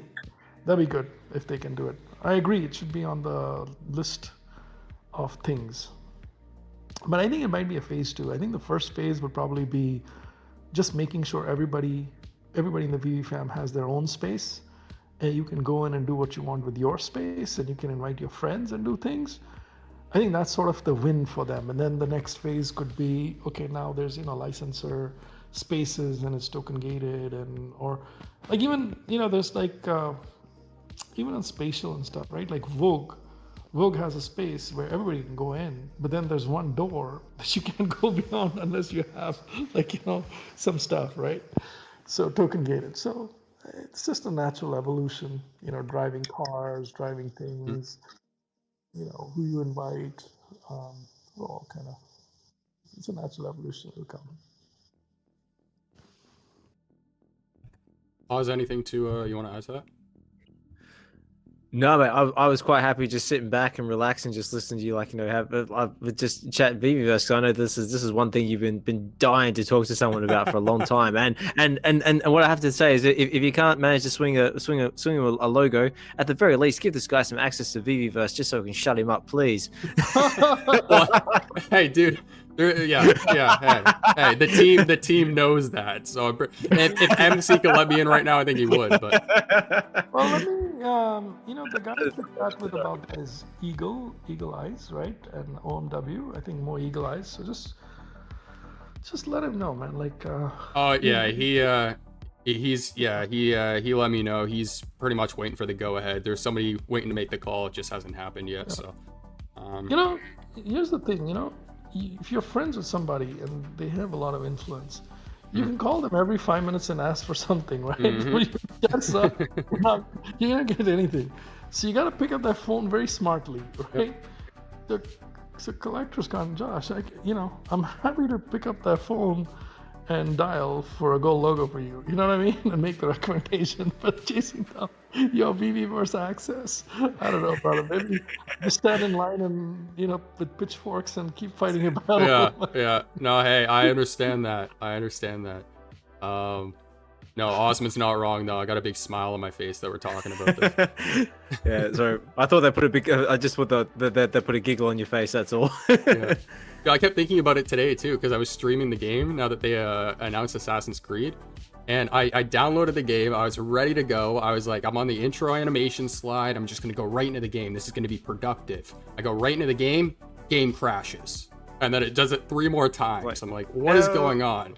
I'm like, I really wish I was just in the VeVeverse right now, just building, just doing my thing, But, hey.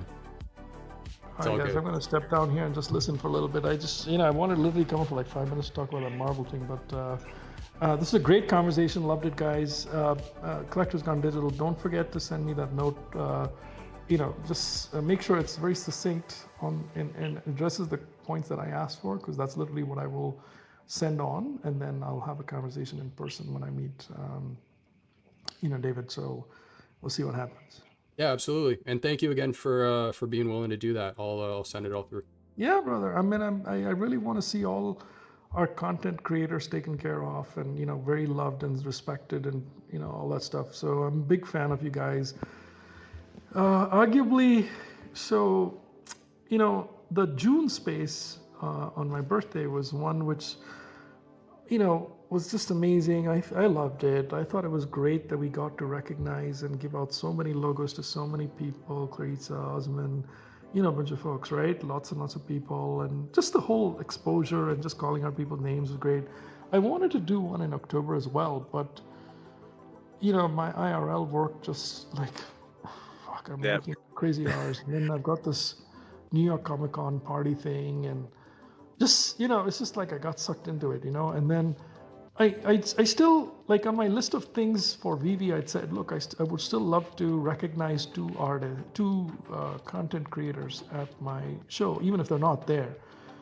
Didn't say anything about a logo or anything, like that's like a next level detail, right? That's, that's for them to kind of recommend and for me to go and kind of chase down if it doesn't come automatically. So we'll see, we'll see if we can do it as part of that. That would be great. But yeah, and maybe we should still do that space sometime in December now. I don't think November's going to work out for me. Yeah, I'm shocked, man. But maybe in December we'll do another big kind of content creator space, celebrate all of you guys and all the cool stuff you guys have done. I mean, some of the channels have become so much more, like D and Hinano have hit next level. You guys have hit next level. I mean, I can see that on the frequency of what you do, the quality of what you do, both voice and video, the guests that you have. Yeah. Like one idea for you guys is to have musical guests on your channel. There is so much, like just going through this party, there is so much talent in the VeVe fam with music. So much. You guys should basically invite them to perform on your channel. Whenever, like Emoji has something, Doctor Strange has something, the whole bunch of people have something or the other.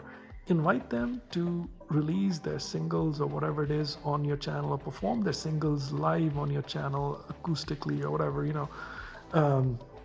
and that I think would be good for them, good for you guys, and it takes it to the next level. Think of like the Jay Leno show, right? Or what was the guy's name? Like all these other guys, right? Like all these late night shows, they all have like a musician in the background. It's a talk show and they have a musician in the background. That should be a gold standard. There's a reason why they have it. They've been doing it for like 40 years or 50 years or something. There's a reason why they do it. There's a reason. In fact, if I gave you one advice, it would be to look at, all those. Obviously, you want to look at your contemporaries who have channels and, with millions and millions of followers and what they do and how they keep interest and this, that, and the other. But you probably want to pick up some from the other side as well. So anyway, all right, guys, I got to really step down now, but I'll listen. All right. Thanks, guys. Thanks for the time. Thanks for the space, and good luck with everything. Thanks for stopping by. Really appreciate it. Yeah, thank you very much, Mr. MC, for dropping in. And well, it's a fantastic conversation. Yeah, I can already see a couple of comments here in the chat saying, like, one from Three Biggest Bro, Josh 100% deserves it. Great content creator in the community. And yeah, not just I just want to give Josh a big shout out for all the content creation that he does, but I also want to give a big shout out to anyone else out there that does content creation. I personally know how hard it is to sort of maintain the doing content creation to start with. I mean, like we've got amazing content creators here in the space with us already. I mean, like just from the likes of myself, Josh.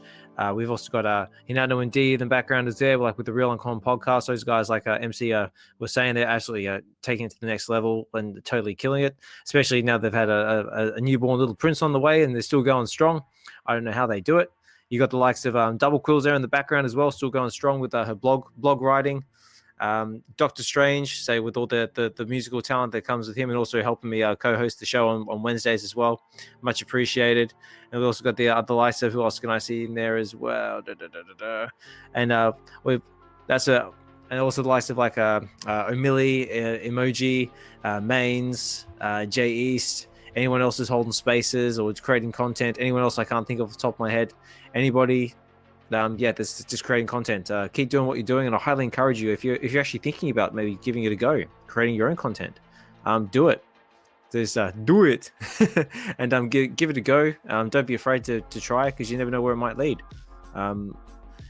I myself did the same thing. I never once thought in a million years I'd be sitting here in front of a microphone, talking to all these amazing people from across the world, and just sharing the collecting passion with everybody, and meeting these amazing people. And wow, it's been a fantastic experience. So basically, if it can happen to me, it can happen to you. So that's my little bit of encouragement, guys. Don't be afraid to try.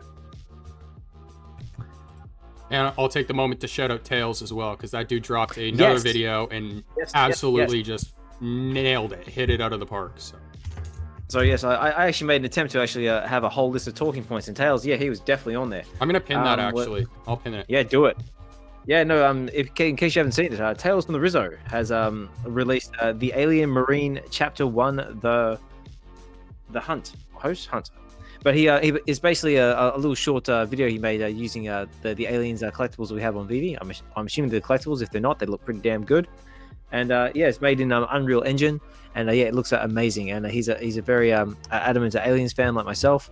And yeah, it's just the content he creates, whether it be Unreal Engine, VeVeverse, whatever he's into, just fantastic. Even some of the sketch art he does is just amazing as well, because he had some of the sketch arts he had a while back. I think he auctioned off. And talent. All I can say is lots of talent. Who else do I have in mind? Actually, just on the subject of all the content creators getting together, I did actually see I did bookmark a really good post that I saw. I think it was from Mains, yes. He said, who would like to see a one-off special space with all the hosts from the community? I'm pretty sure we have at least 10 to 12 hosts who provide fantastic content all year round. I think it's time we all got together in a space to discuss 2025 and how we continue to push forward. I think that is a fantastic idea. Let's get all the content creators together. We can hold like one big mega space, and just all get together. It's like, just relax, chill out, throw ideas around, just have a good time. What do you reckon, Josh? Sorry, I was actually commenting on one of the people that just tagged me, including the biggest bro. So can you just repeat that real quick? God, so rude. I'm So sorry. rude. I'm sorry. Yeah, I end up being rude while I try not to be rude by ignoring them. I know, it's just like this. Awkward. And by the way, because the biggest bro just popped back in. I saw he had dropped out. Thank you so much for what you commented, dude. I really appreciate that. But sorry, Oz. No, it's all good, man. I'm just playing. It said, who would like to see a one-off special space with all the hosts from the community? Oh, yes. And I'm pretty sure, so I'm pretty sure we have at least 10 to 12 hosts who provide fantastic content all year round. It says, I think it's all time we got together to discuss 2025 and how we could continue to push forward. I think that's a fantastic idea. Yes, I do too. I second that. I feel like there's more than 10 to 12, but yeah, I think as many as you possibly can get, would be amazing. Yeah, also have like big like mega space, be like the mega space, like epic. Like everyone can get together. We can all like throw ideas around, just relax, chill out, talk all fandom, comics, music, whatever we're all into. It'd be great. I can just see it now. Obviously, depending on time, I'm definitely going to be there. And yeah, we'll see what happens. We'll try and make it happen. So that was it. So on top of my list of things to talk about, let me just tick that off. I wanna, if it's cool with you, want to go back to the drops real quick because we have yet to talk about the Fig Pin collaboration. Yes, we did. Okay, let's go back to Fig Pin. So Fig Pin. So yeah, so it says here we got Fig Pin KFC. So in case you haven't heard, ladies and gentlemen, VeVe has partnered with Fig Pin, and in association has partnered with KFC. So Kentucky Fried Chicken. Insane. That's it. And if you didn't catch the Wednesday show, VeVe Wednesday, myself and Doctor had a very in-depth discussion about potatoes and gravy and the ratio of how much gravy you should have on your potatoes and fried chicken. It was very deep and I want to say fulfilling, but it wasn't because I felt like really hungry afterwards. But KFC is partnered with VeVe and they've released the Fig Pins, which I think is really, really cool. So let me just bring up the article here. Which in my video, I was saying Fidge Pin, which I think is a way better name because I was thinking physical, Fidgetal. They got the digital app and then the physical pins, but it's apparently Fig Pin. So Fig Pin, yeah. But I can't second that. Yours sounds much better. The Fidge Pin. Right? I feel like it just works better, right? Yeah.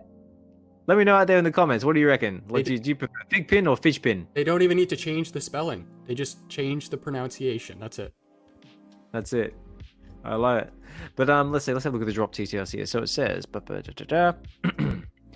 Colonel Harlan Sanders was born on the 9th of September, 1890. I can already see that being a very popular number. At the age of 40, he perfected his secret recipe of 11 herbs and spices that many enjoy today. This we got Sean in the chat. Welcome, man. Thanks for stopping by. I appreciate you. Meticulously crafted collectible Fig Pin, though I like Fidge Pin better, with a hard enamel of Colonel Sanders holding a bucket of finger-licking good fried Kentucky chicken. That's just making me hungry just reading that. So it says here, drop date is the 16th of October 2024 at 8 a.m. Pacific Standard Time. It says the listing price is via promo redemption. So the edition size is 550 editions and they are ultra rare. So basically, I think the way this is going to work is like, you go down to the VeVe booth, you get yourself one of these pins, and they're going to have a redemption code with them. And then with that redemption code, you can use that on the app, and they'll give you your digital pin. And of course, there's 550 of them, so it's first come, first serve. And then if we sort of come down here a little bit more, we do have a secret rare. Just to add to that though, I don't exactly know how like all the details are working, but they mention how there's only 350 of them at the booth. Like they're only holding a certain number. So even though the edition's 550, like the first day will be 350. So it's like a smaller amount. And then if you don't have the opportunity to get it by the time they run out, then I think next day they're restocking. I think that's how they're doing that. Mm-mm. David said something about how they need to manage how much they're actually holding at the booth. So. Actually, yeah. So I did remember seeing something, but I'll have to look it up. But we do also have a secret rare drop as well. So it's basically, it's more or less the same pin, but I think it's more like just in a metallic sort of color. So it says here, Colonel Sanders. Okay, it is a different thing. So it says, Colonel Sanders opened the first Kentucky Fried Chicken franchise in Salt Lake City in 1952. That's another number that's going to be important. Today, KFC is served at over 150 countries and territories around the world. This 3D digital collectible pin is a variant offered via digital redemption upon purchase of the collectible fig pin of Colonel Sanders at New York Comic Con 2024. So same deal. Say 16th of October drop date. Via a promo redemption code is your list price, and there's only 200 of these available. And that is our Secret Rare Comic-Con exclusive. But before I go any further, we have Doctor Strange off the stage. Doctor, how are you, sir? You heard KFC and chicken and went right back to our conversation about gravy and potatoes. Hey, man, I need that gravy. I got the biscuits. I need that gravy overflowing over the bowl like they show it in the ad. You know what I mean? I want either that or you got to give me the separate bowl like they used to do. You know, I can't. Yeah, so yeah, man, I'm doing good though, man. You know, tired, always working. But welcome to adult life, right? Everybody here is probably tired, right?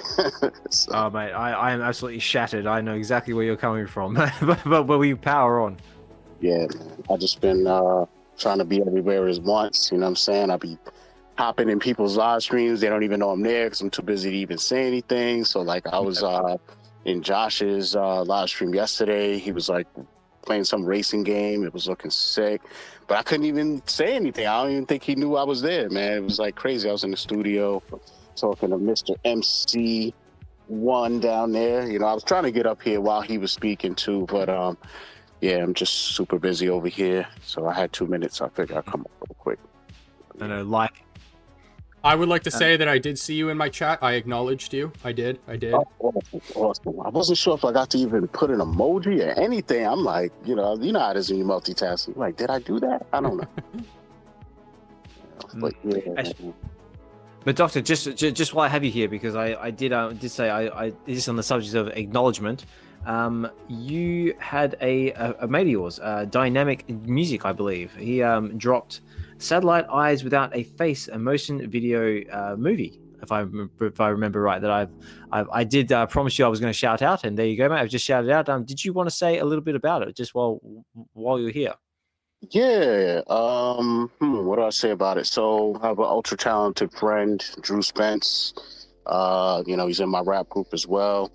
We're just some super creative dudes, man, you know, so I could say. But yeah, he does a lot, man, writing comics. You know, he has his own all types of stuff. But basically what this is, pinned it to the top, it's you know, he's a dynamic storyteller, man. No pun on the name. But crazy storyteller, you know, even a lot of our music back in the day. Just really different, crazy concepts. And, you know, if you try to make like a video back in the day of what we were talking about or whatever, it would probably cost millions of dollars. So, you know, we're in the new age, and he's always stayed abreast of AI ever since it came out. And even before that, he was into CGI. He works with Dad Studio. He's actually like a trainer. He's like affiliated with them. You know, so he teaches people how to create, you know, graphics from nothing and all of that stuff. Oh, nice. So yeah, so now that, you know, he has full control of that, and now he has full control over AI, and as that's been getting better, you know, at first we started just, you know, applying it to those old songs that never have video representation. So we have a YouTube channel as well, Dynamica Music. You can go check that out, and that's where the video for this song is. So basically, he made a cover song for Eyes Without a Face, the old Billy Idol classic, and he also has developed an AI artist. It's a female, and he has a couple of albums out with this artist. So that's something we were experimenting with, just seeing like how distributors, would they say no? Would they, you know? So we experimented a bit, and they're taking to it, no issues, and it's really dope music. And he also, you know, has made videos for all of her songs, all of her singles, or, you know, a lot of songs. And it's just, you know, things are evolving. So, you know, being that he's such a crazy writer, man, if you ever check out any of his comics, again, if you just Google like Drew, D-R-E-W, and then Spence, you'll see his stuff come up, man. But, you know, his comics are crazy, all that stuff. So that's another thing I'm trying to do is also, you know, bring him over to the VeVe side of things, because some creatives, they get so deep into their stuff that it's hard for them to also keep an eye on all these other things going on. And how some people are, they need to kind of see it in their face to actually believe it or understand what really is going on. So I've always put him on to VeVe ever since I've been on it, and to him it's like, oh, it's just some weird stuff he's into. But at the same time, he's a comic book head, obviously writes comics, so he gets it, you know what I mean? But then again, he doesn't get it, so it's one of those things. And now that once he moved into actually doing comics, and then at the same time as he was evolving, VeVe was evolving, saying, oh, we're going to work with independent comics and this and that. And then it really happened, once we got the VeVe Comics app and all of this stuff. And then now you see, comics from Evermind to Sanity, coming out with Spraggle House. So, these things are moving, and they're definitely putting their money where their mouth was.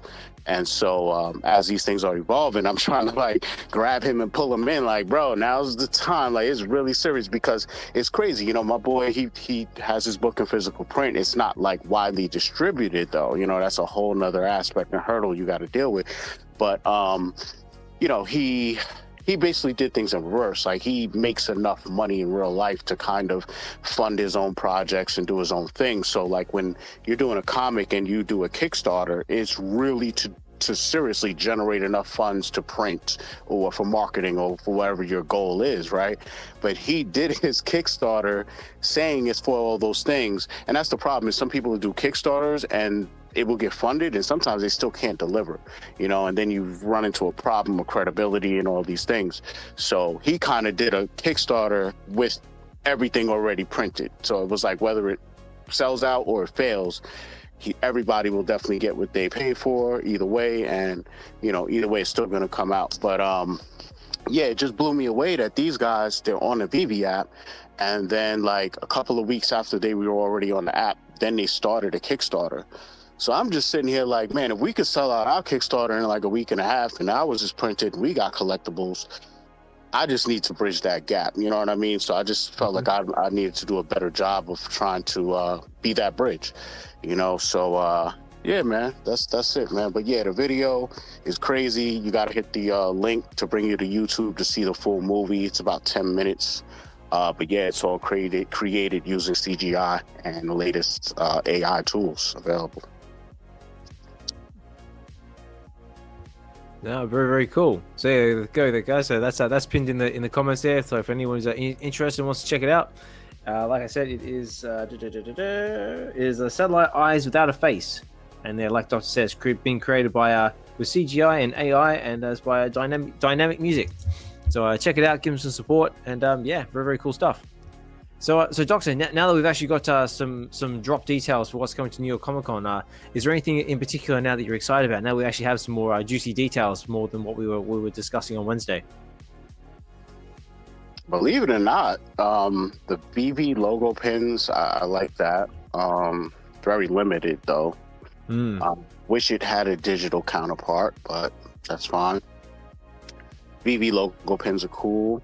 That Spider Mobile is very intriguing. I like the whole shooting a web out. Be careful with the mobile. We got double quill in the space still. That's it. But yeah, they're right. I mean, if you say mobile, that's just, I picture a dude walking down the street with a big briefcase and a cord and a phone coming out of it. Mobile was how they were spelling it in my chat, and now everybody's like, "Oh, dude, you were saying it wrong." And it's I'm going to bed thinking about this now. It's gosh, double quill, what'd you do to me, man? But yeah, it's just had to point that out. But. I think for the I was talking about the Spider-Man with a couple of people like Obi-Wan, Nino, and I was saying what I would have preferred is I know we got a black suit Mighty, right? But he has the red stripes, red stripes. Maybe do one where it's a black suit but with the white, you know what I'm saying? Or more in line with how he looks on the cover of Secret Wars.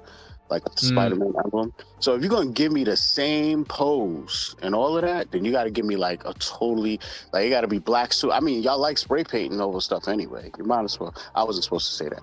So it's all black, and then you could just do, make it all black. I don't know, or just give me the white pinstripes. But you got to do that. If you're not gonna do that, then all right, I understand its legalities with the New York Yankee hat and all of that. All right. So number one, where you went wrong, you can't give me a gray New York hat. Nobody, when y'all come to New York, you're not going to see nobody with a gray hat on with a New York in the front in any font. So that's not even New York. That doesn't say New York. That doesn't say Comic-Con. I don't know who that speaks to. So the gray got to go. So first thing you got to do is make the hat navy blue. All right, we understand legalities with the font, with the NY font. So even keep the NY, but the hat gotta be blue. All right, so now you covered. All right, that's as good as you're gonna get for a non-licensed New York hat. So there you go. But then you gotta, if you're gonna keep everything the pose the same, you gotta put a pair of Timberlands on his feet, even if they're the fake Timbs. Yes. Even if they're the fake ones, you can go with just regular constructions out of Walmart, whatever you gotta do. I'm cool without the Timberland emblem on them, but I need some construction Timbs on them. That's New York, you know what I'm saying? If you want to put a Henny bottle, a fifth of Henny in his hand, you could do that. It could be a fake bottle. But, that's the classic, all three of those things go together to make it New York. I understand, all right, the Henny bottle might be too much. Maybe a 40 ounce. You can't go with the 40, it's fine. All right, but then I need the hat and the Timbs. That's all I'm saying. I'm done. Yeah. Yeah, no, I love that. Like, if you're gonna make it like from New York, actually make him like from New York, like we're like the genuine like New York, not just like like just a hat and be done with it. Yeah, no, I like it. Yeah, you gotta switch it up. So if it's gonna be traditional colors, you have to give me those extra accessories, and then if not, then just give me a black one, like an all black or something. Like, but I just because the way I found out about it, I was on the phone with Omi-Wan when the article dropped, and I was at work, so I couldn't talk to him and be on the phone and then still be doing my little job or whatever. So I'm like, all right, just tell me what the article says. So he's telling me about it, and I'm hyped. And I'm like hyped. I'm thinking it's something totally new. And then when I just pull up the picture, I'm like, nah, this is not what he was talking about. Now I'm scrolling and scrolling. I'm like, nah, that wasn't it. I know that wasn't it. And yeah, that was it. So, a little less, it could be better. It could be better. Are you guys going for it? That's the question. You going for it? Me, no, not for me. Nope. I mean, if they could have just worked out a licensing deal, they could have just sold me the hat and then I'll just put it on my Spidey. But it would have had to be an official hat. You know what I'm saying? But I don't know. I don't know. So just we sort of got interrupted with the fidge pin, which I like so much. But Josh, was there anything else you wanted to talk about in regards to the KFC partnership with fidge pin? Yes. KFC is just the start, which is really interesting because it's kind of like it's like a very, very small Viz Media, if that makes sense, because Viz Media has the umbrella of licenses they have access to, and then it's the same thing with Figpin. Although VeVe hasn't confirmed this or anything, I'm guessing they probably just got KFC through Figpin. I'm not picturing a New Zealand and Australian, co-founders going to some chicken franchise in the US being like, hey, hop on our collecting app. I don't know. I wouldn't put anything past David, but I don't really see that happening. So if KFC kind of marks the beginning, then they have DBZ, they got Naruto, they have some really big names. And I feel like it's only a certain number of times that VeVe needs to cross paths with these IPs before they really sign them. And it's at this point, it's okay, if they can't get something like Dragon Ball through Viz Media, then can they get Dragon Ball through Figpin? So there's so many different avenues they can kind of poke at them now. But yeah, I think the partnership's super cool. I started with pins, so it's kind of a full circle moment for me, but I've never gotten my hands on an actual Fig pin, but the quality looks really good from the videos that I've seen. So yeah, I'm really excited to see what other brands they bring. But as for KFC, I laughed pretty hard. I don't think anyone saw that coming. So yeah, it's definitely a bit different, wasn't it? Yeah, but I'm all for it. Not going to be going for it Well, I can't. Never mind. Oh, very cool. All right, I'm just trying to think. What have we got left to talk about? So we've covered basically just about everything I could think of, like that. But there is one left that we haven't talked about yet. Oh, sorry, I just got a comment from Mahalo Joe. Like, have you guys talked about the Marvel logo yet? Yes, Mahalo. We had Mr. MC1 came up and spoke about the Marvel logo. But if you want to come up and talk a bit more about the Marvel logo, you're more than welcome to. That also goes for anyone else out there as well. If anyone wants to come up and speak, say a few words, you're more than welcome to at any point during the show. Like we always say, as long as you're kind and respectful and not a dick, as D-Less always very kindly put. That's what the space is all about. It's about collecting and connecting with others, enjoying the fandom, just letting us know your collecting journey, what you're into. Marvel, DC, VeVe, Crypt Toys, Candy. So we're all for it. Like, just yes, if you're just looking for somewhere to come and chill with other like-minded collectors, this is the place for you. I also want to reiterate what Mr. MC1 said and say be careful with the whole FOMO thing right now, because I know a lot of people are talking about the logo. I just want to put that exactly put that out there. Nothing's set in stone yet. It's all just talk. So just be responsible. Actually, that feels like a good segment into this, because we haven't done this yet. We interrupt this program to bring you an important announcement. Nothing ever said on this channel is classed as financial advice in any shape or form. I have enough trouble with my own money, let alone anyone else's, so do what you feel is the best thing for your circumstances. Please don't do something silly by using the kids' college fund, your retirement fund, or mortgaging your house for like a Weapon X or something like that, even though it does look really cool. Please be responsible, and yes, everything said on this channel is purely for entertainment purposes only. And also, if you haven't watched anything good lately, I highly suggest Shogun. If you enjoy reading lots of subtitles, it's basically the Game of Thrones of Japan. Or if you want to get yourself a quality air fryer, I always suggest a Ninja Foodie. It's a very, very good investment. It will change your cooking experience forever. And then back to our regular list. Oh, now you're dropping the actual brands, dude. You gotta wait for the sponsorships for that. I know. Get the numbers bigger, and then you gotta yeah. I know. No, I just really, again, it's just like VeVe. I just really enjoy the product, and I like speaking about it. The word of mouth, it really does work. It does. But now there is one last drop that we haven't covered yet, and that is from Mr. Ron English. We covered his comic, but we haven't actually covered his actual collectibles drop, which is from VeVe Vibes. Ron English, DJ Big Bot, and record number 1. So this looks really, really cool. So it says, DJ Big Bot spouts original banter as he dances. There may be a lot of now in forevers, and there is none in never. Remember, time and space go on forever. The earth makes for a good womb for the terrible tomb.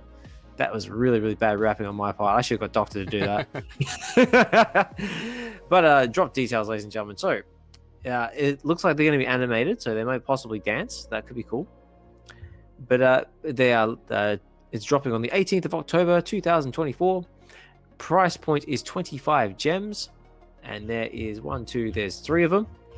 So we have our common, which is 1,800 editions. We have our, which is a rust. So it's kind of like a red sort of rusty looking dancing robot. Big fat belly with these with a cassette tape head as a head. Then we've got our silver, which is our ultra rare. It says DJ Big Bot Silver Rust. He just needs a good shine. Again, 25 gem price point at 888 editions. And then we go down here to our gold. Still worth his weight in gold. It says the Gold Rust. 25 gems, 200 editions. So very scarce. But wait, ladies and gentlemen, there's more. If you manage to acquire one of these, you also get a free craft out of it, according to this. So it says DJ Big Bot Records number 1 craft. It seems that the humans have worked very hard over many centuries to mechanize labor, and through plugging everything into one single hard-working robot, which is it's called Frankenstein, or like Franken Robot. Okay, it says record number 1, Frankenstein. Robot Frankenstein. Every thought that ever escaped your mind is mine. Phones to drones. DJ Big Bot Robot controls the groove. Very cool. So it says here basically same 18th of October drop, 0 price point, 1,800 edition for the so it looks like the edition size is going to match the big bots themselves. And what you have to do is to be eligible for the Record 1 Frankenstein original digital collectors, users will need to hold at least one DJ Big Bot Rust digital collectible from the DJ Big Bot series. No digital collectibles will be burned during the crafting process, with store purchases eligible only. Aha. So with store purchases eligible only. So if you get this from the store, so by drop by the sounds of this, it's first in, first serve, crafting closes 20th of October. So I feel sometimes I have to make this like a little bit more like, clearer, because like some like store purchases, some people might interpret that as like buying from the store and not from drop. So yes, that's a very important detail, guys. So it looks like you'll only be eligible for this if you get it on the drop. And again, it's same with so they basically got a record for every edition. So they've got one for the gold, one for the silver, or they've got a platinum one. So for the ultra rare, which is 888 editions, same deal. It says you basically have to hold one DJ Big Bot Silver Rust collectible from the bot set.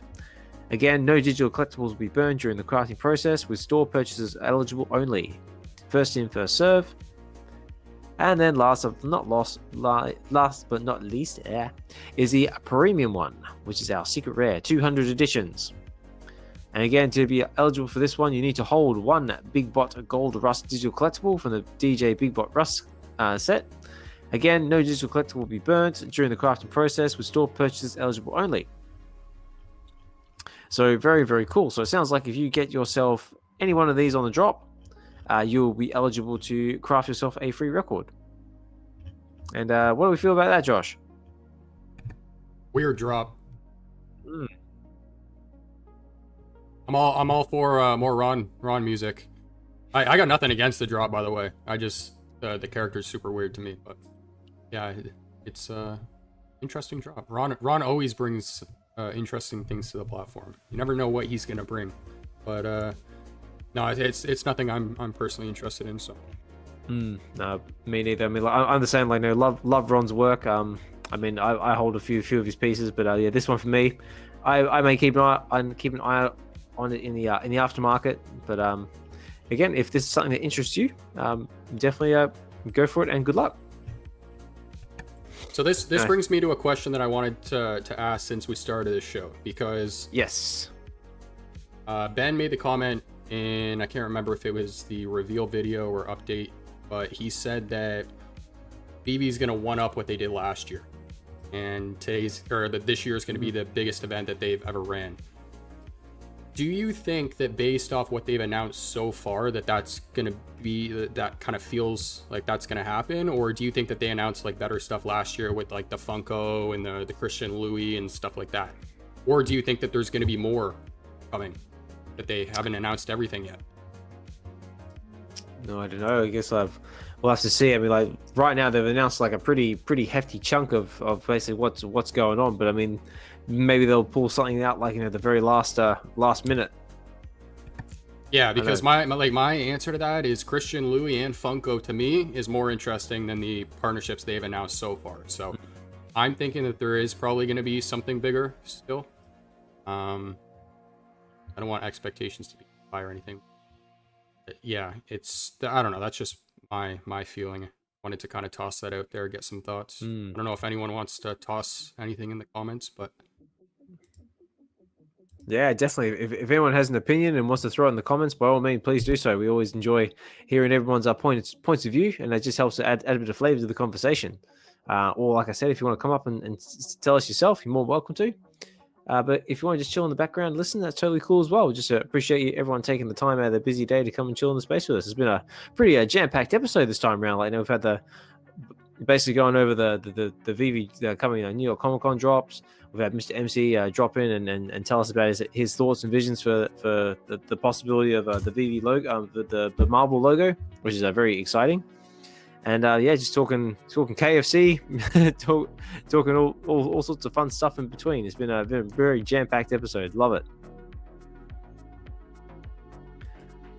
I still think there's more to cover too. I don't think we've covered everything.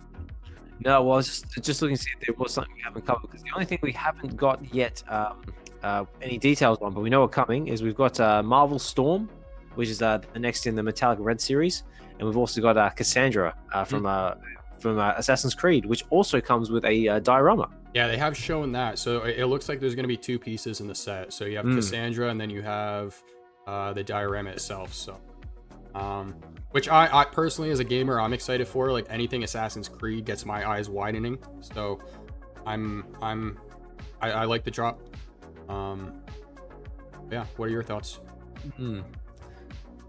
Yeah, well, just reading a double quills. I put a comment here in the comment saying the main thing I've noticed about the comic cons is that while VeVe is still Marvel eccentric, there are more and more breakouts from other IPs, collabs, etc. than there was in previous years. That is very true.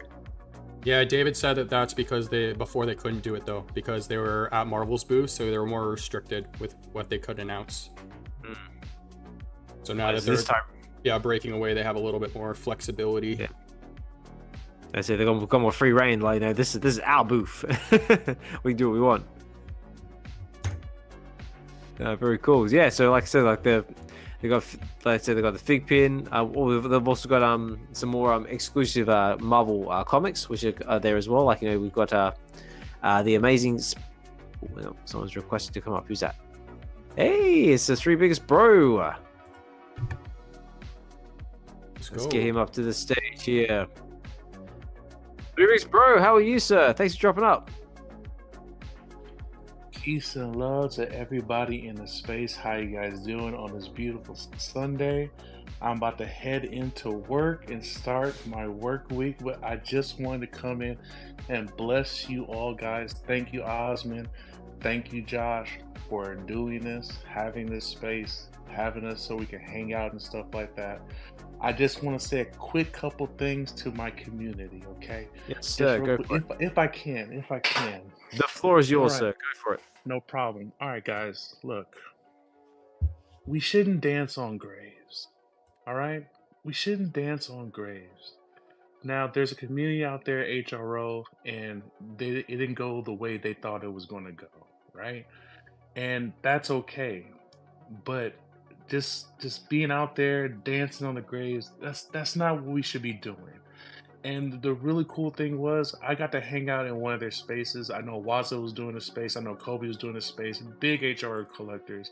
And the real cool thing about that was they were down, but in the end they still had their community. They still had each other. They still had the things that they saw. They made each other cons. They made each other through the space and stuff like that.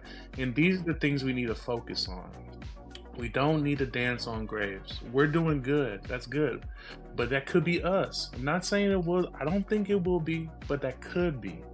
And then are we going to be happy if somebody just sitting there talking smack about our stuff? Nah, it's not going to feel good. So I just want to say out there, like, leave with love, guys. Leave with the positivity. Some things didn't work out, and that's okay. And we have to be okay with that. Might happen to us too.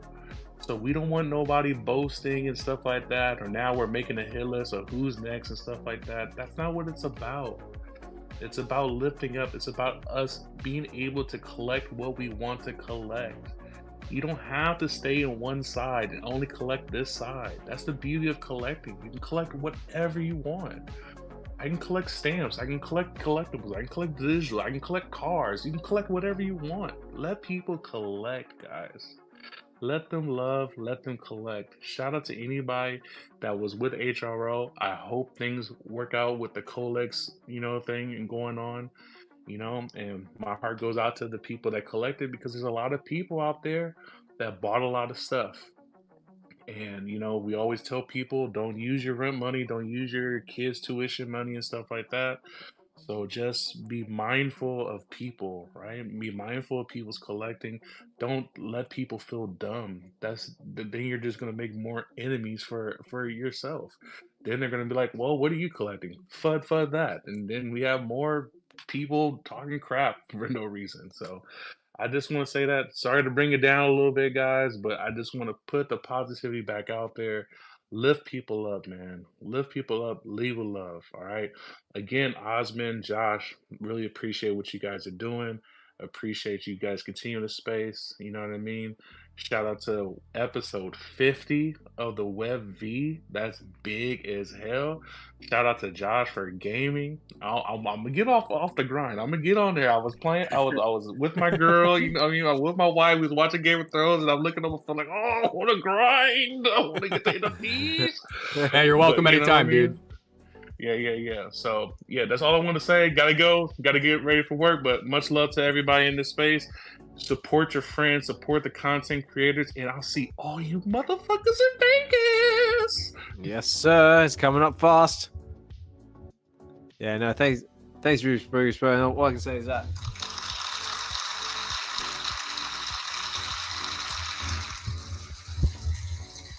Yeah, no, I have to say, like, I kind of second that. Like, there's no reason like to sort of bring people down. Like, it's unfortunate about what's happened to HRO.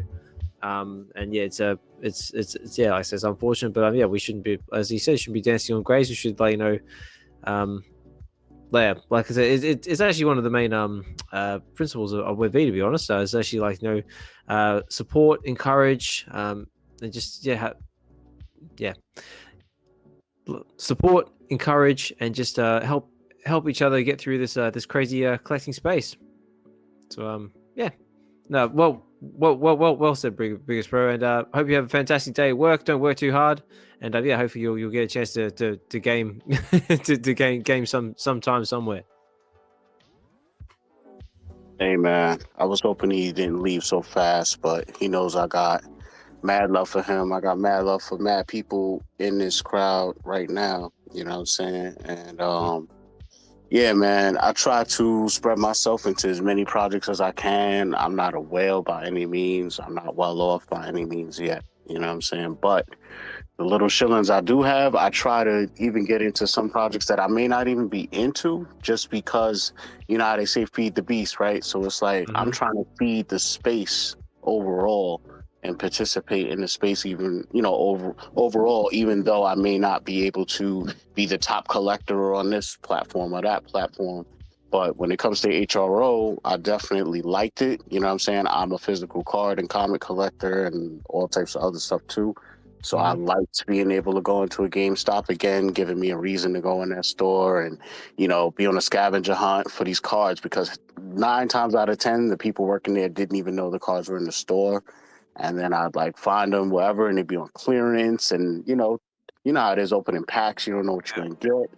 Then I'm immersed in this digital aspect of things, so it was dope, man. You know what I'm saying? And he's absolutely right, man. It's not a good thing when these things go down. And you know, a lot of people in our own community, you know, at least the ones that, you know, really active, whether it's flipping or collecting, you know, we leverage ourselves in these other platforms. So it's like, you know, it's not good when they go down. You know what I'm saying? We need more of them. You know what I'm saying? Because now you're looking around and it's not even a lot of players left. You know what I'm saying? As far as with major IPs, and now we might all be looking crazy. You know what I'm saying? If the whole thing goes down. So it's like, you know, we see we got Hananu up here, man. I want to let him speak, man. What's up, brother? Yeah, how are you, bro? Hey, what's up, guys? Morning. For morning for me, anyway. Yeah, I wanted to come up a little bit earlier, but you know, I had some baby duties. What's up, Doctor? What's up, Collectors Gone Digital? Oz. Always a pleasure to see you guys. What up? Kind of wanted to like riff off of Doctor. You know, remember David Yu saying in a Twitter space that a rising tide lifts all ships. I've heard very true. Will Weinrob say the same thing. And we need all the ships that we can get to get this space going. And another one just kind of sank to the ocean. And so our fleet's getting smaller, you guys. I'm a big proponent on diversity and unity for all. And I just really hope in the coming years that we can all kind of like come together so this space can actually, you know, kick off and we can actually move forward in this space. We're a very niche space right now. So I think all hands on deck. Everybody is important in this space. So I want to thank you guys for having this space. It was really great conversation, you guys. Josh, Oz, you guys always put out every Sunday. Even you, Doctor, with Oz on Wednesdays. You know, appreciate WebV, and thanks for having me up here, guys. Always a pleasure, mate. Thank you, man. Appreciate it. Yeah, and we also appreciate everything you do as well. Like, with that, and with yourself and D on your channel as well. Like, the Real Uncommon podcast. Thank you. It's all held together by duct tape and baling wire. I swear. It's held together by the web. Yes, sir. Web, you know? That's it. By the web, duct tape, and baling wire. Love it. Yeah. Also got a comment as well, like here, like the comic guy. Thanks for dropping in, comic guy. Says, I wholeheartedly concur. Yes, sir. I definitely agree as well. Like, yeah, definitely all tires lift. They should lift us up. Like, there's plenty of space in this crazy pond for everybody. And yeah, like I said before, we just got to help lift each other up, stay positive, and yeah, let's just keep this going, and then maybe one day it'll be like super mainstream, and we can all look back on this moment and just say, yeah, we were here when it happened. Indeed, man. You know how life moves in waves, ups and downs, roller coaster style, right? So I was going through kind of a bad week last week, and I saw, I'm not really like too into the McFarlane digital project. I like what they're doing over there. I like the way the collectibles look, but I just, like you said, can't be everywhere at once, right? So I managed to get my first one from Hinanu. I won that one a while ago. And I saw the comic guy was doing a giveaway. So, I participated in that, man. And I thought that it was going to be like the winner drawn and like it 100% be on Twitter. So cool. So then I saw coincidentally he was going to be on the Uncommon podcast. So I tuned in anyway, but I was like, oh, this extra incentive, get to know people, meet them face to face, all that. So I'm in there, and then all of a sudden Hanano pulls up the wheel. This is a million names on the wheel. I'm halfway like watching, but multitasking. I'm always working, man. So I don't know what the wheel is really for exactly, but I'm not thinking it's the giveaway that the comic guy was doing. So they spin the wheel. Next thing I know, I hear my name called. I'm like, what? I'm like, what did I win? And it's the, the comic guy's giveaway, man. It was 3 collectibles from McFarlane. So I wanted to shout him out, say thank you for doing the giveaway. Thank you to Real, Hananu, and D for doing the giveaway. But yeah, I was totally thrown off. And then I won a Grogu from Hinanu. So yeah, man, if you guys don't tune in, you know what I'm saying? They give away some awesome stuff. And he has a whole, membership thing, Discord. Yeah, man, get involved. But just want to say thank you to everybody. Brother's got the golden touch, I swear. He cleaned house that night. I'm so happy for you, Doctor. And shout out to the comic guy. We got to meet him for the first time on Friday. Really awesome soul. And if you guys haven't yet, check that out if you're interested. But really cool person in the community. Yeah. Yeah, I really, honestly, like, I just keep my eye on the McFarlane project, and when the way he cropped the picture together for the giveaway, I was like, oh, that's dope. I was like, yo, I really want that. I was like, yo, I really wanted it, bro, and I just was shocked when I won, bro. So, yeah, that was just insane, man. So that turned my whole bad week around, you know what I'm saying? So I appreciate it, man. Yeah, definitely, and like I said, if you haven't checked out the latest episode of Hello How Friday, they had the comic guy on, and they also had a video Shane as well, and it was a great conversation, and it was just good to see to put a face to the name of the comic guy, awesome guy, and I highly recommend anybody to check it out. Yeah, and also I know you got to wrap things up real soon here, but I don't know if anyone mentioned it. If they did, I missed it. But Hanano, huge congratulations on the I think it's 300 videos. Yes, I'm not that wrong. is very true. Yeah, thanks, guys. I mean, for me, it's a little small milestone for me, but so 300, right? You can't equate that to Snyder's movie, but yeah, no, thanks, guys. I really appreciate that. 100%. 300 is a lot, and yeah, it's a lot. And to build off what Osmo was saying earlier, 300 that's a testament of commitment and dedications. Yeah. We're going for 301 on Tuesday, guys. Let's go. Let's go. Let's go. I gotta be careful with that one. That one gets a bit loud. Very, very cool. But yeah, Josh is right. It is starting to get late on my end, but I'm having such a fantastic time. I'm willing to take the risk and let it run a little bit into overtime because yeah, like I said, it's been a fantastic space. I know. Brisket for the biscuit. Oh, where's the soundboard? Where's the suspenseful soundboard sound effects? It's like this is more like that could potentially be me in a few minutes if I start getting angry phone calls. But no, I mean, like I said, it's been a fantastic space, fantastic speakers, great subjects, great listeners there in the background as well. See all the cool kids like just coming and going as you do in life. We've still got a whole heap of fantastic members of the community here with us.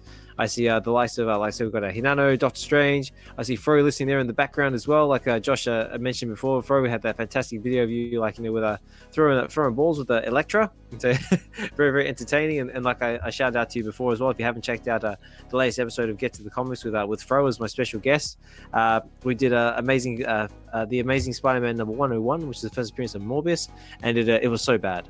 that was the hashtag of the episode because yeah, with the sound effects and voices was just fantastic. It was a great time. And we'll see Dee's listening there in the background. I'm sure like munching on something with the prince probably in her arms, like just chilling, listening in the background. Omar's with us as well. Double Quill's been hanging in there, commenting in the comments as well. Thank you so much for chilling with us. The comment guys dropped in for a little bit, probably great like sleeping some comics or grading something or just doing comic stuff. Much appreciate you, mate. King Nino, so always a pleasure having you in the space, mate. Another big supporter of the space. Mahalo Joe's there in the background as well. Now I do believe, if correct me if I'm wrong, if Mahalo Joe is still taking orders for New York Comic Con. So if you're looking to pick yourself up, I think the deadline I believe was Monday, so there is still time. If you're interested in anything, hit up Mahalo Joe, and I'm sure he'll tell you if it's still open or not. Notorious is there in the background as well. Always another big supporter of the channel. Three Biggest Bro was there as well, off to work. Hope you have a fantastic day, and thank you for reminding us that we need to stay positive of the space and look after everybody because everybody matters. Vegan Things is with us. Richard there in the background as well. Always a big supporter of the Superstar Money's channel and a big advocate of cyber security and safety. Always awesome to see you in the space, mate. NFT Gents is with us. Fried Labbits, Dr. Fuse. Always a pleasure to see you in the space, mate. When you can. I'm hoping you're able to come to Vegas because last I heard that you may be coming to Vegas. So if you are still able to, that would be awesome because I'd love to see you again. I've actually had the pleasure of meeting Dr. Fuse in real life, and he's a fantastic bloke. So yeah, it'd be awesome if you can make it. Shanks is with us. Clever Jerk. Like I always say, mate, your collection is insane. You got so many awesome numbers and cool stuff in your collection. So very, very cool when you share with the one you can. And whole of other cool kids in the house. But yeah, again, guys, big thank you for everyone listening in, and a big thank you everyone for speaking the space. It's been awesome. But Josh, was there any other topics or anything you wanted to cover, like in relation to VeVe drops or anything we may have skimmed over, or anything you want to circle back on? No, I think we covered everything on my list. I'm good. Yeah. Awesome. Hinano, Doctor, was there anything that you guys want to talk about while you're up here? Maybe something we haven't covered yet, or something that you're interested in? Or actually, Hinano, I haven't asked you this question yet. Are there any drops that you're particularly excited for? Are you going to be going for anything? Yeah. What is it? Amazing Annual number 1, I believe. First appearance of Sinister Six. Yes. Yep. That's the one. Looking forward to that one. And then the Addiction comic number 3. Yes, that's the one. Those two are my favorites. Same. I'm definitely going to be going for those two. I might even go for the Ron English comic as well. What about your thoughts on the collectibles? Maybe the Wolverine for a good example. What do you think of the Wolverine? Actually, now we've actually got some drop details and a photo to back it up. How are we feeling for the Weapon X drop? Well, I think it looks great. Yeah, I think they did a really good job on that one. I like the detail that they have in that collectible. I'll probably hang back and maybe try to pick one up in the aftermarket, just me personally. Yep. But yeah, I think it looks great. Yeah. What about you, Doctor? Did you have any thoughts on the Weapon X collectible? Now we actually have something to look at. Oh man, we've been speculating and talking about this one for a while, man. Yeah, it definitely lived up to my standards. I wish that the animation was a little bit more, animated. But as far as quality, off the chain, I like it. Like Josh pointed out, even the scratches and scrapes on the gearbox on the hip, it's great detail. We were just saying before as well. They've come a long way with getting the skin detail down as well. I know, it's like taking all the way back to when we had like the likes of Lenectra and like Invisible Woman and all that sort of that sort of skin detail. Now we've sort of transitioned over to this. I mean, there's definitely a jump in quality. Yeah, definitely. We should get better from here. So. Yes, sir. So we just got to see what comes next. So I think we've probably got some more Wolverines on the way, and we'll see what other fun stuff is coming for New York Comic Con, because again that is creeping up quickly as well. They have a secret drop as well, right? According to the blog article, there's something they haven't announced yet. Yes. Where was that? Because we covered that on the Wednesday show. It was. Oh, I completely missed that. That might be the big announcement. It does here. Well, it says here it says secret drop. That's all it says. Secret drop. So could that possibly have been maybe the logo that they buggered up on? Maybe, or it could be or it could be something totally different. It's not the case, is it? I don't know. Level 100. I don't know. Well, it just says it just says secret drop, and that's it. Yeah. Okay. So then I probably guess that's something larger. Anada, what's your thoughts on what I was saying earlier about how, like, they were saying they were trying to one up last year, because this is their biggest show yet. But from what they've announced so far, I'm not convinced that it's their biggest. You know what I mean? Like, Christian Louis and Funko. Pardon me. Christian Louis and Funko are, in my opinion, larger names than anything that they kind of announced this year. So, what are your thoughts on that? I do agree. I thought the Funko thing was really cool last year. Maybe the fig pins were what they were trying to allude to, but maybe what they're trying to say in that communication of one up last year is maybe it's tied to that secret drop. Yeah, that's what I'm thinking. I'm like, there needs to be something larger announced in order for them to still one up last year. I don't think they've done it yet. So, at least in terms of what they've announced. And yeah, I know a lot of. I'm sorry, Doctor. Go ahead. I was just gonna say, in terms of IPs and things like that, I don't think that that's all they mean.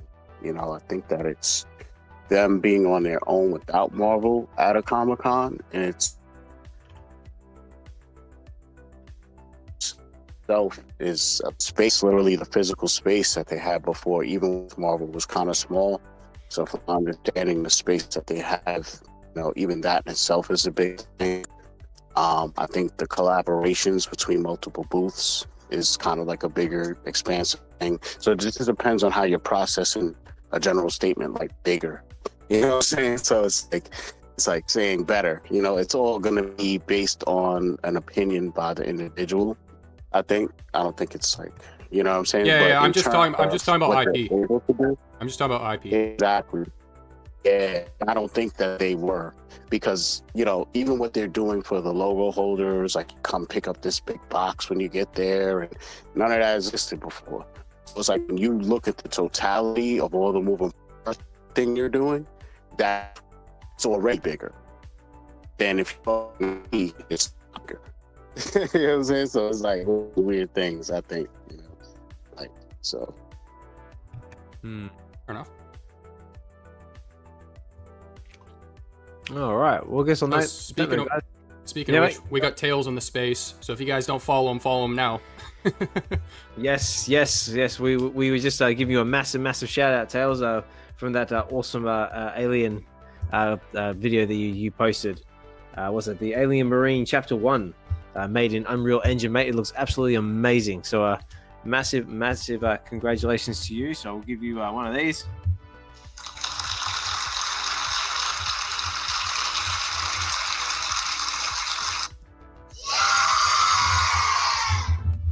Yeah, mate, I can't even imagine how long it must have taken you to actually make that. But yeah, definitely fantastic work. Yeah, it looks amazing, and I can't wait for the next chapter. And very cool. And we also got Kid Arcade in the house as well. If you haven't been following Kid Arcades, I've been prepping for a big show of his as well. And again, always a fantastic member of the community as well. Always keeping up with the chill pill and what's going on, and dropping the NFT collections from time to time. Yeah, it's just great to see you in the space, mate. And on that note, guys, I think we're start winding things down, because it is getting towards 11 o'clock at night here in the UK, and so far I haven't got any angry text messages, so that's positive.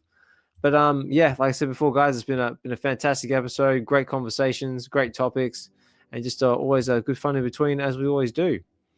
But before we start winding things down, Josh, was there anything else you guys wanted to cover before we start closing out? I got everything checked on my list, but just a big thank you to everyone who came up and spoke. Biggest bro, thank you for the kind words, and then just what you were talking about keeping kind. We got Hanano, Doctor, bro, dude, thank you. Tails said all that stuff about his video. Yeah, unbelievable work by him, dude. Like, I wish I could say more, but I'm also like lost for like what words I should actually say here, because it's just watch the video if you haven't. But yeah, just thank you for everyone who came up, and we'll chat next week. Absolutely. Actually, there was one last community shout out I forgot to mention, which is right at the bottom of my list here. Is we've had a few birthdays in the space, and I just want to give a big shout out to Evolved. He was actually his birthday a couple of days ago. So if he does happen to catch us on the replay, or if he's hanging there in the background at all, this is for you, Evolved. So happy birthday.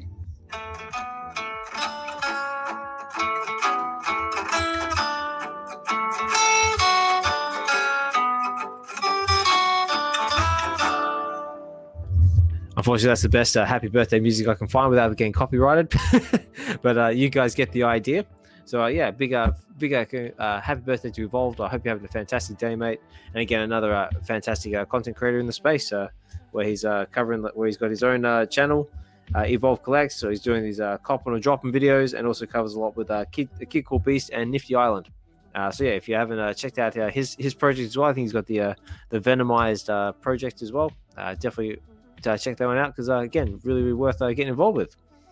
And also there was another legend in the space that had not so our space, like a major space, or I should say like a major influence in our space, is Mr. Hugh Jackman had his 54th birthday this a little while ago as well. So again, congratulations to you, Mr. Jackman, and big happy birthday for you, and keep going strong being Wolverine, because by the sounds of it, from what I've read in some of the news headlines, he might be sticking around for a while doing all sorts of stuff.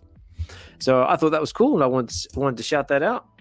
And one last one as well, because I think this is definitely worth shouting out, because this is another member of our community who's just always so giving and always so kind. Is a big shout out to Guri, who's currently traveling at the moment. I believe he's somewhere in Jakarta, I think, but he's been in Taipei, he's been in Japan, and he was also kind enough to send myself and other members of the community little care packages from his travels in Japan. So he sent me a little care package full of little Kit Kats and all sorts of other cool stuff that had was all full of Japanese writing and stuff like that. But it didn't matter, because my kids saw it, and the first thing they saw was the word Kit Kat, and they knew it was chocolate. It didn't matter if it was in Japanese or anything else. They knew exactly what it was. So yeah, big shout out to Guri. Stay safe, mate.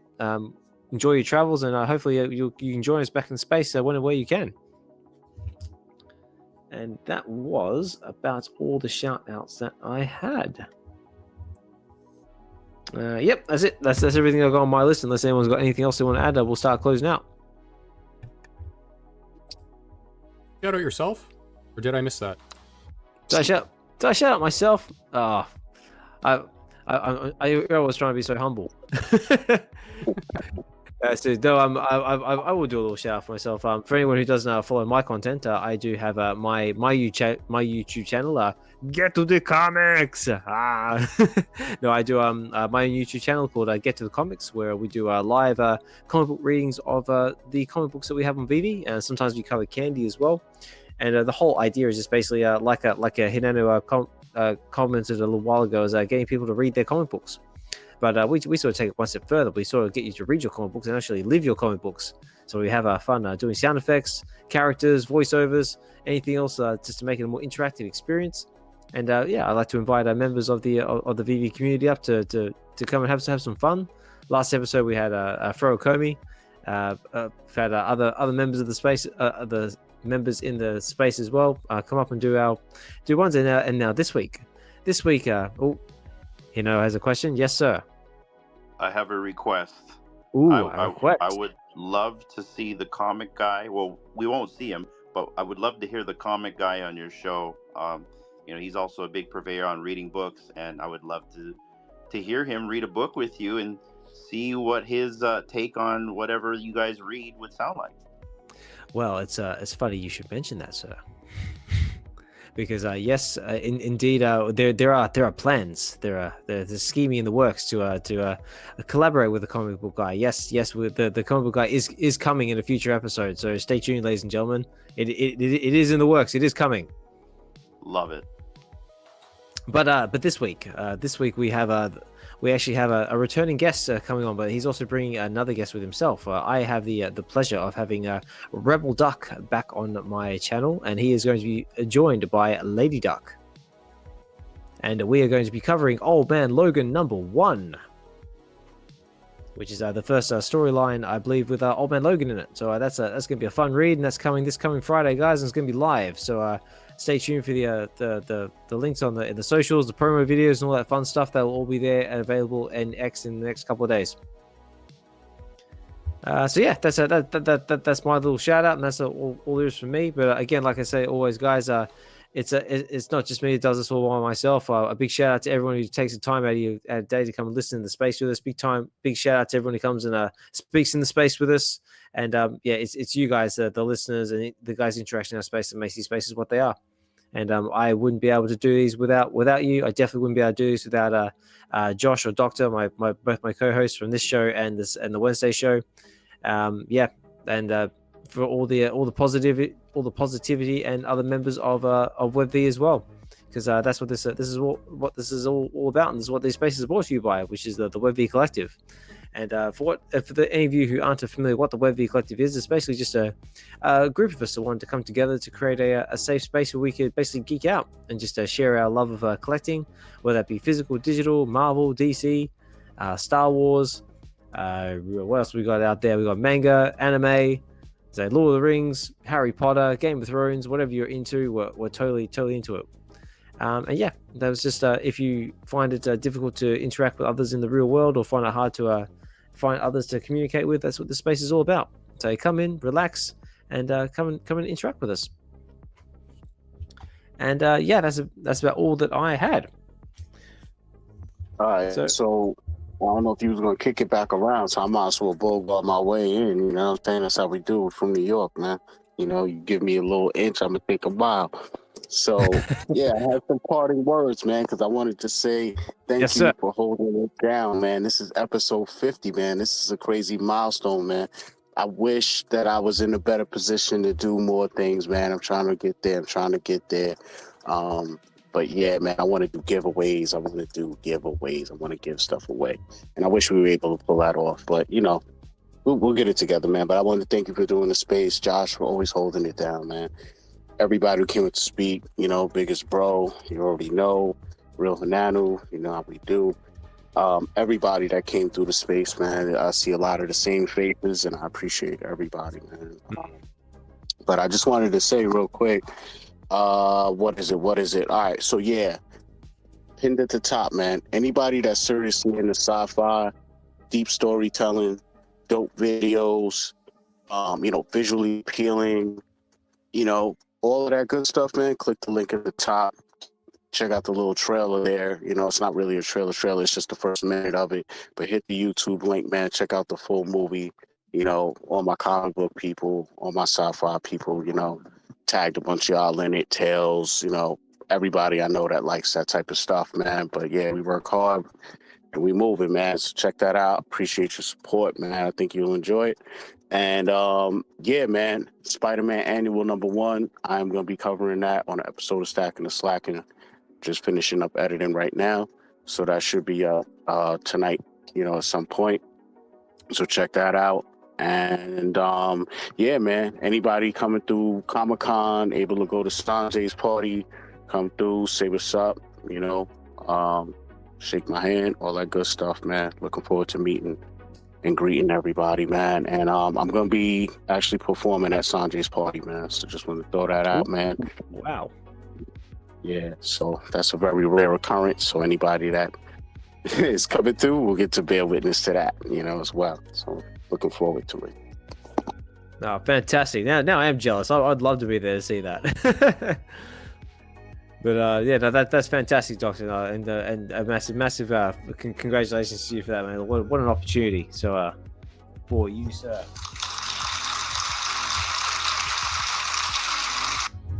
Awesome. I love it, guys. All right, guys. On that note, yeah, I better start closing out because I will start getting angry phone calls soon. But yeah, again, big thank you to everyone who's taking the time out of a busy day to come and chill in the space with us. Much appreciated, you guys. It's been a fantastic episode. Tons of topics. We've gone over the drops. We've gone over the possibility of what could be with the Marvel logo from Mr. MC1. Obviously, like we said, don't go doing anything rash just yet because it's all just talk at the moment. But you never know what could happen. And yeah, just covering everything from the drops to KFC to the dynamic music and his was it Satellite Eyes Without a Face. Definitely check that out and give him as much support as you can. Same with everybody in the space, guys. Anybody who's making content, anybody who's looking to try something new, just give them as much support as possible because that's what it's all about here. We're here to help each other and lift each other up. Also, another little bit of support you can do if you feel inclined to do so is that myself, Doctor, and some other of the content creators out there will have links to buy me a coffee or other little donation pages or monetization pages or any other ways to help try and keep the lights on. Obviously, if you feel inclined to do so and you want to help out, those links are available as well. There's just little donation pages to say thank you. And just help keep us all going and keep bringing this content because it is not easy. Some of us do make sacrifices to keep bringing you these content, and but at the end of the day, it's all worth it because this is what it's all about. It's for you guys. I love it, and I will keep doing it for as long as I possibly can. And Hinano has a question. He's being coy, you guys. Okay, StreamYards has bumped up the fee to $50. I know he pays for Canva, so he's probably paying another $11. On top of that, he's probably paying more than that. So he's probably paying $75 plus. Support your content creator, guys. Support Josh, support Doctor, support Oz. Buy them a coffee because right now these guys are staying up super late to give you guys this content, or early in the morning, depending what time it is in the time zone. Support the community, you guys. As the biggest bro likes to say all the time, support these guys. Because yeah, he's not telling you the whole thing. I know it because I pay the same bills he does, and he's being very modest here. Support your guys. Appreciate the space, Oz. 50. That is awesome. I'm in the 50th state, Hawaii 5-0. Let's go. Nice. Big congrats to you guys, and happy birthday to Evolve. And also one last request: if Absolute Batman drops on Candy Digital, I'm requesting that on Get to the Comics. Just saying. Yes, sir. Absolutely, mate. That'll be all yours. So there you go, guys. You heard it here first. And then it's called dibs on Absolute Batman because apparently it's awesome. And I haven't had a chance to look at it myself, but I'm definitely interested. All right, guys. On that note, I better say my goodbyes, my goodnights before I get in trouble. But yeah, again, guys, big thank you for everyone listening in. Big thank you for our speakers, Doctor Strange, Hinano, Mr. MC1 for coming up and talking about the possibilities of the Marvel logo. Really interested to see what him and Sleeping come up with and where it all goes. Ooh, exciting times, ladies and gentlemen. And also, good luck if you're going for any of the drops that we spoke about today. I know we've got a comic book coming very, very shortly, which I believe is Wolverine and the X-Men #1, which is dropping on Tuesday. I personally won't be going for this comic, but if that is something you want to go for and you're hoping to land a rarity or a mint number, good luck to you. And same with anything else you want to go for. And on that note, guys, it has been VeVe Weekends episode 50, big one, 50. Big thank you to my co-host Josh for helping me co-host this episode today. And yeah, it's been a good one, guys. So take care, guys. Have a good one, and we will talk more soon.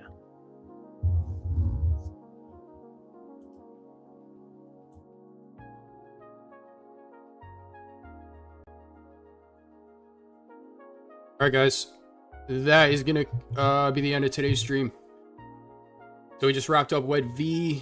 We started with some Assassin's Creed, which is now officially coming to VeVe, so that's gonna be dropping soon.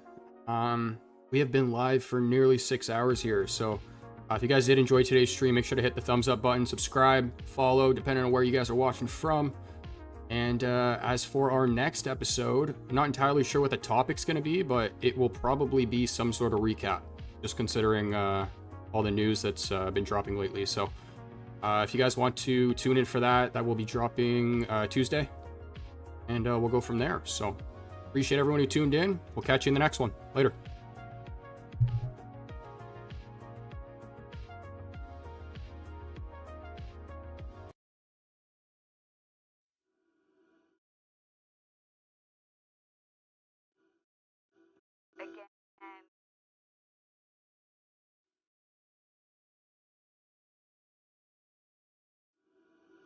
Again, love all the people that you've been having on. I still don't know what Gregory the Butler does, but listen, someday maybe we'll find out about that. The time is now, the vibe is now.